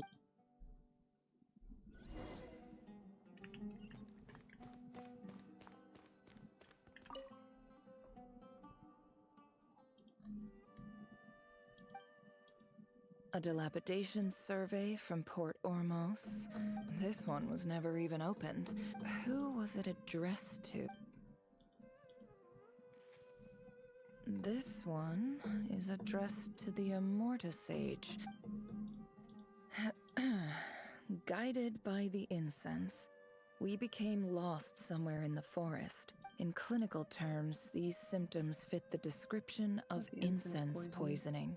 For example, my neighbor who always breaks out into song. This seems like something the academia would want to know about. Wait, what's this written up? The note says, the sender authored this letter while under the influence of mushrooms. Yo, mushrooms, psychedelic mushrooms confirmed in Genshin? That's crazy.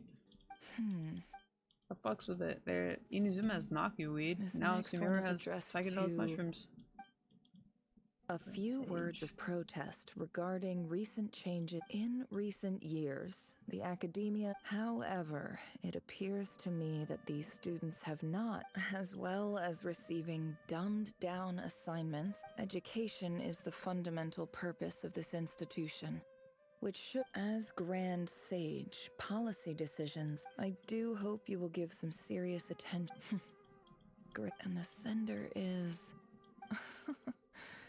I didn't realize anyone else even knew how. So this is where letters from the Sage of Spontamod end up?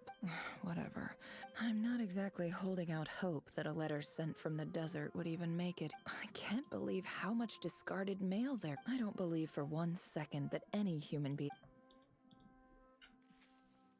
Wait.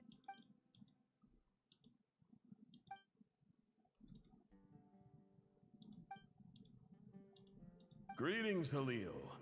My name is Sinuhe, chief of the Shimti tribe. I don't know how well you remember it now, but in my tribe, learning a person's true name is... The Shimti tribe lives a harsh, nomadic existence in the desert. You were sympathetic to... This brings me to my reason for writing.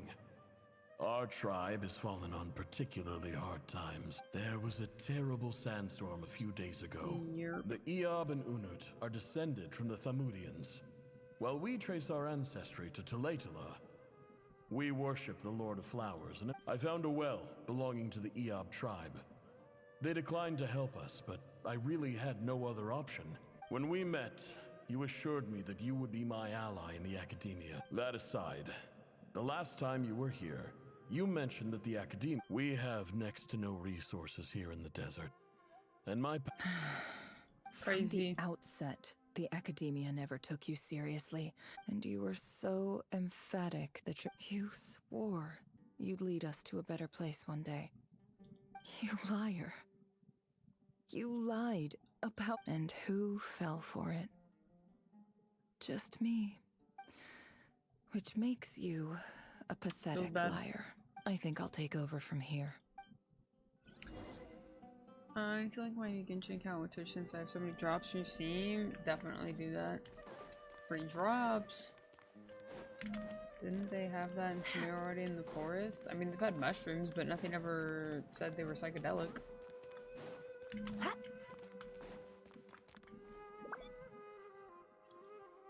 I just came to say goodbye. Never? You... I'm quitting. Something's come up in my hometown. Huh? But this was a hard-won opportunity for you. It was. But it doesn't matter. Oh, and I didn't want to overfill my bags. What's wrong? I thought you liked incense. Isn't this the stuff you brought from your hometown? Yeah, I lied. It's not rare at all. Dang. There's this bunch of ruins near my hometown that are practically overgrown with this. It's not worth much. Keep it. But never. All right, that's all from me. Well, I guess I don't blame her. Don't forget me, okay? I mean, we're more than just classmates, right? Yeah, I'll remember you. I lied again. That incense is worth a fortune. And as for remembering her, I'll be lucky if I even make it through this alive. You play the game? I mean, yeah.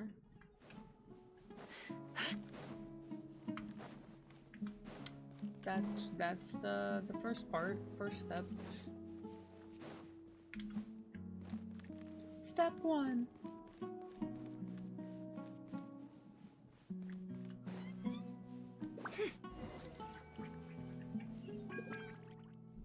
Oh yeah, I'm just trying to get through this.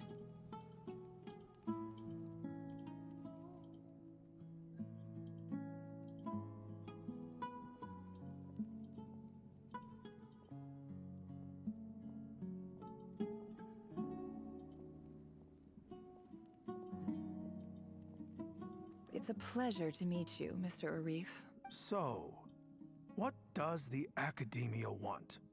Since they've sent their special ambassador, did you go back to like I kill them all? assume there's a big business deal to be made. That'd be pretty badass. Please, sir, lower your blade. The ever-shifting balance of power in the desert reduced the once great civilizations of this region. Huh. So, you do know who you're dealing with? This well is the perfect symbol of your strength, is it not? You're not wrong. But I'm sure you'd... Of course not. I came to bring you some very good records uncovered by the Vahumana Darshan show that a certain well currently under Eab control. I checked the map carefully on my way over here, and I'm confident that this is the well in question. 50 million? No, wait. If these ruins are as important as you say... Don't get greedy. We know far more than you think. We know that you seized this well by force. So what if it was?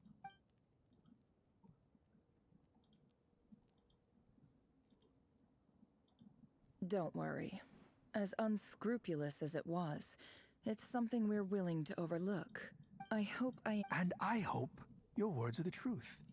If I find out the Academia is trying to play me, I'll hunt down every one of your people and make you watch as I cut their heads off one by one. Jeez. I assure you, Chief. You see how I'm dressed, don't you? I appreciate that you've never been to the rainforest. And what does a barbarian like you have to lose anyway? You really think the Sumeru Academia would bother to come all this way just to lie to you? We have more important things to worry about. All right, I take your point. In that case, we have a deal. We will sell you the excavation rights. I'd like to thank you, Ambassador. This is good news indeed. Excellent news.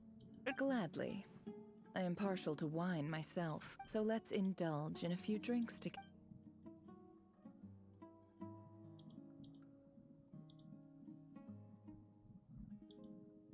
They're all dead? She poisoned it? No? Chief! Chief, it's an emergency! It's the Unut. They've taken the well. What? Well, don't just stand there. Yes, Chief. I have every confidence in the Eab's military superiority. What is it? The Unut's response was alarmingly fast. The day after we reach a deal, they see... I am obliged to remind you, Chief, that the Academia will only deal with the de facto power holder. No! Please, Ambassador, just that well is ours. Glad to hear it. If there is a traitor, I... Much obliged. Wow. All it took was a few words and I... So, in summary, Ambassador... The Eab are ruthless murderers who don't listen to... So let me ask you, Chief. Kill them all. Precisely. The Academia does not, at the same time, there is simply no... We have our own rules out here. Right. We can't confront them, our natural allies. Weren't the Eab your allies once? Let me be clear. The Academia wishes to collaborate... Say no more. Good. Then I suggest you see, Dad? You go against me in fantasy this week? I don't even know what my team's looking like. Granted, I haven't changed anybody out, so... Gonna be lucky. I'll be zooming.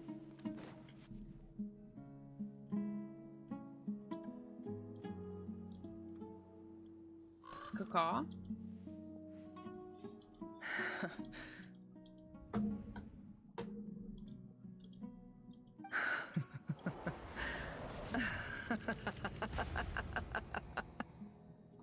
Look at yourselves.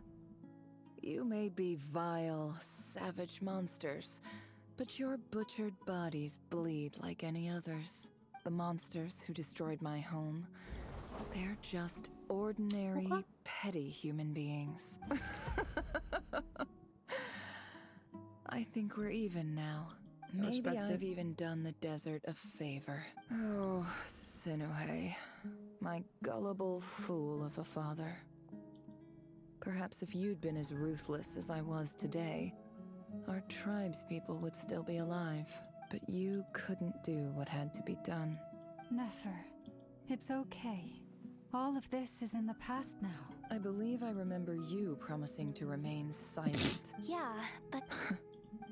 Yehoda, is there anything you can do to ease the tension?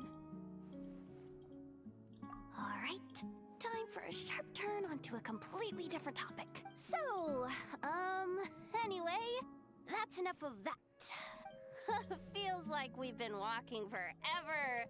I'm getting pretty tired, huh? Yes, if we can find somewhere to sit down. It's not far now. There should be a temple just up ahead. Yes. Really? A temp? I guess that's how things go in the desert. Desert dwellers can never escape their destiny. Or... You mentioned a temple. My biggest trade secret of all.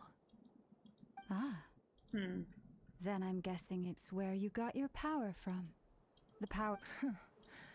I didn't know you were clued up on any other religions. I'm no expert in the history of Sumeru, but since you come from the desert...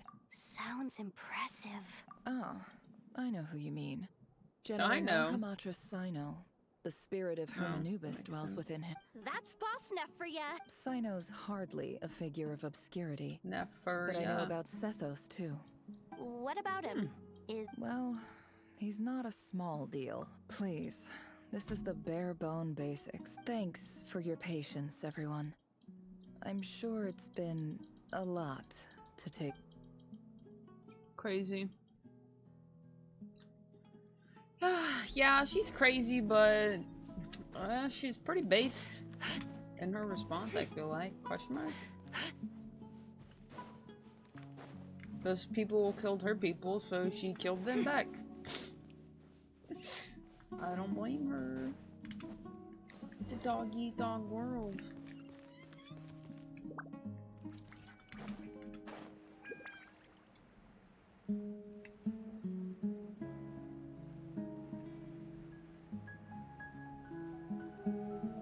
Is she a cat, though? No, she has a cat. She has claws like one, too, but I don't think she's any feline in her. I'm totally out of my depth here. I don't have anything to add about any of this stuff. I want to do the whole name-dropping, this girl knows her stuff thing, too. A statue with the head of a bird. That's Thoth, the Ibis King. One of the 7 pillars of King Deshret. The legends say that he, the Crocodile King, and the Goat King were the 3 retainers of King... Let's take a look. Scar mention.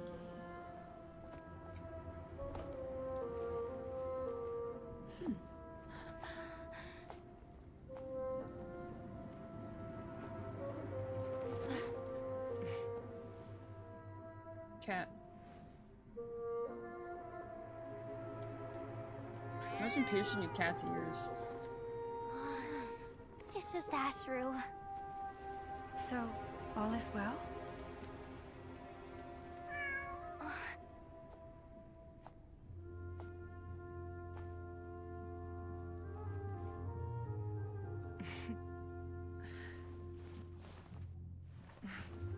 Typically speaking, at this point, the world disintegrates. Then we find ourselves back in the outside world. Besides, these are my memories. There's nothing to fear. You're sure? Of course. It's almost over.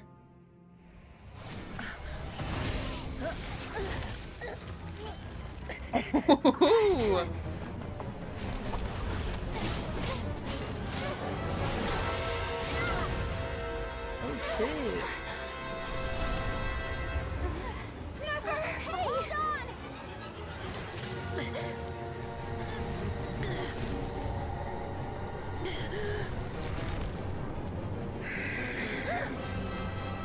Knowing too much is always a death sentence. Yeah. Speak for He's so yourself. hot.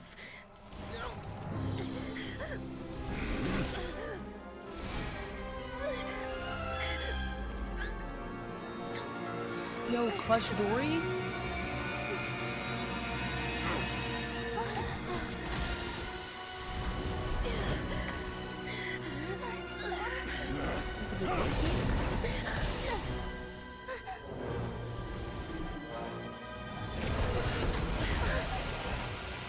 Wait, Dane? Oh shit. Repulsive.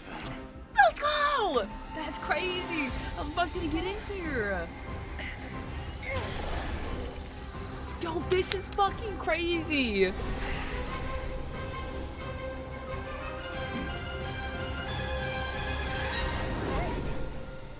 Damn!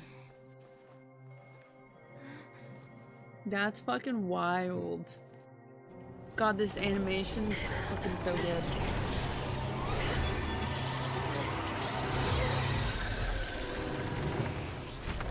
Is this bitch locked in a box now? Yo, this is some fucking 6K. Holy. Damn! That's fucking wild. Timed that pretty well, didn't I? Guess you did. W save. It's okay.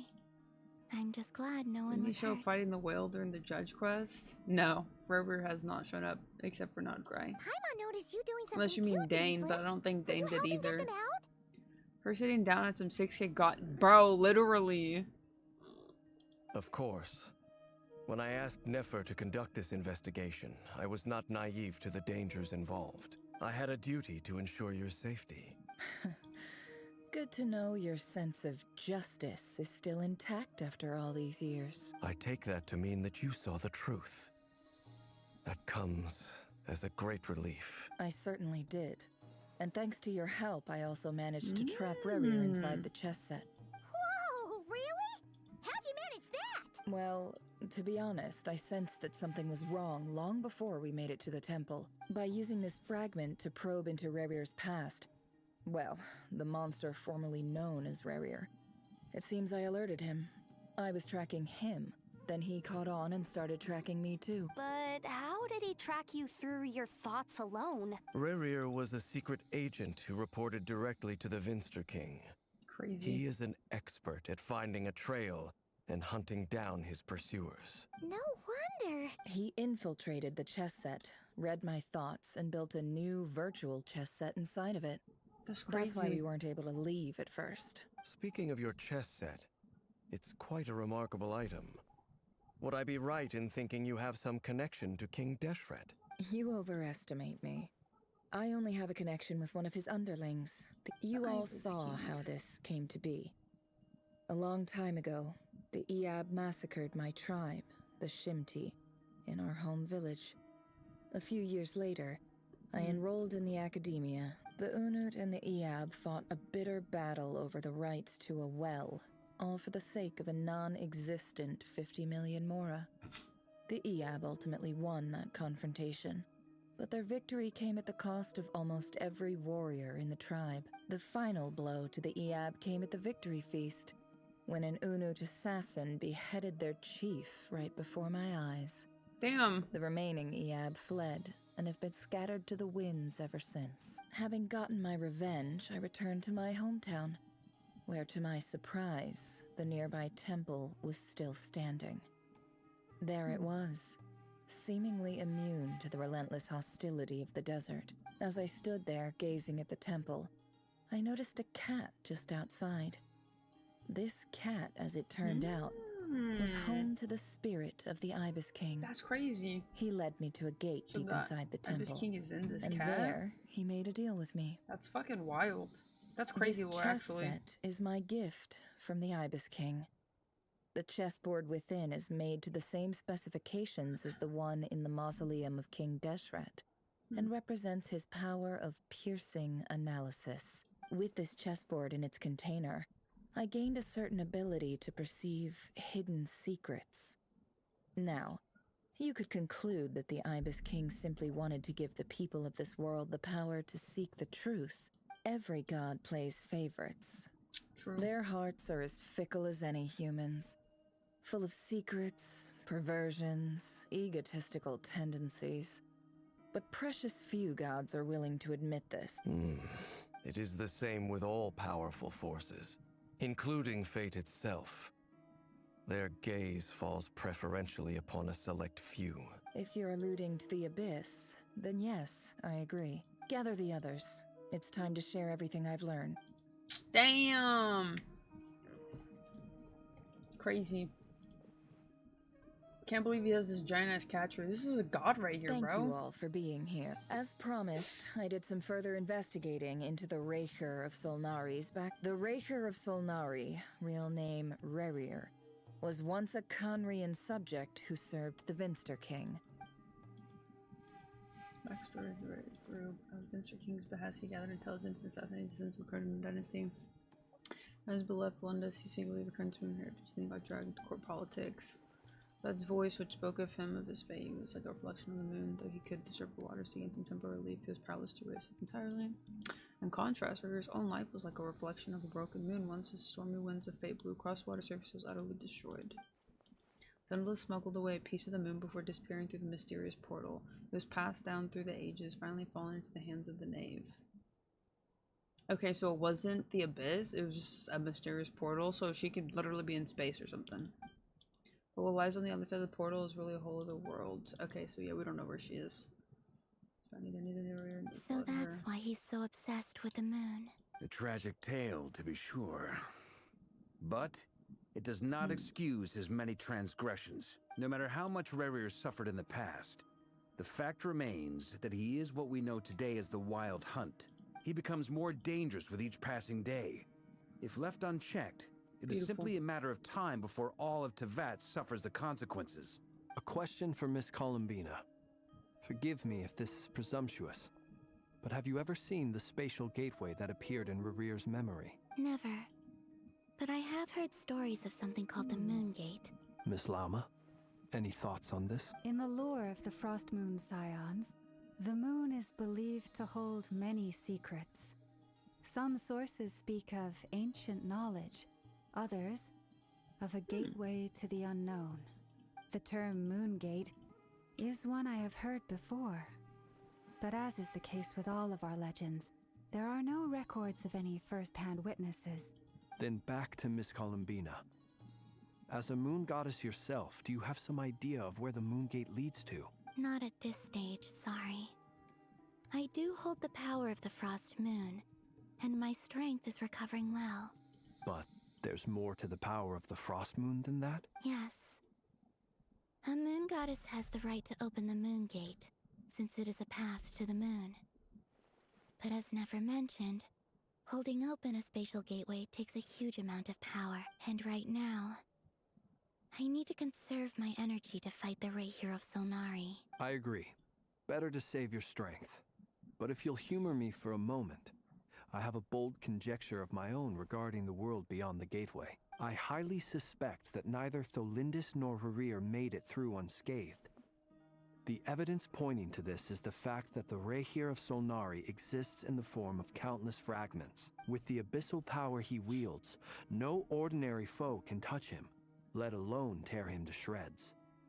And yet, the Wild Hunt proliferates wherever his scattered fragments lie, drawing hordes of monsters to many different locations across the land. So your theory is that Rerir was physically torn to shreds by some powerful force?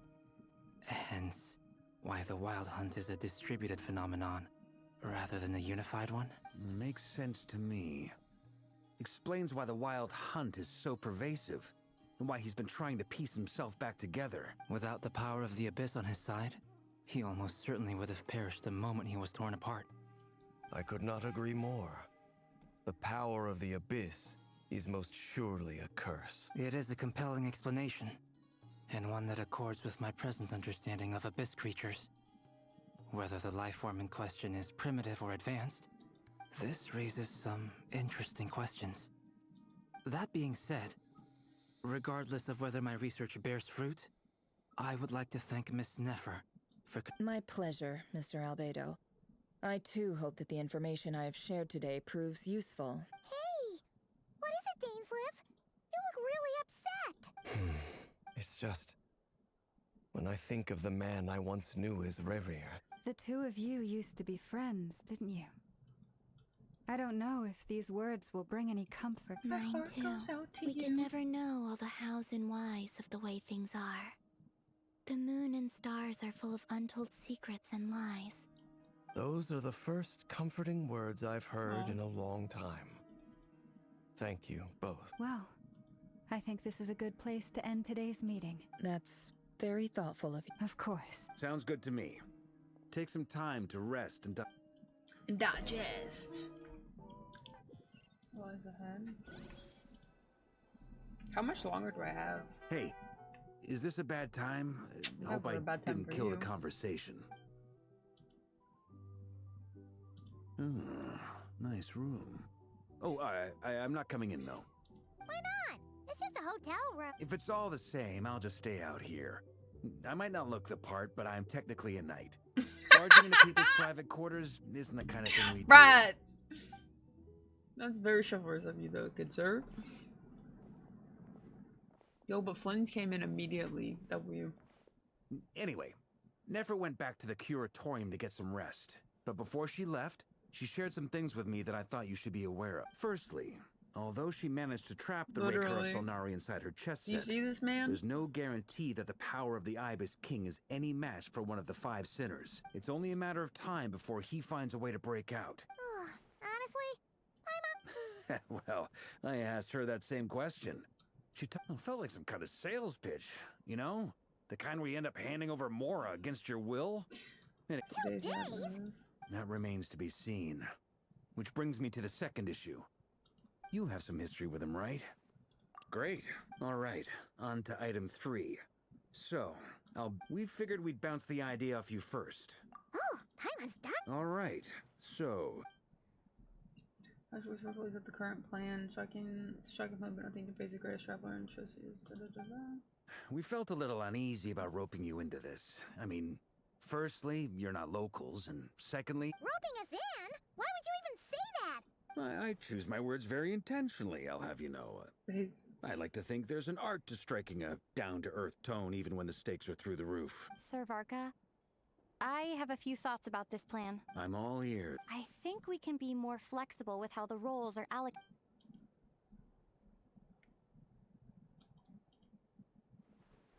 I see your point, yeah.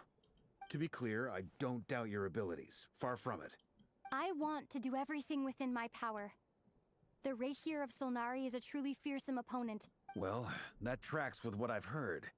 As in, most people weigh up the risks and rewards in situations like this. Of course, everyone appreciates a fearless pioneer. But all that aside, I'm the Grand Master of the Knights of Favonius. Thank you. I should be the one thanking you. Sir Varka. Where he's in the father's plan of action. I'm looking to a meeting. License game farmers and discussion from futures of the Chinese mountains. Arrived. Conscious of action of the stake. Alright, is this like the last part of it?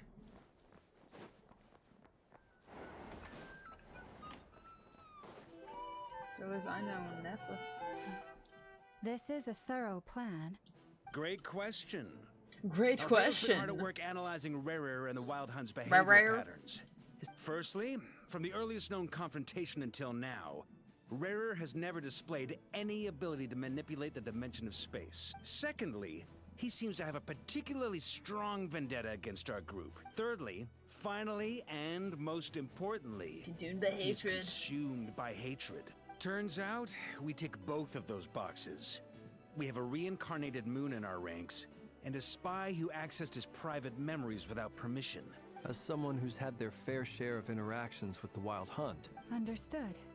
Well, everyone, that's the plan in full detail. Plan approved. Okay! Any firepower you need? The Frost Moon Scions. And the rest of you... Wakata.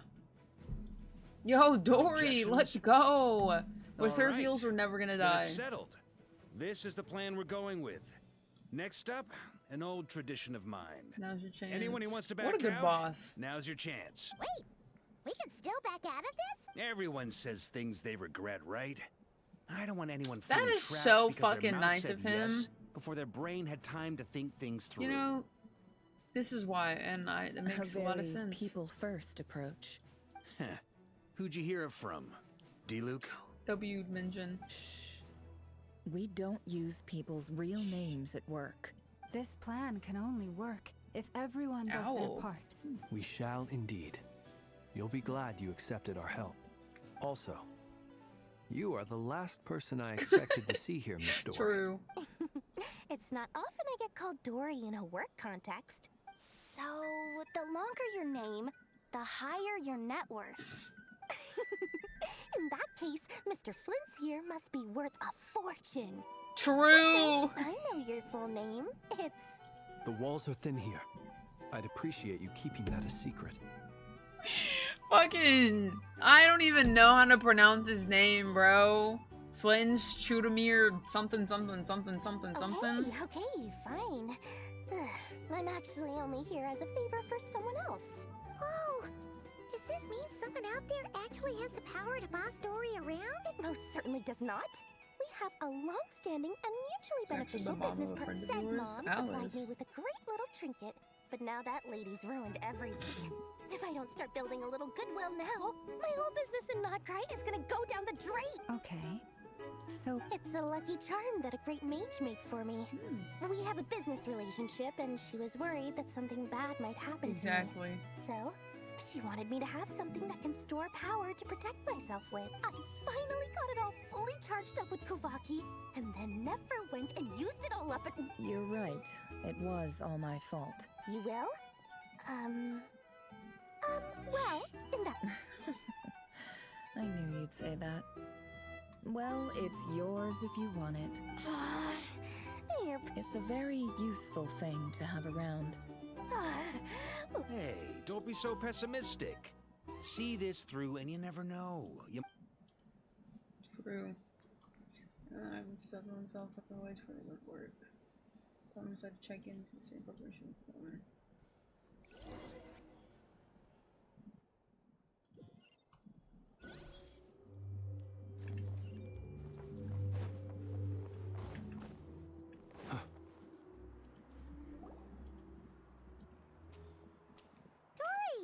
How are things going? Feeling... Oh, I was born ready. Don't forget, when something's in high demand, ta-da! See? It's right here. Ah, it's so pretty. Did you make it? No, I Crazy have a comment. supply. Aha! No wonder you were talking... That's not the full story. Mage Alice once warned me that this world won't stay safe forever. I'm trying to finish this quest, honestly. I don't feel like there's too much longer. A research team made up of Sumeru's top scholars to invent a technology. Anyway, point being, it was the Dendro Archon who asked Kaveh to... Took him long enough. But I don't know, because I haven't done the quest yet. Stressed over it for ages. Must have got Marak delivered it to me a couple of days ago, along with a letter from Kaveh. So nosy. Surely Nahida must have told him you were involved in this Could be. Anyway...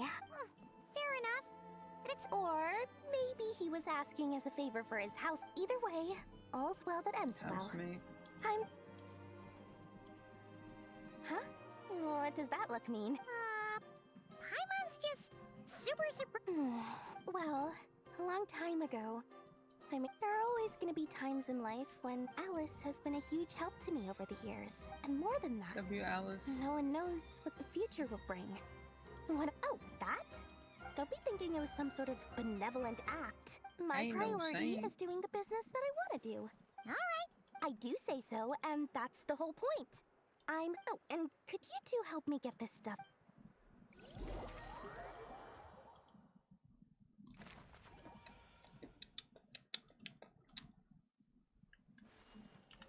Let's go!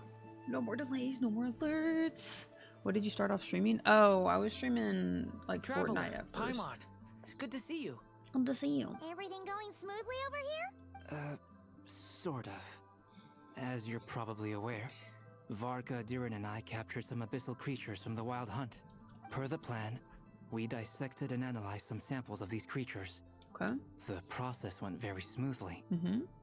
The findings, however, Oh, come no. with some troubling implications. What? You can actually dissect the wild hunt? That depends on your definition of wild hunt and dissection. Harmless, lifeless. These words are accurate descriptions. The wild hunt is an interesting phenomenon. In and of The itself, difference in quality is it so doesn't crazy seem to still. possess anything akin to a human personality. But taken as a collective, the medium through which the wild hunt is summoned does appear to have a soul. Master griped a lot about the wise Horoptetyr, and seemed somewhat fascinated with the foul certology. But she barely mentioned Rerir at all. I don't think that was because of his lower social standing, though. Anyway, it's a pity. I should like to hear her thoughts on the nature of the life form he has become today. It's a strange mix. The furious energy of an abyssal being channeled through a fractured physical existence. A consequence of being torn apart by an unknown power. Perhaps the only explanation for his survival in this state is that he sacrificed a degree of individuality in exchange for a continued existence. His eyes look like dragon opals and they're so pretty. Oh, sorry. Once I get talking about interesting research, I have a tendency to go on indefinitely. Back to our research findings. Essentially, they confirm my hypothesis. Rerir's corpse is completely contaminated by the abyss, and the effects are irreversible. Can't we just cleanse him? You could think of Like, this get rid of as him? Rerir in mutated form. But in my view, even that would be inaccurate. In reality, his whole being has been consumed by the abyss. Snap. In other words, he is now nothing more than a manifestation of abyssal power. Unfortunately, at present, we have no means of completely eradicating abyssal power. Hence, we cannot fundamentally destroy the Rerir of Solnari either. Oh, that's terrible news. So, that's it? We can't defeat him? Not even if we get the power of the Three Moons? Miss Columbina's That boy's situation strong. is a difficult one. She can never achieve wholeness when the world does not accept her presence. It's as if Makes her sense. creator banished her to a place she can never be accepted. It means she spends most of her energy just That's on her kinda own depressing. survival. Given the circumstances, it's only natural to despair. But we must see this plan through to the end. Time to kick off the backup plan. my boy. Oh, Paimon almost forgot. This is for you. Dory asked us to bring it. Ah, how wonderful. Well, thank you for making the trip. Durin and I will be heading off shortly. I'm sorry I won't be there to protect you in person this time. Brats. Please be careful. All right then. Yeah, purifying him and killing him. Yeah, I'm doing the latest Not Cry quest. So good.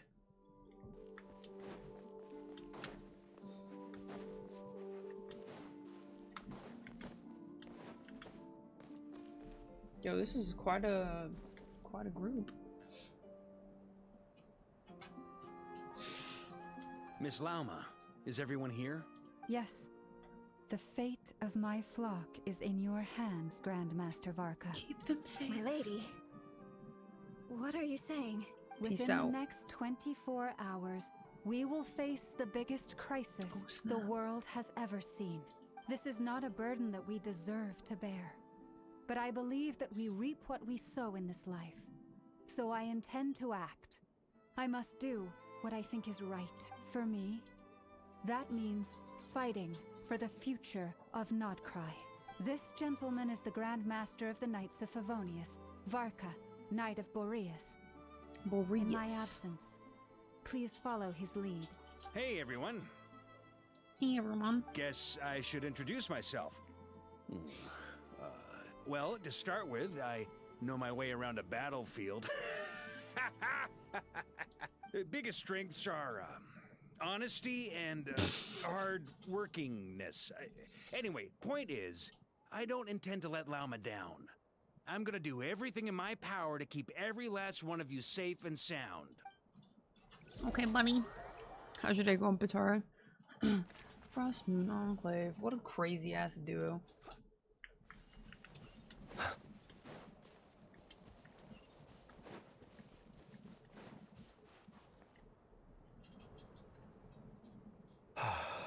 Something on your mind? Miss Columbina, was it? I believe that's how the others addressed you. That's right. Names are funny things. Have you always been called Dainsleif? Yes. I take it your own name has a more complicated history. I have a different relationship with names than other people. To be honest, I'm not even sure that Columbina is my name. At least, not in the I same wonder way what she'll that change her name Dainsleif is to, yours. if she does. But it's what everyone calls me, and I go along with it. A lot of my life has been that way. I get so used to things that I forget to question why they are so. I never used to think much about where names come from, or what they mean to people. Maybe something's wrong with me. You're different from other people. I sensed it the first time we met. You're more perceptive than most. I'm sure your long life and rich range of experience explains that. Do you ever find yourself missing Conria, Mr. Dainsleif? Difficult to answer. I have dreamed of the past many, many times. Sometimes I'm fighting tooth and nail.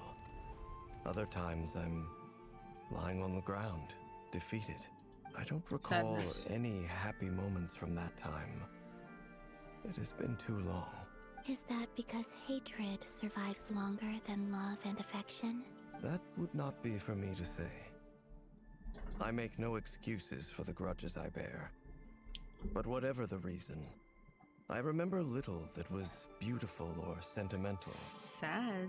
Thank you for your help with the Rerir situation. Without your efforts, I never could have learned the hidden truth of his story. You're welcome. I know he's your friend. Can we call him a friend still? Friend? He betrayed me.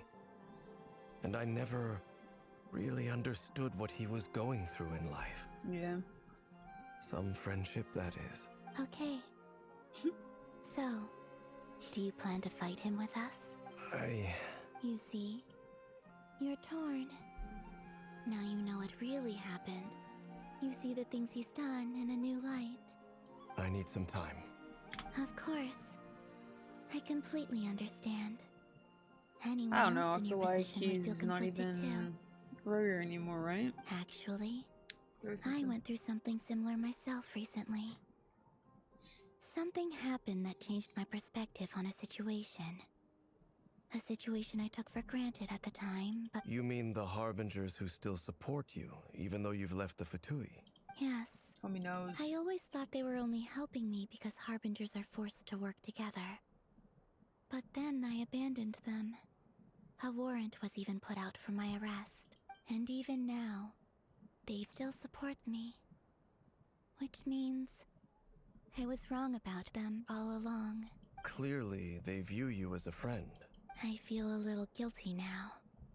I regret not seeing her help for what it was, and not treasuring it. I see the guilt that you're feeling now, because I feel it too. Hopefully, talking about it will do us both some good. So happy weekend. Let's go. Any plans for the weekend? Cedar Mill or something, maybe? I think you said last. Have you noticed that the Traveler and Paimon are over there? I think they've been listening. Huh. Shall we say hello? Sure. Hello. Ah! They caught us! Which is football game? W. Let's go. I apologize for making you worry. No doubt you wish to know where I stand on the plan to take down the Rerir of Solnari. I'm afraid I need a little time, but I will seriously consider joining you. You will? Oh, thank you so much! Everyone will be so grateful to hear that! They needn't be. This was something that I was going to have to face up to eventually. That doesn't matter to them. They're grateful to you regardless. You can't control their gratitude, so just accept it. And then, have a think about whether you're willing to join us. I don't know how her dress stays up, to be honest. It's nearly showtime! Let's go rendezvous with the others. You know the place.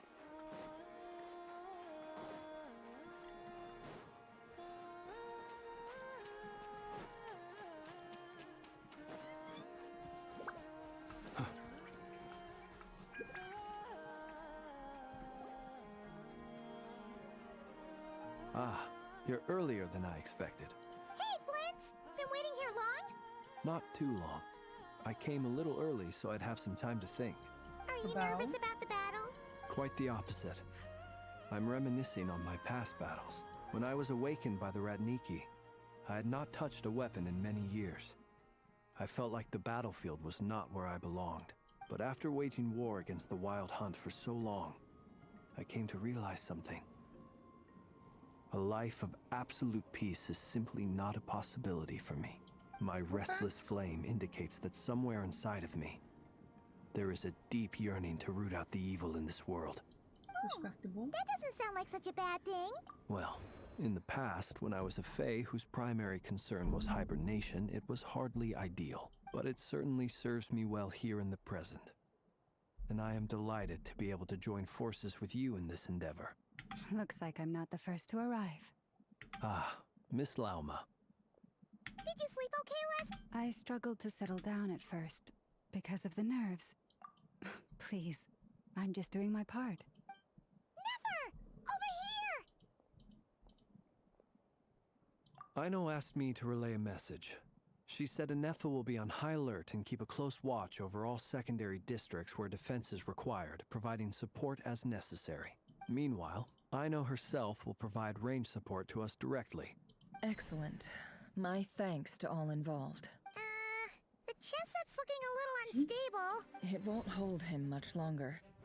We should be prepared to engage at a moment's notice. No sense sitting around waiting. Let's make the first move while we still have the option. I agree. Paimon, find a safe hiding place. Got it! Be careful, traveler! I will. Snap. He's about to get cereal. Everyone, take your positions as soon as the battle starts.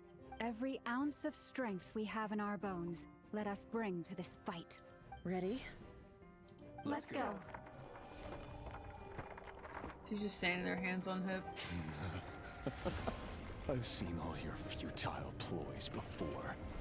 You have become the authors of your own demise. Nuvi also has the eye on his hand. I wonder if it means something.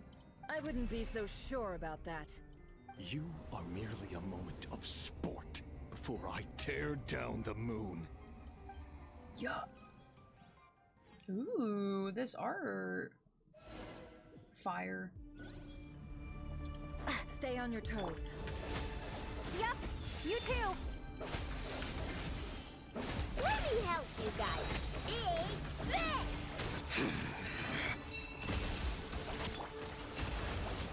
Move! Yeah, Go! oh shit. It all adds up. The moonlight betrays you.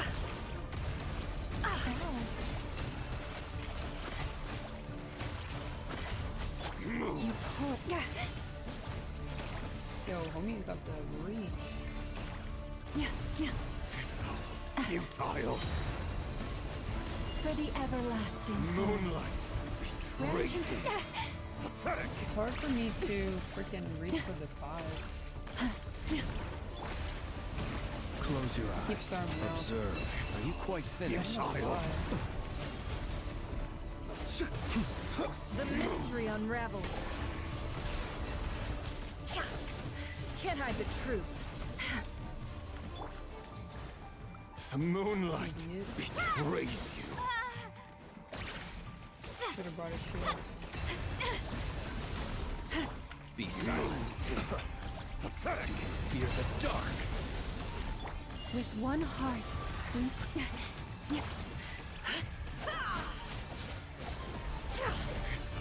Futile, hunt him down! It all adds up. No stamina's. The moonlight Close your betrays eyes. you. Do you fear the dark? Be silent. Can't hide the truth. Seek within. It all adds up. It began with the moon, and so shall it end.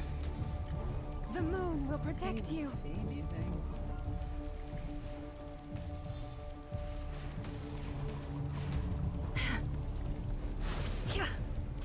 Close your eyes. Steady now. Be silent.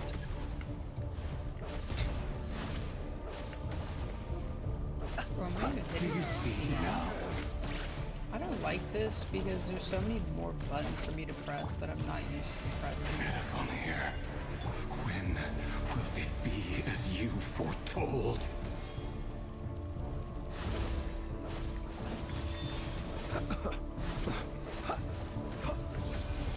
I know Steady now.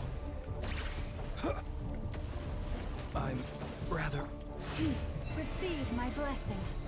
Your foul spirit is not welcome here. There's so many other things I gotta press too. It's throwing me off now. Right. Be silent. Observe. Do you fear the dark? Wipe out! The mystery unravels. Futile.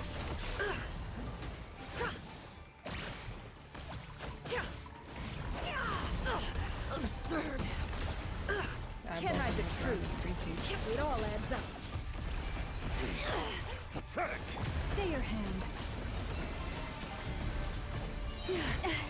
Futile. One heart. Down. A great transgression. I guess I could have brought a shield. Lush as the moon. Be silent. Close your eyes. Move.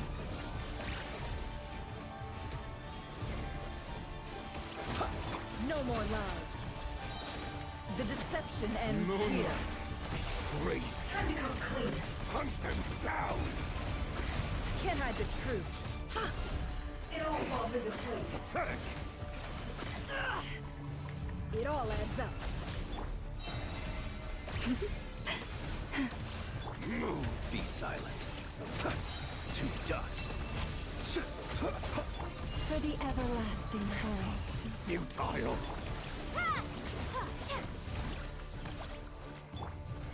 Hunt them down. Pathetic. Keep it 6. Moonlight. It's like 46. Close your eyes. Be silent. Move.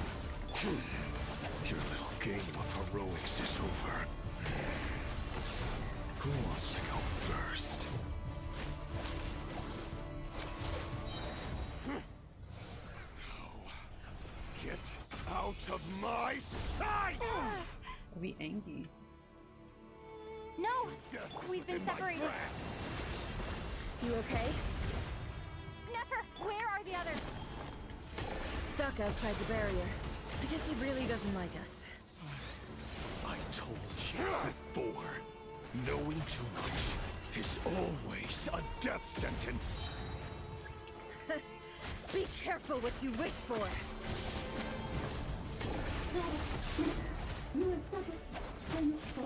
Lauma! Can you hear me?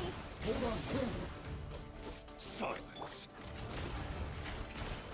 Voices are gone. But at least I know they're still there. I'm Run. really focused. Hide. Stick to the plan. Remember my most important task. Just keep stalling him. If I can stall him for long enough, the moment will come.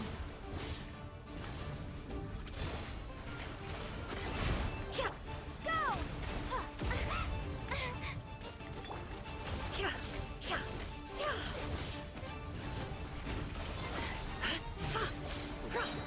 The mystery unravels. Go! Wipe out!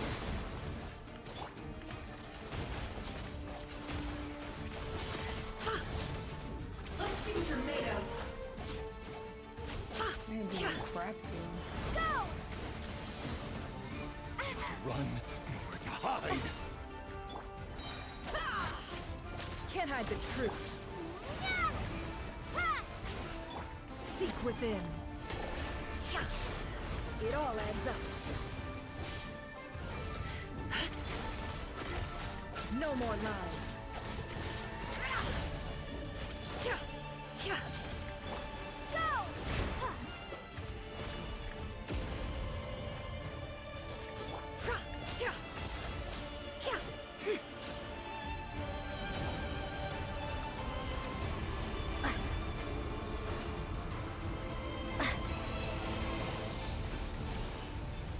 got this.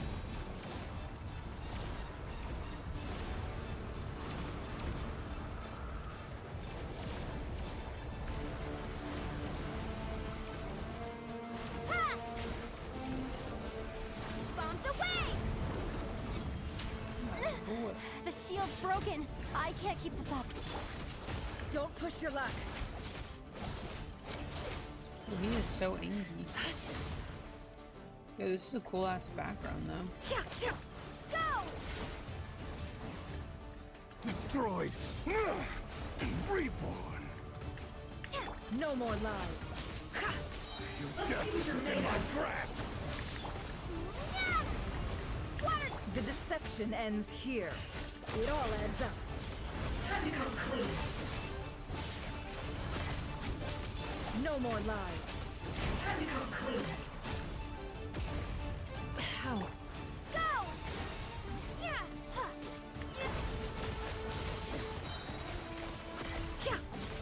Bombs away! Seek within. I don't even remember what Hydro Traveler does. Actually. Can't hide the truth. It all falls into place. Go! Run, nowhere to hide. No more lies. Time to come clean. The deception ends here. Wipe out! Yeah, no.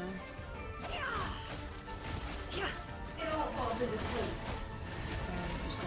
Time to come clean. He just keeps attacking me and knocking me out of it anyways. Bombs away! The mystery unravels. Can't hide the truth. Let's see what you're made of. Time to come clean.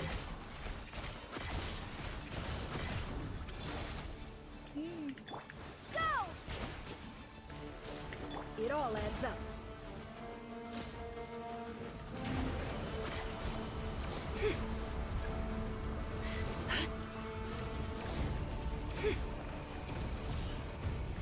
Curses.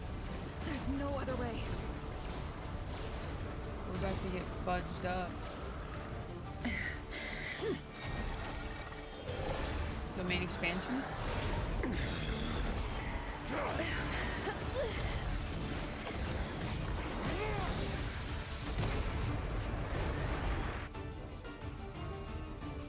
The only way to defeat Rerir is to borrow his own power. That means Columbina will have to disappear while you two bear the brunt of his attacks. You have to hold on. Find a way to keep him focused on killing the two of you.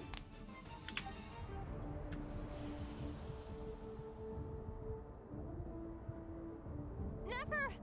Your eyes are bleeding. Ooh. Soon you will be powerless to resist, and then I will reduce you to dust. But that dust will plague your memories. Come on. Keep holding on. Any other tricks up your sleeve? Let's see them. As entertaining as they are, you've backed yourself into a corner. You don't fool me. I see your fear clear as day. I have to stoke his rage. Make him unleash everything. You fear what you could never defeat. You fear the thought of never being able to save your beloved. Not Rerir. You cannot win the fight against fate, Rerir. Is that what you think? Well, now it's your turn to feel afraid.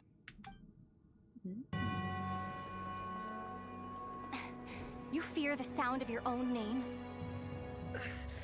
Is it us you hate? Or is it what you've become? No. Let's see what becomes of you!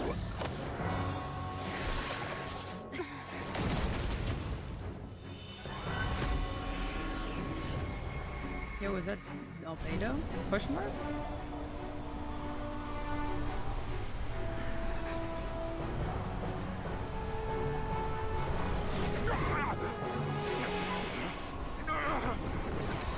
What's happening? That power. I've seen it before. Yeah, of Let's go. Andoran, okay. And Columbina, yo, let's go. His power is on another level. With the trifecta. We'll need to use an alchemical array to convert his power into a usable form. Then quickly channel it into Columbina, rendering her powerful enough to compete with him. I'll join you. I can help. If I release enough abyssal energy into a confined space, it'll create a potential difference, allowing us to extract a huge amount of elemental energy. Next, I'll synchronize with everyone's minds using Pyro, then give you temporary access to their abilities and fields of view. But it won't last long. Can you see? Well enough. Yo, this is some Subaru and Julius. So, we have a student of Gold Rheindotter in our midst. How about that?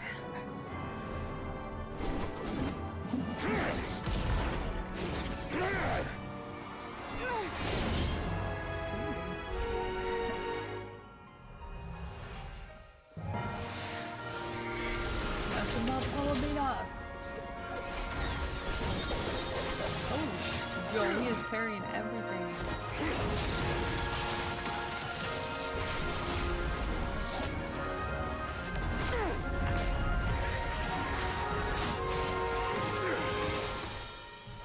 You use my own power against me? Just like how you stole Kuvaki. Look familiar? Smash talk.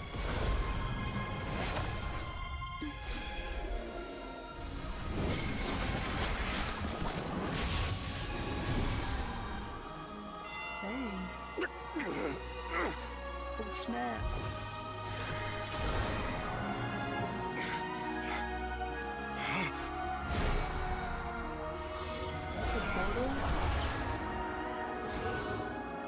Don't you realize? You don't have the power to hold that gate open. I don't, but someone else does. Goodbye, Rerir.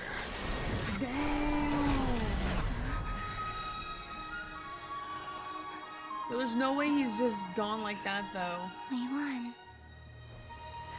I don't know. I'm not. Something doesn't feel right. Yo, W Duran, W everybody. Yo, Dane actually decided to join. Let's go. It doesn't feel like the last we'll see of him, though. That's for sure. Homie's gone for now, but that's such a badass cutscene. How are your eyes? They're fine. Apart from the blindness, of course. It's not too late. Let me handle it.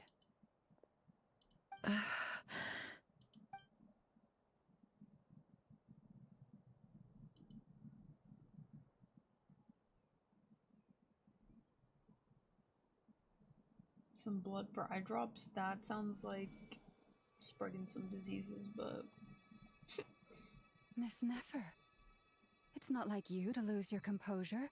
That was the most reckless thing I've ever seen you do. Reckless how? The situation was critical. Our lives were at stake. We had to do something. Even so. Okay. I guess you're right. Under the circumstances, it was a wise decision. Yo, she actually lost her eyesight? For an incredible victory. In business terms, I suppose that's a huge return on investment. I'd be hard-pressed to argue otherwise. Still, I don't like this outcome, and I don't want you to lose your sight for good. People suffer when they make sacrifices they shouldn't have to make. Whether that means faith, strength, or in this case, your ability to even see. I had hoped you could win without sacrificing so much as a single hair on your head.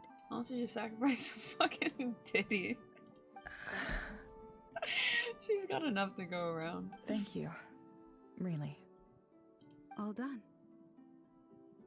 Don't try and open your eyes just yet. We'll see how you're doing in a couple of days. Until then, please follow your recovery plan to the letter. I'll send full details through Yehoda. For now, just get yourself home, relax, yeah, we can't lose her beautiful and rest. eyeballs. My dear friends, we That was have a sick fought cutscene. bravely, and achieved 10 a out of 10. spectacular victory. A dark cloud has been lifted from the skies of Krai. All in this land will be grateful for what you have done. The moon will remember this day. Thank you both. So they just potentially sent him through that gate, but we don't know where the gates lead.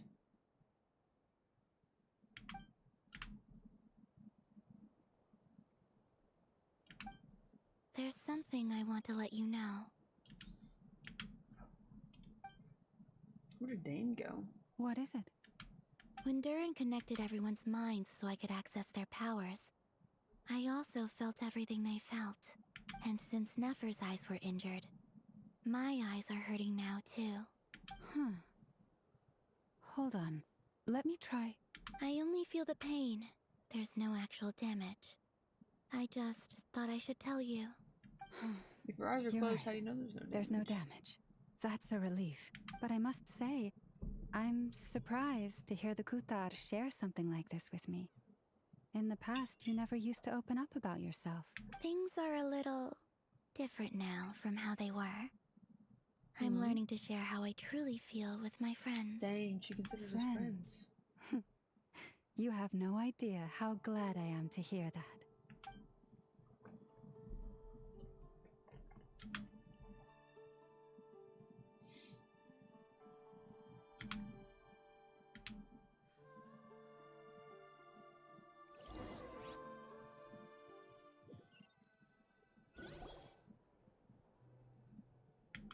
Dang. Yay! You're awake! How are you feeling? Any aches and pains? Did you sleep well? I'm doing all right, Paimon. No need to worry about me. Phew! Well, that's good. Paimon's been sitting on the edge of the bed worrying about you for ages. You slept a whole day and night. Glad to hear you didn't starve. Well, it wasn't the same without you there to share it. Honestly, Paimon just can't relax when you're not your usual self. Well, I'm back to normal now. Oh yeah, and Albedo swung by earlier. He said to tell you to head to the tavern when you woke up. He also dropped off some medical supplies, but you seem fit as a fiddle, so if you're feeling up to it, let's head over now. Nah, he's totally gonna find a way out. That's not the last we're gonna see of him. It's just a matter of when and if somebody helps him, because he's had help this whole entire time some way, somehow. Whether he knows it or not. Because this whole entire quest has been, oh, he's getting assistance from somewhere, some way. Because that's how Varka left. But he was here the whole time. So somebody's helping him. We just don't know who yet. It's probably the fucking doctor. Traveler and Paimon!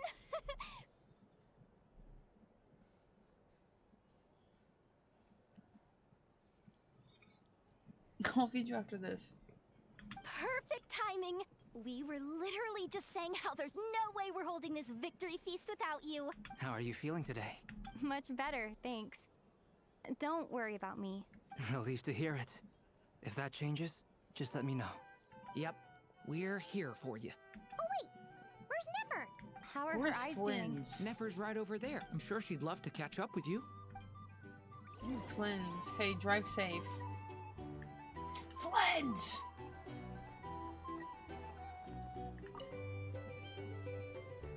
I thought of 1,000 ways to congratulate you, but now you're here, words are failing me. The honorary knight stuns them speechless once again. Well said. The honorary knight showed us all how it's done. The other knights tell me that Mondstadt was the first stop on your journey. All of us are truly delighted to count you as our friend. I'd like to thank you for supporting the Knights of Favonius, and also for helping us save Krai.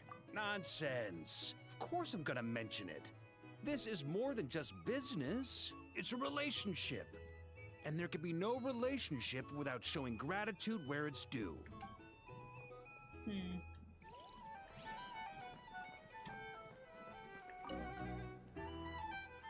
Hello, you.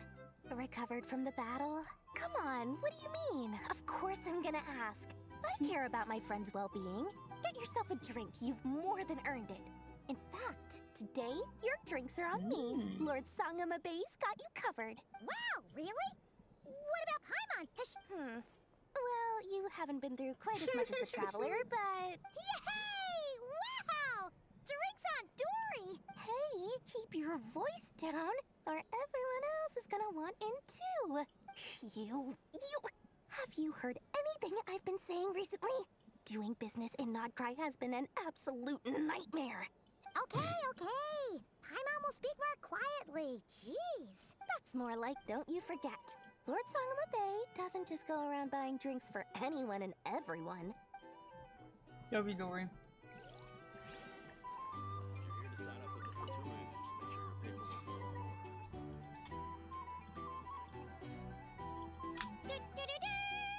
We're here!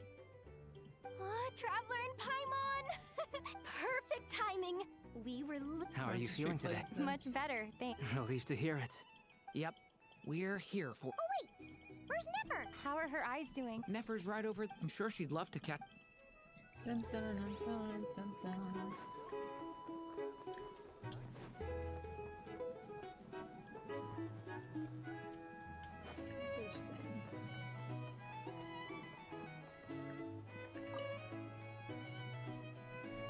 I see you've recovered. You bet. Snooze your way to a full recovery. Glad to hear it. A healthy body is paramount. Nothing else in life is possible without it. So take it slow. Paimon too! You really saved the day when you swooped in to open that gateway. I came to accept that although Rerir was my friend in the past, here and now, he was an enemy that must be defeated. Though I will never fully understand what happened between us, I could not let this crisis deepen any further. We fought a very necessary battle, and you played your part admirably. Yeah! And if you ever need to talk, just remember, we're always here. I'll do that. W.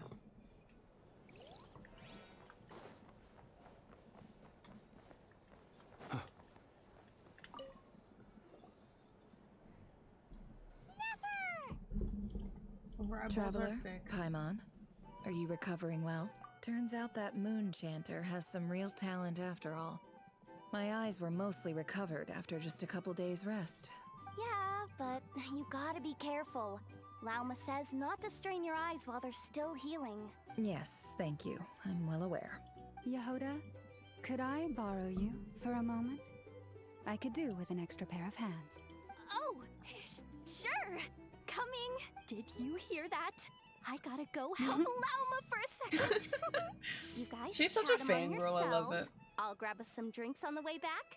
Paimon, you still like 'em sweet? You bet. Make it extra sweet, cause Paimon's earned it. Sure thing.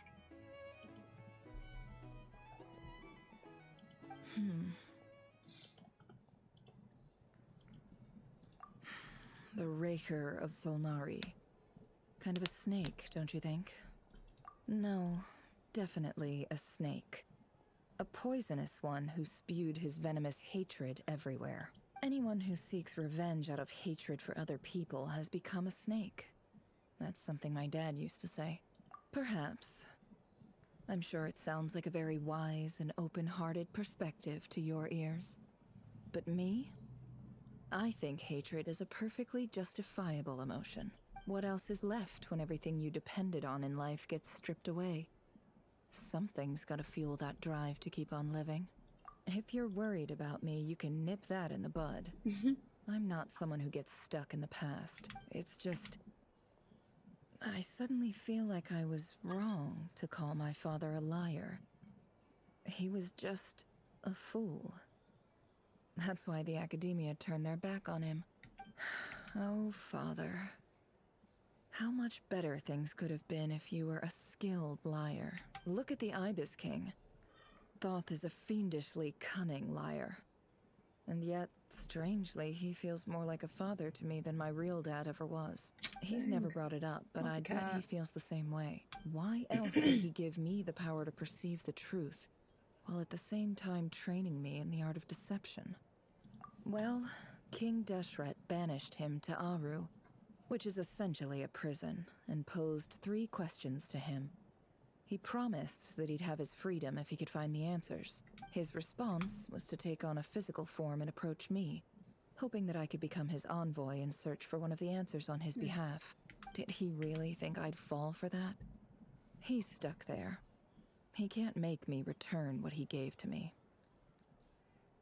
So that's enough for you to decide he's nice, is it? He's a prisoner, and he was scared. So he decided to perform some good deeds to win people's approval. He lives in fear because he's a deceiver. How is Rerir any different? You can't work as a spy your whole life and expect a happy ending. It's preposterous. Yet I can't say I don't understand it. Liars live in the darkness of their own making. But it's still human nature to want to go on living. They say that a liar's soul is the most worthless thing in the world. So that might be What do you think? Oh, really? Well, it takes a very kind It's worse person to to find be things of compassion even for liars. liars. If you ask me, the soul of a liar really is worth nothing. Because all they care about is themselves. For example, when something good falls into my lap, I don't go sharing the news around. So be it. They have sharp ears. I can't keep anything from them. Oh, is that what it looks like? Well, you all know my past now. And I can't simply eliminate everyone who knows too much. So I guess I just have to put up with you. For the foreseeable future, at least. When you find yourself in a situation you can't control, the safest play is to keep calm and start monitoring everyone involved like a hawk. In the intelligence world, you need to have a sense of perspective. Her and Lloyd and would play get your along. hand accordingly. If you understand what's at stake, please ensure my secret is safe with you. I trust you'll respect my wishes as a friend. Very good. Oh, wait! Now that the panic's over and we've all calmed down, after all that build-up, our mystery ally never showed up even once! Okay, but where the fuck is Flint? That's sus. Huh? Am I imagining things?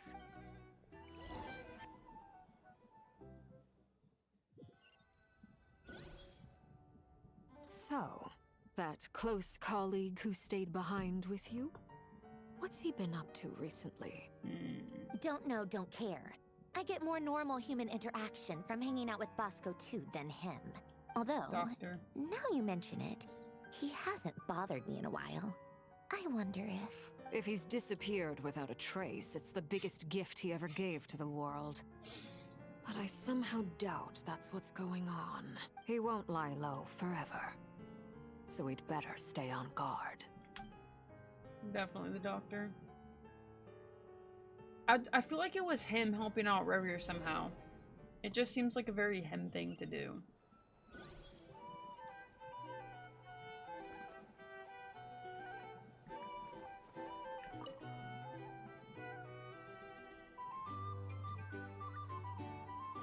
Ah, Lord Sangama Bay. How lovely to see you. I must thank you for the device you provided. It was an enormous help. Would I be right in thinking that it was developed by the Academia?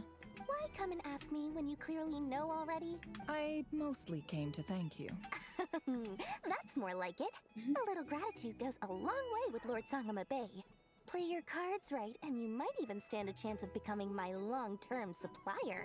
The chance to work with such a kind and charitable investor as yourself would be a great honor Love for the kissing up to Curatorium. Dory's ass is so funny. Huh? Charitable? Who said anything about charity? First time hearing about it. Let's see. The first plot of land you purchased in Krai, your desert interests, and... Stop! What do you think you're doing? Exposing my investment history! It's nothing to hide from. They're all perfectly legitimate investments.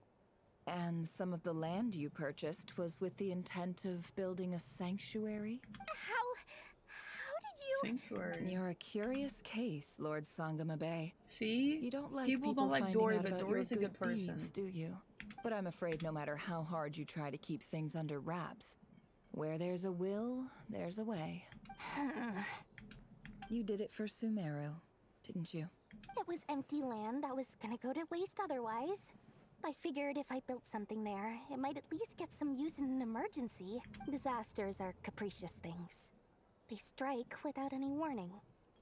I've lost family to a disaster before, and I don't want to lose any friends or business partners if I can help it. No, they both have a heart. Dory definitely closes hers off. That's why nobody knows about her good deeds. My elder sister used to dream of finding a sanctuary. Somewhere with plenty of food, water, and medicine. Where everyone could live happy lives. It was something I looked into. But after discussing things with the Dendro Archon, I decided on a more effective strategy. The tech people handled the tech, and Moneybags provided the Mora. It just made the most sense. It's a pity that so few people know the truth about you. See? Everyone says that you view everything in terms of Mora, and all you care about is growing your own wealth. So, what's the problem with that? Everyone wants to be rich. It's human nature. So yes, I love Mora, and it's nothing to be ashamed of. But surely you have dreams of your own beyond just making Mora. You don't get it, do you? My dream is to invest in other people's dreams. And, you know, make a nice little slice for myself. She's so cute. That's so based, bro. Just thinking about it makes me happy.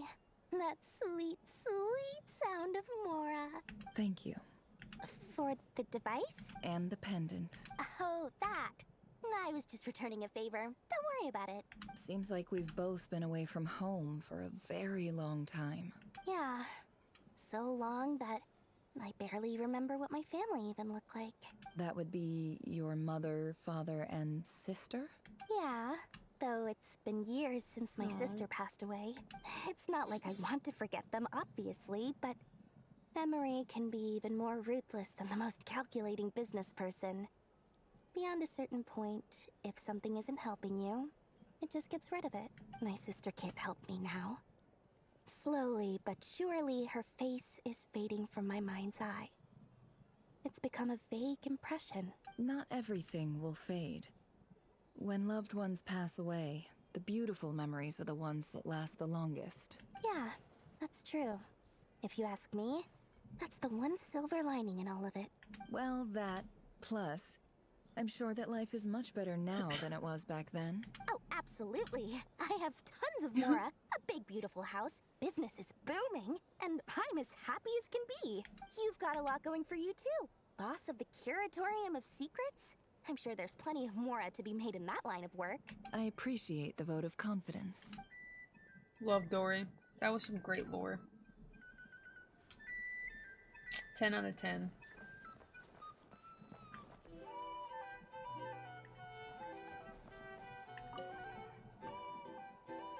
How have you been holding up? Any adverse reactions? If you start to take a turn for the worse, make sure you tell me right away. You don't need to worry about me, Grandmaster. I'm fine. I mean, I barely did anything, so... What? You're too humble, young man. You played an indispensable role in the battle for Krai. We can't thank you enough for your support. Sometimes, when people praise you, it's because you deserve it. The best thing is to accept it calmly and with grace. It's important to learn how to respond to words of admiration. Let's do a quick demonstration. Albedo, that was an incredible feat of alchemy. The pressure was on, but you worked flawlessly at lightning speed to get the job done. Thank you. I can't take all the credit, though. Durin played a big part in forming the alchemical array. See? Did you catch that? A masterclass in how to take a compliment. Oh, okay, yeah. I did work pretty hard to help prepare for the battle. No point denying that. Hey, you guys! Hey, look who's bounced back. Looking good, traveler. He's so tall. Seems like you've recovered. You won't need to take any more medication. Can I get you a drink? Huh? You know how to order at a bar now? Handling a drinks order is ridiculously simple compared to alchemy. Paimon believes it.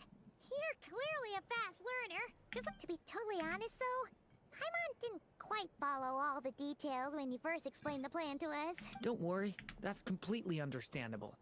Unless you're a student of alchemy, it's hard to grasp the principle and how the process works. To put it in the simplest terms, we saw how our enemy stole the power of Kuvaki. And that gave us the idea of stealing his power to turn it against him. When facing an enemy you have no hope of defeating, it's best not to engage them in battle. So, instead of looking for a way to overpower him, we decided to help Columbina get strong enough to at least stand up to him in a fight. For this to work, we had to analyze his modes of attack, confirm who his main target was, and make sure that he wouldn't go beyond the range of the alchemical array. For added security, we prepared a total of 4 arrays. But to mitigate the impact of the battle, we identified one location in particular as the ideal spot, which is where the confrontation took place. The alchemical array absorbed his abyssal power. Then Durin processed it to render it usable by Columbina. That power enabled her to do what would otherwise have been nigh on impossible. What surprised me was that Dainsleif actually agreed to join us. Given his history with Rerir, he had every right to sit this one out. But we're extremely grateful for the decision he made. It must have been a painful choice to make. But I'm sure that making a decision was far better for him than staying in limbo. Absolutely. He was torn between 2 paths, but in the end, he made his choice and stuck to it resolutely. He doesn't strike me as the sort of person who'd stay trapped in limbo for long. Anyway, however you cut it, everyone gave a stellar performance. And now, it's time to kick back and celebrate. Drinks all night. Let's go.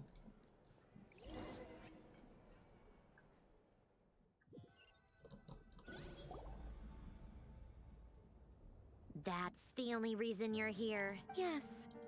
I've thought a lot about it. And I've realized that you, me, and Arlecchino should be friends. I think this is very important. So I felt I had to come and tell you.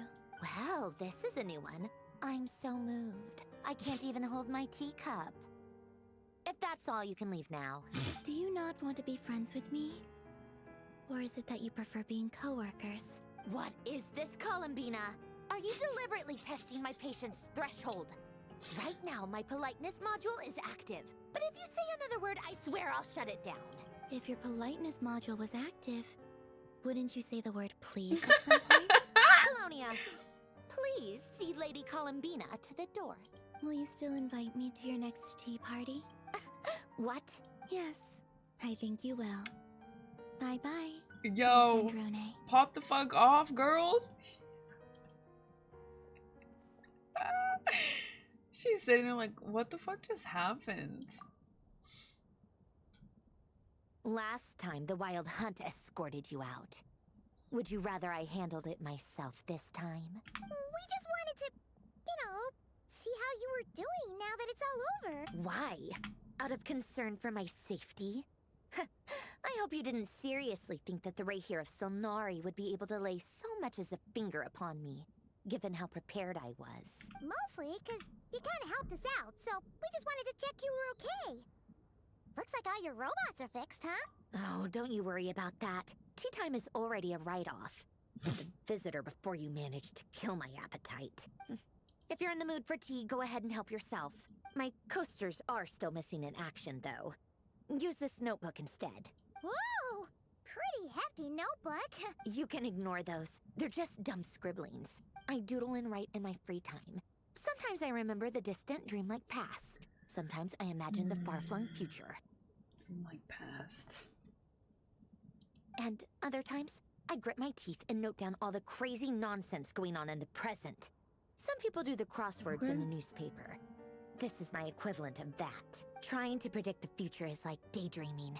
And writing about the present just makes me furious. The past is my favorite.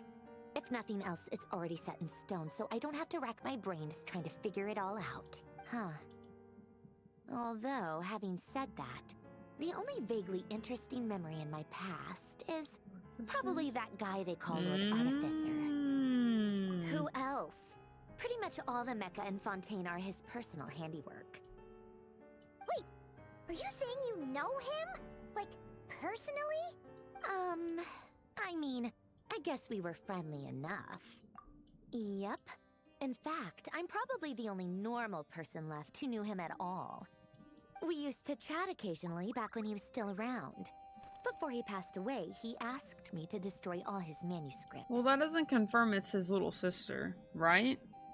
Because that's who we are assuming she is, his little sister, because she's kind of passing off as they're just friends. I honored his request, but I did read through everything first before destroying them. I mean, I couldn't let the genius of Lord Artificer Alain Guillotin disappear like that. Would have been such a waste. So, that's where the formula's in your notebook are from? I just told you. Those are my equivalent of crossword puzzles. They're just dumb formulas that I solve for fun when I'm bored. Alain's work was like epic poetry. The formulas in my notebook are just silly little riddles in comparison. Not that there's anything bad about them. I mean, at least, solving those riddles isn't going to hurt anyone. Except me, because I lose a few brain cells in the process. Anyway, while we're on the topic, I might as well tell you about what happened to him and his friends. Alain Guillotin had two close buddies, Renee and Jacob. They spent their childhood years together in the Nazissenkreuz Institute. Which one was he again? This one? I can't remember. Maybe this one? They were all quite competitive, so there was some rivalry between them. But it was a friendly These two rivalry. were siblings, no? But beneath the friendship and the rivalry ran something deeper. A sense of nostalgia for the past. Unfortunately, childhood would end. The prophecy would come true. The apocalypse would arrive. And the future would never be. A mad dream that would normally only capture the minds of lunatics began to take root in their hearts. A dream of saving the world. And if Renee and Alain had been people of lesser wits, that dream would probably have ended up as something for them to joke about in their older years. But alas, they were some of the sharpest minds around. They nurtured that dream with the full power of their intellect, and it grew into something that ate away at their souls. The first of them to fall under its spell was Renee. Against Alain's wishes, he persisted in experimenting on a mutual friend of theirs to try and save their life. Alain did not approve and parted ways with Renee. It's complicated. Alain wanted to believe that Renee only did what he did for the sake of their friendship. But when he told me about what happened, I could tell he still had some suspicions about Renee's motives. Perhaps the seed that would grow into a nightmare had already sprouted in Renee's mind. Even then, the next time they met, Renee's soul had been completely engulfed by the dream of salvation. His futile attempt to change the tide of fate only resulted in a wave that swallowed up the world, even before the apocalypse came. And although that wave died down eventually, I hear that it just recently came back with a vengeance. Yeah, that quest line. As I understand, Renee wanted to live out his dream of salvation once more. I don't remember the details, but I do remember that But line. I'm told that the attempted resurgence finally died out for good. At long last, Renee awoke from his deluded dream. Though of course by then it was far too late. What do you think of Renee? Do you admire his transcendent genius? His view that any price was worth paying to achieve the lofty goal of saving the world? Or do you despise him? Dismiss him as an evil madman who wrought havoc on the lives of everyone around him as he pursued his delusional dream? Same difference, really. Just a matter of perspective. Doesn't surprise me. You share one thing in common, after all. The only difference is, your dream came true, and his, well, he wasn't the one who made it come true.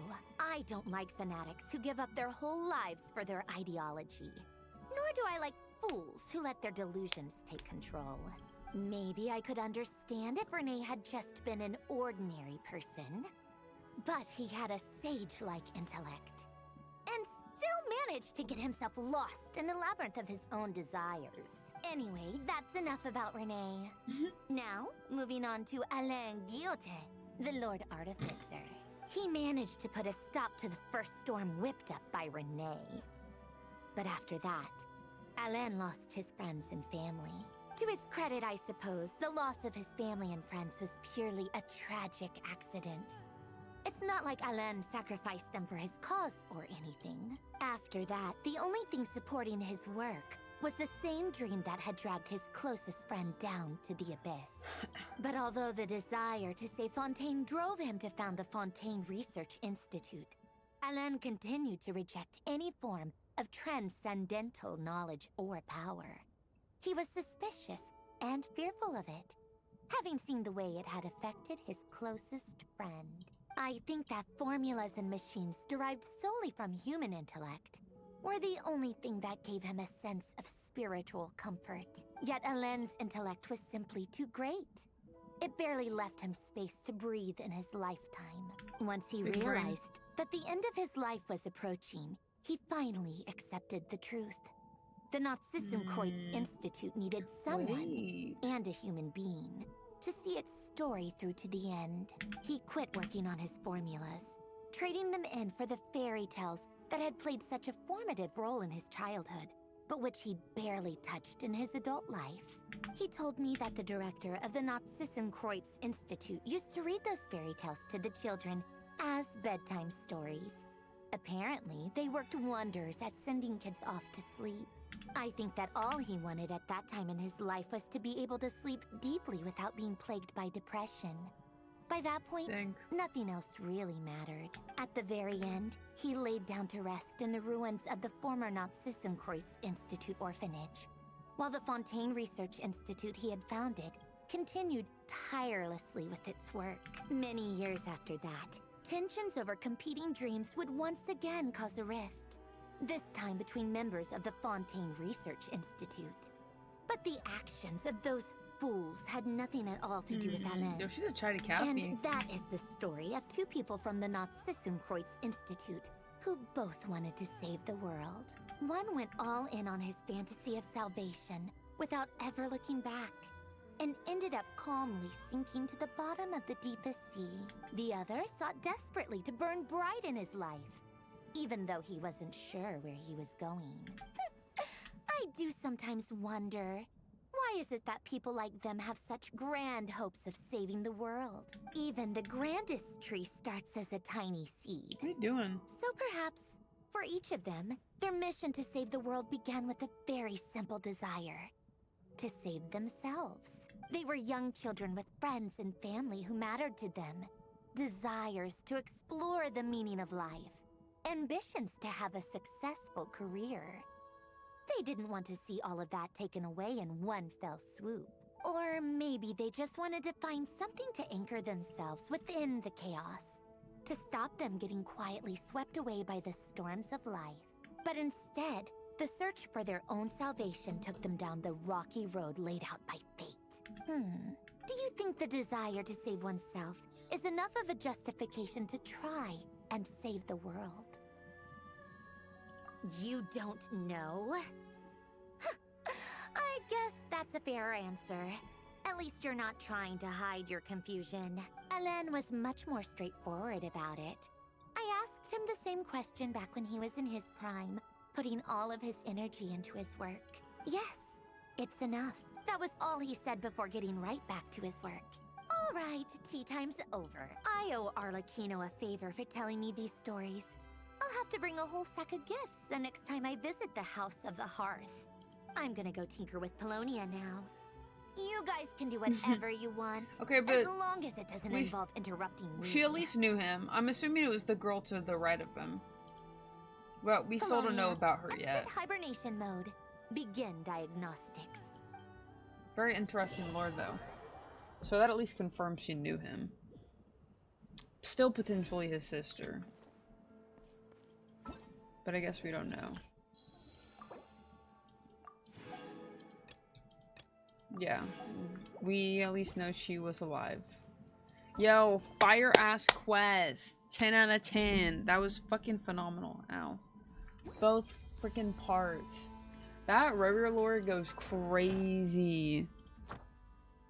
The Nefer backstory was definitely sad. Felt a little tedious, but I'm like kind of glad they're just implementing them in these quests. But then again, I feel like it kind of took away. But at the same time, it blended in, so it wasn't too bad.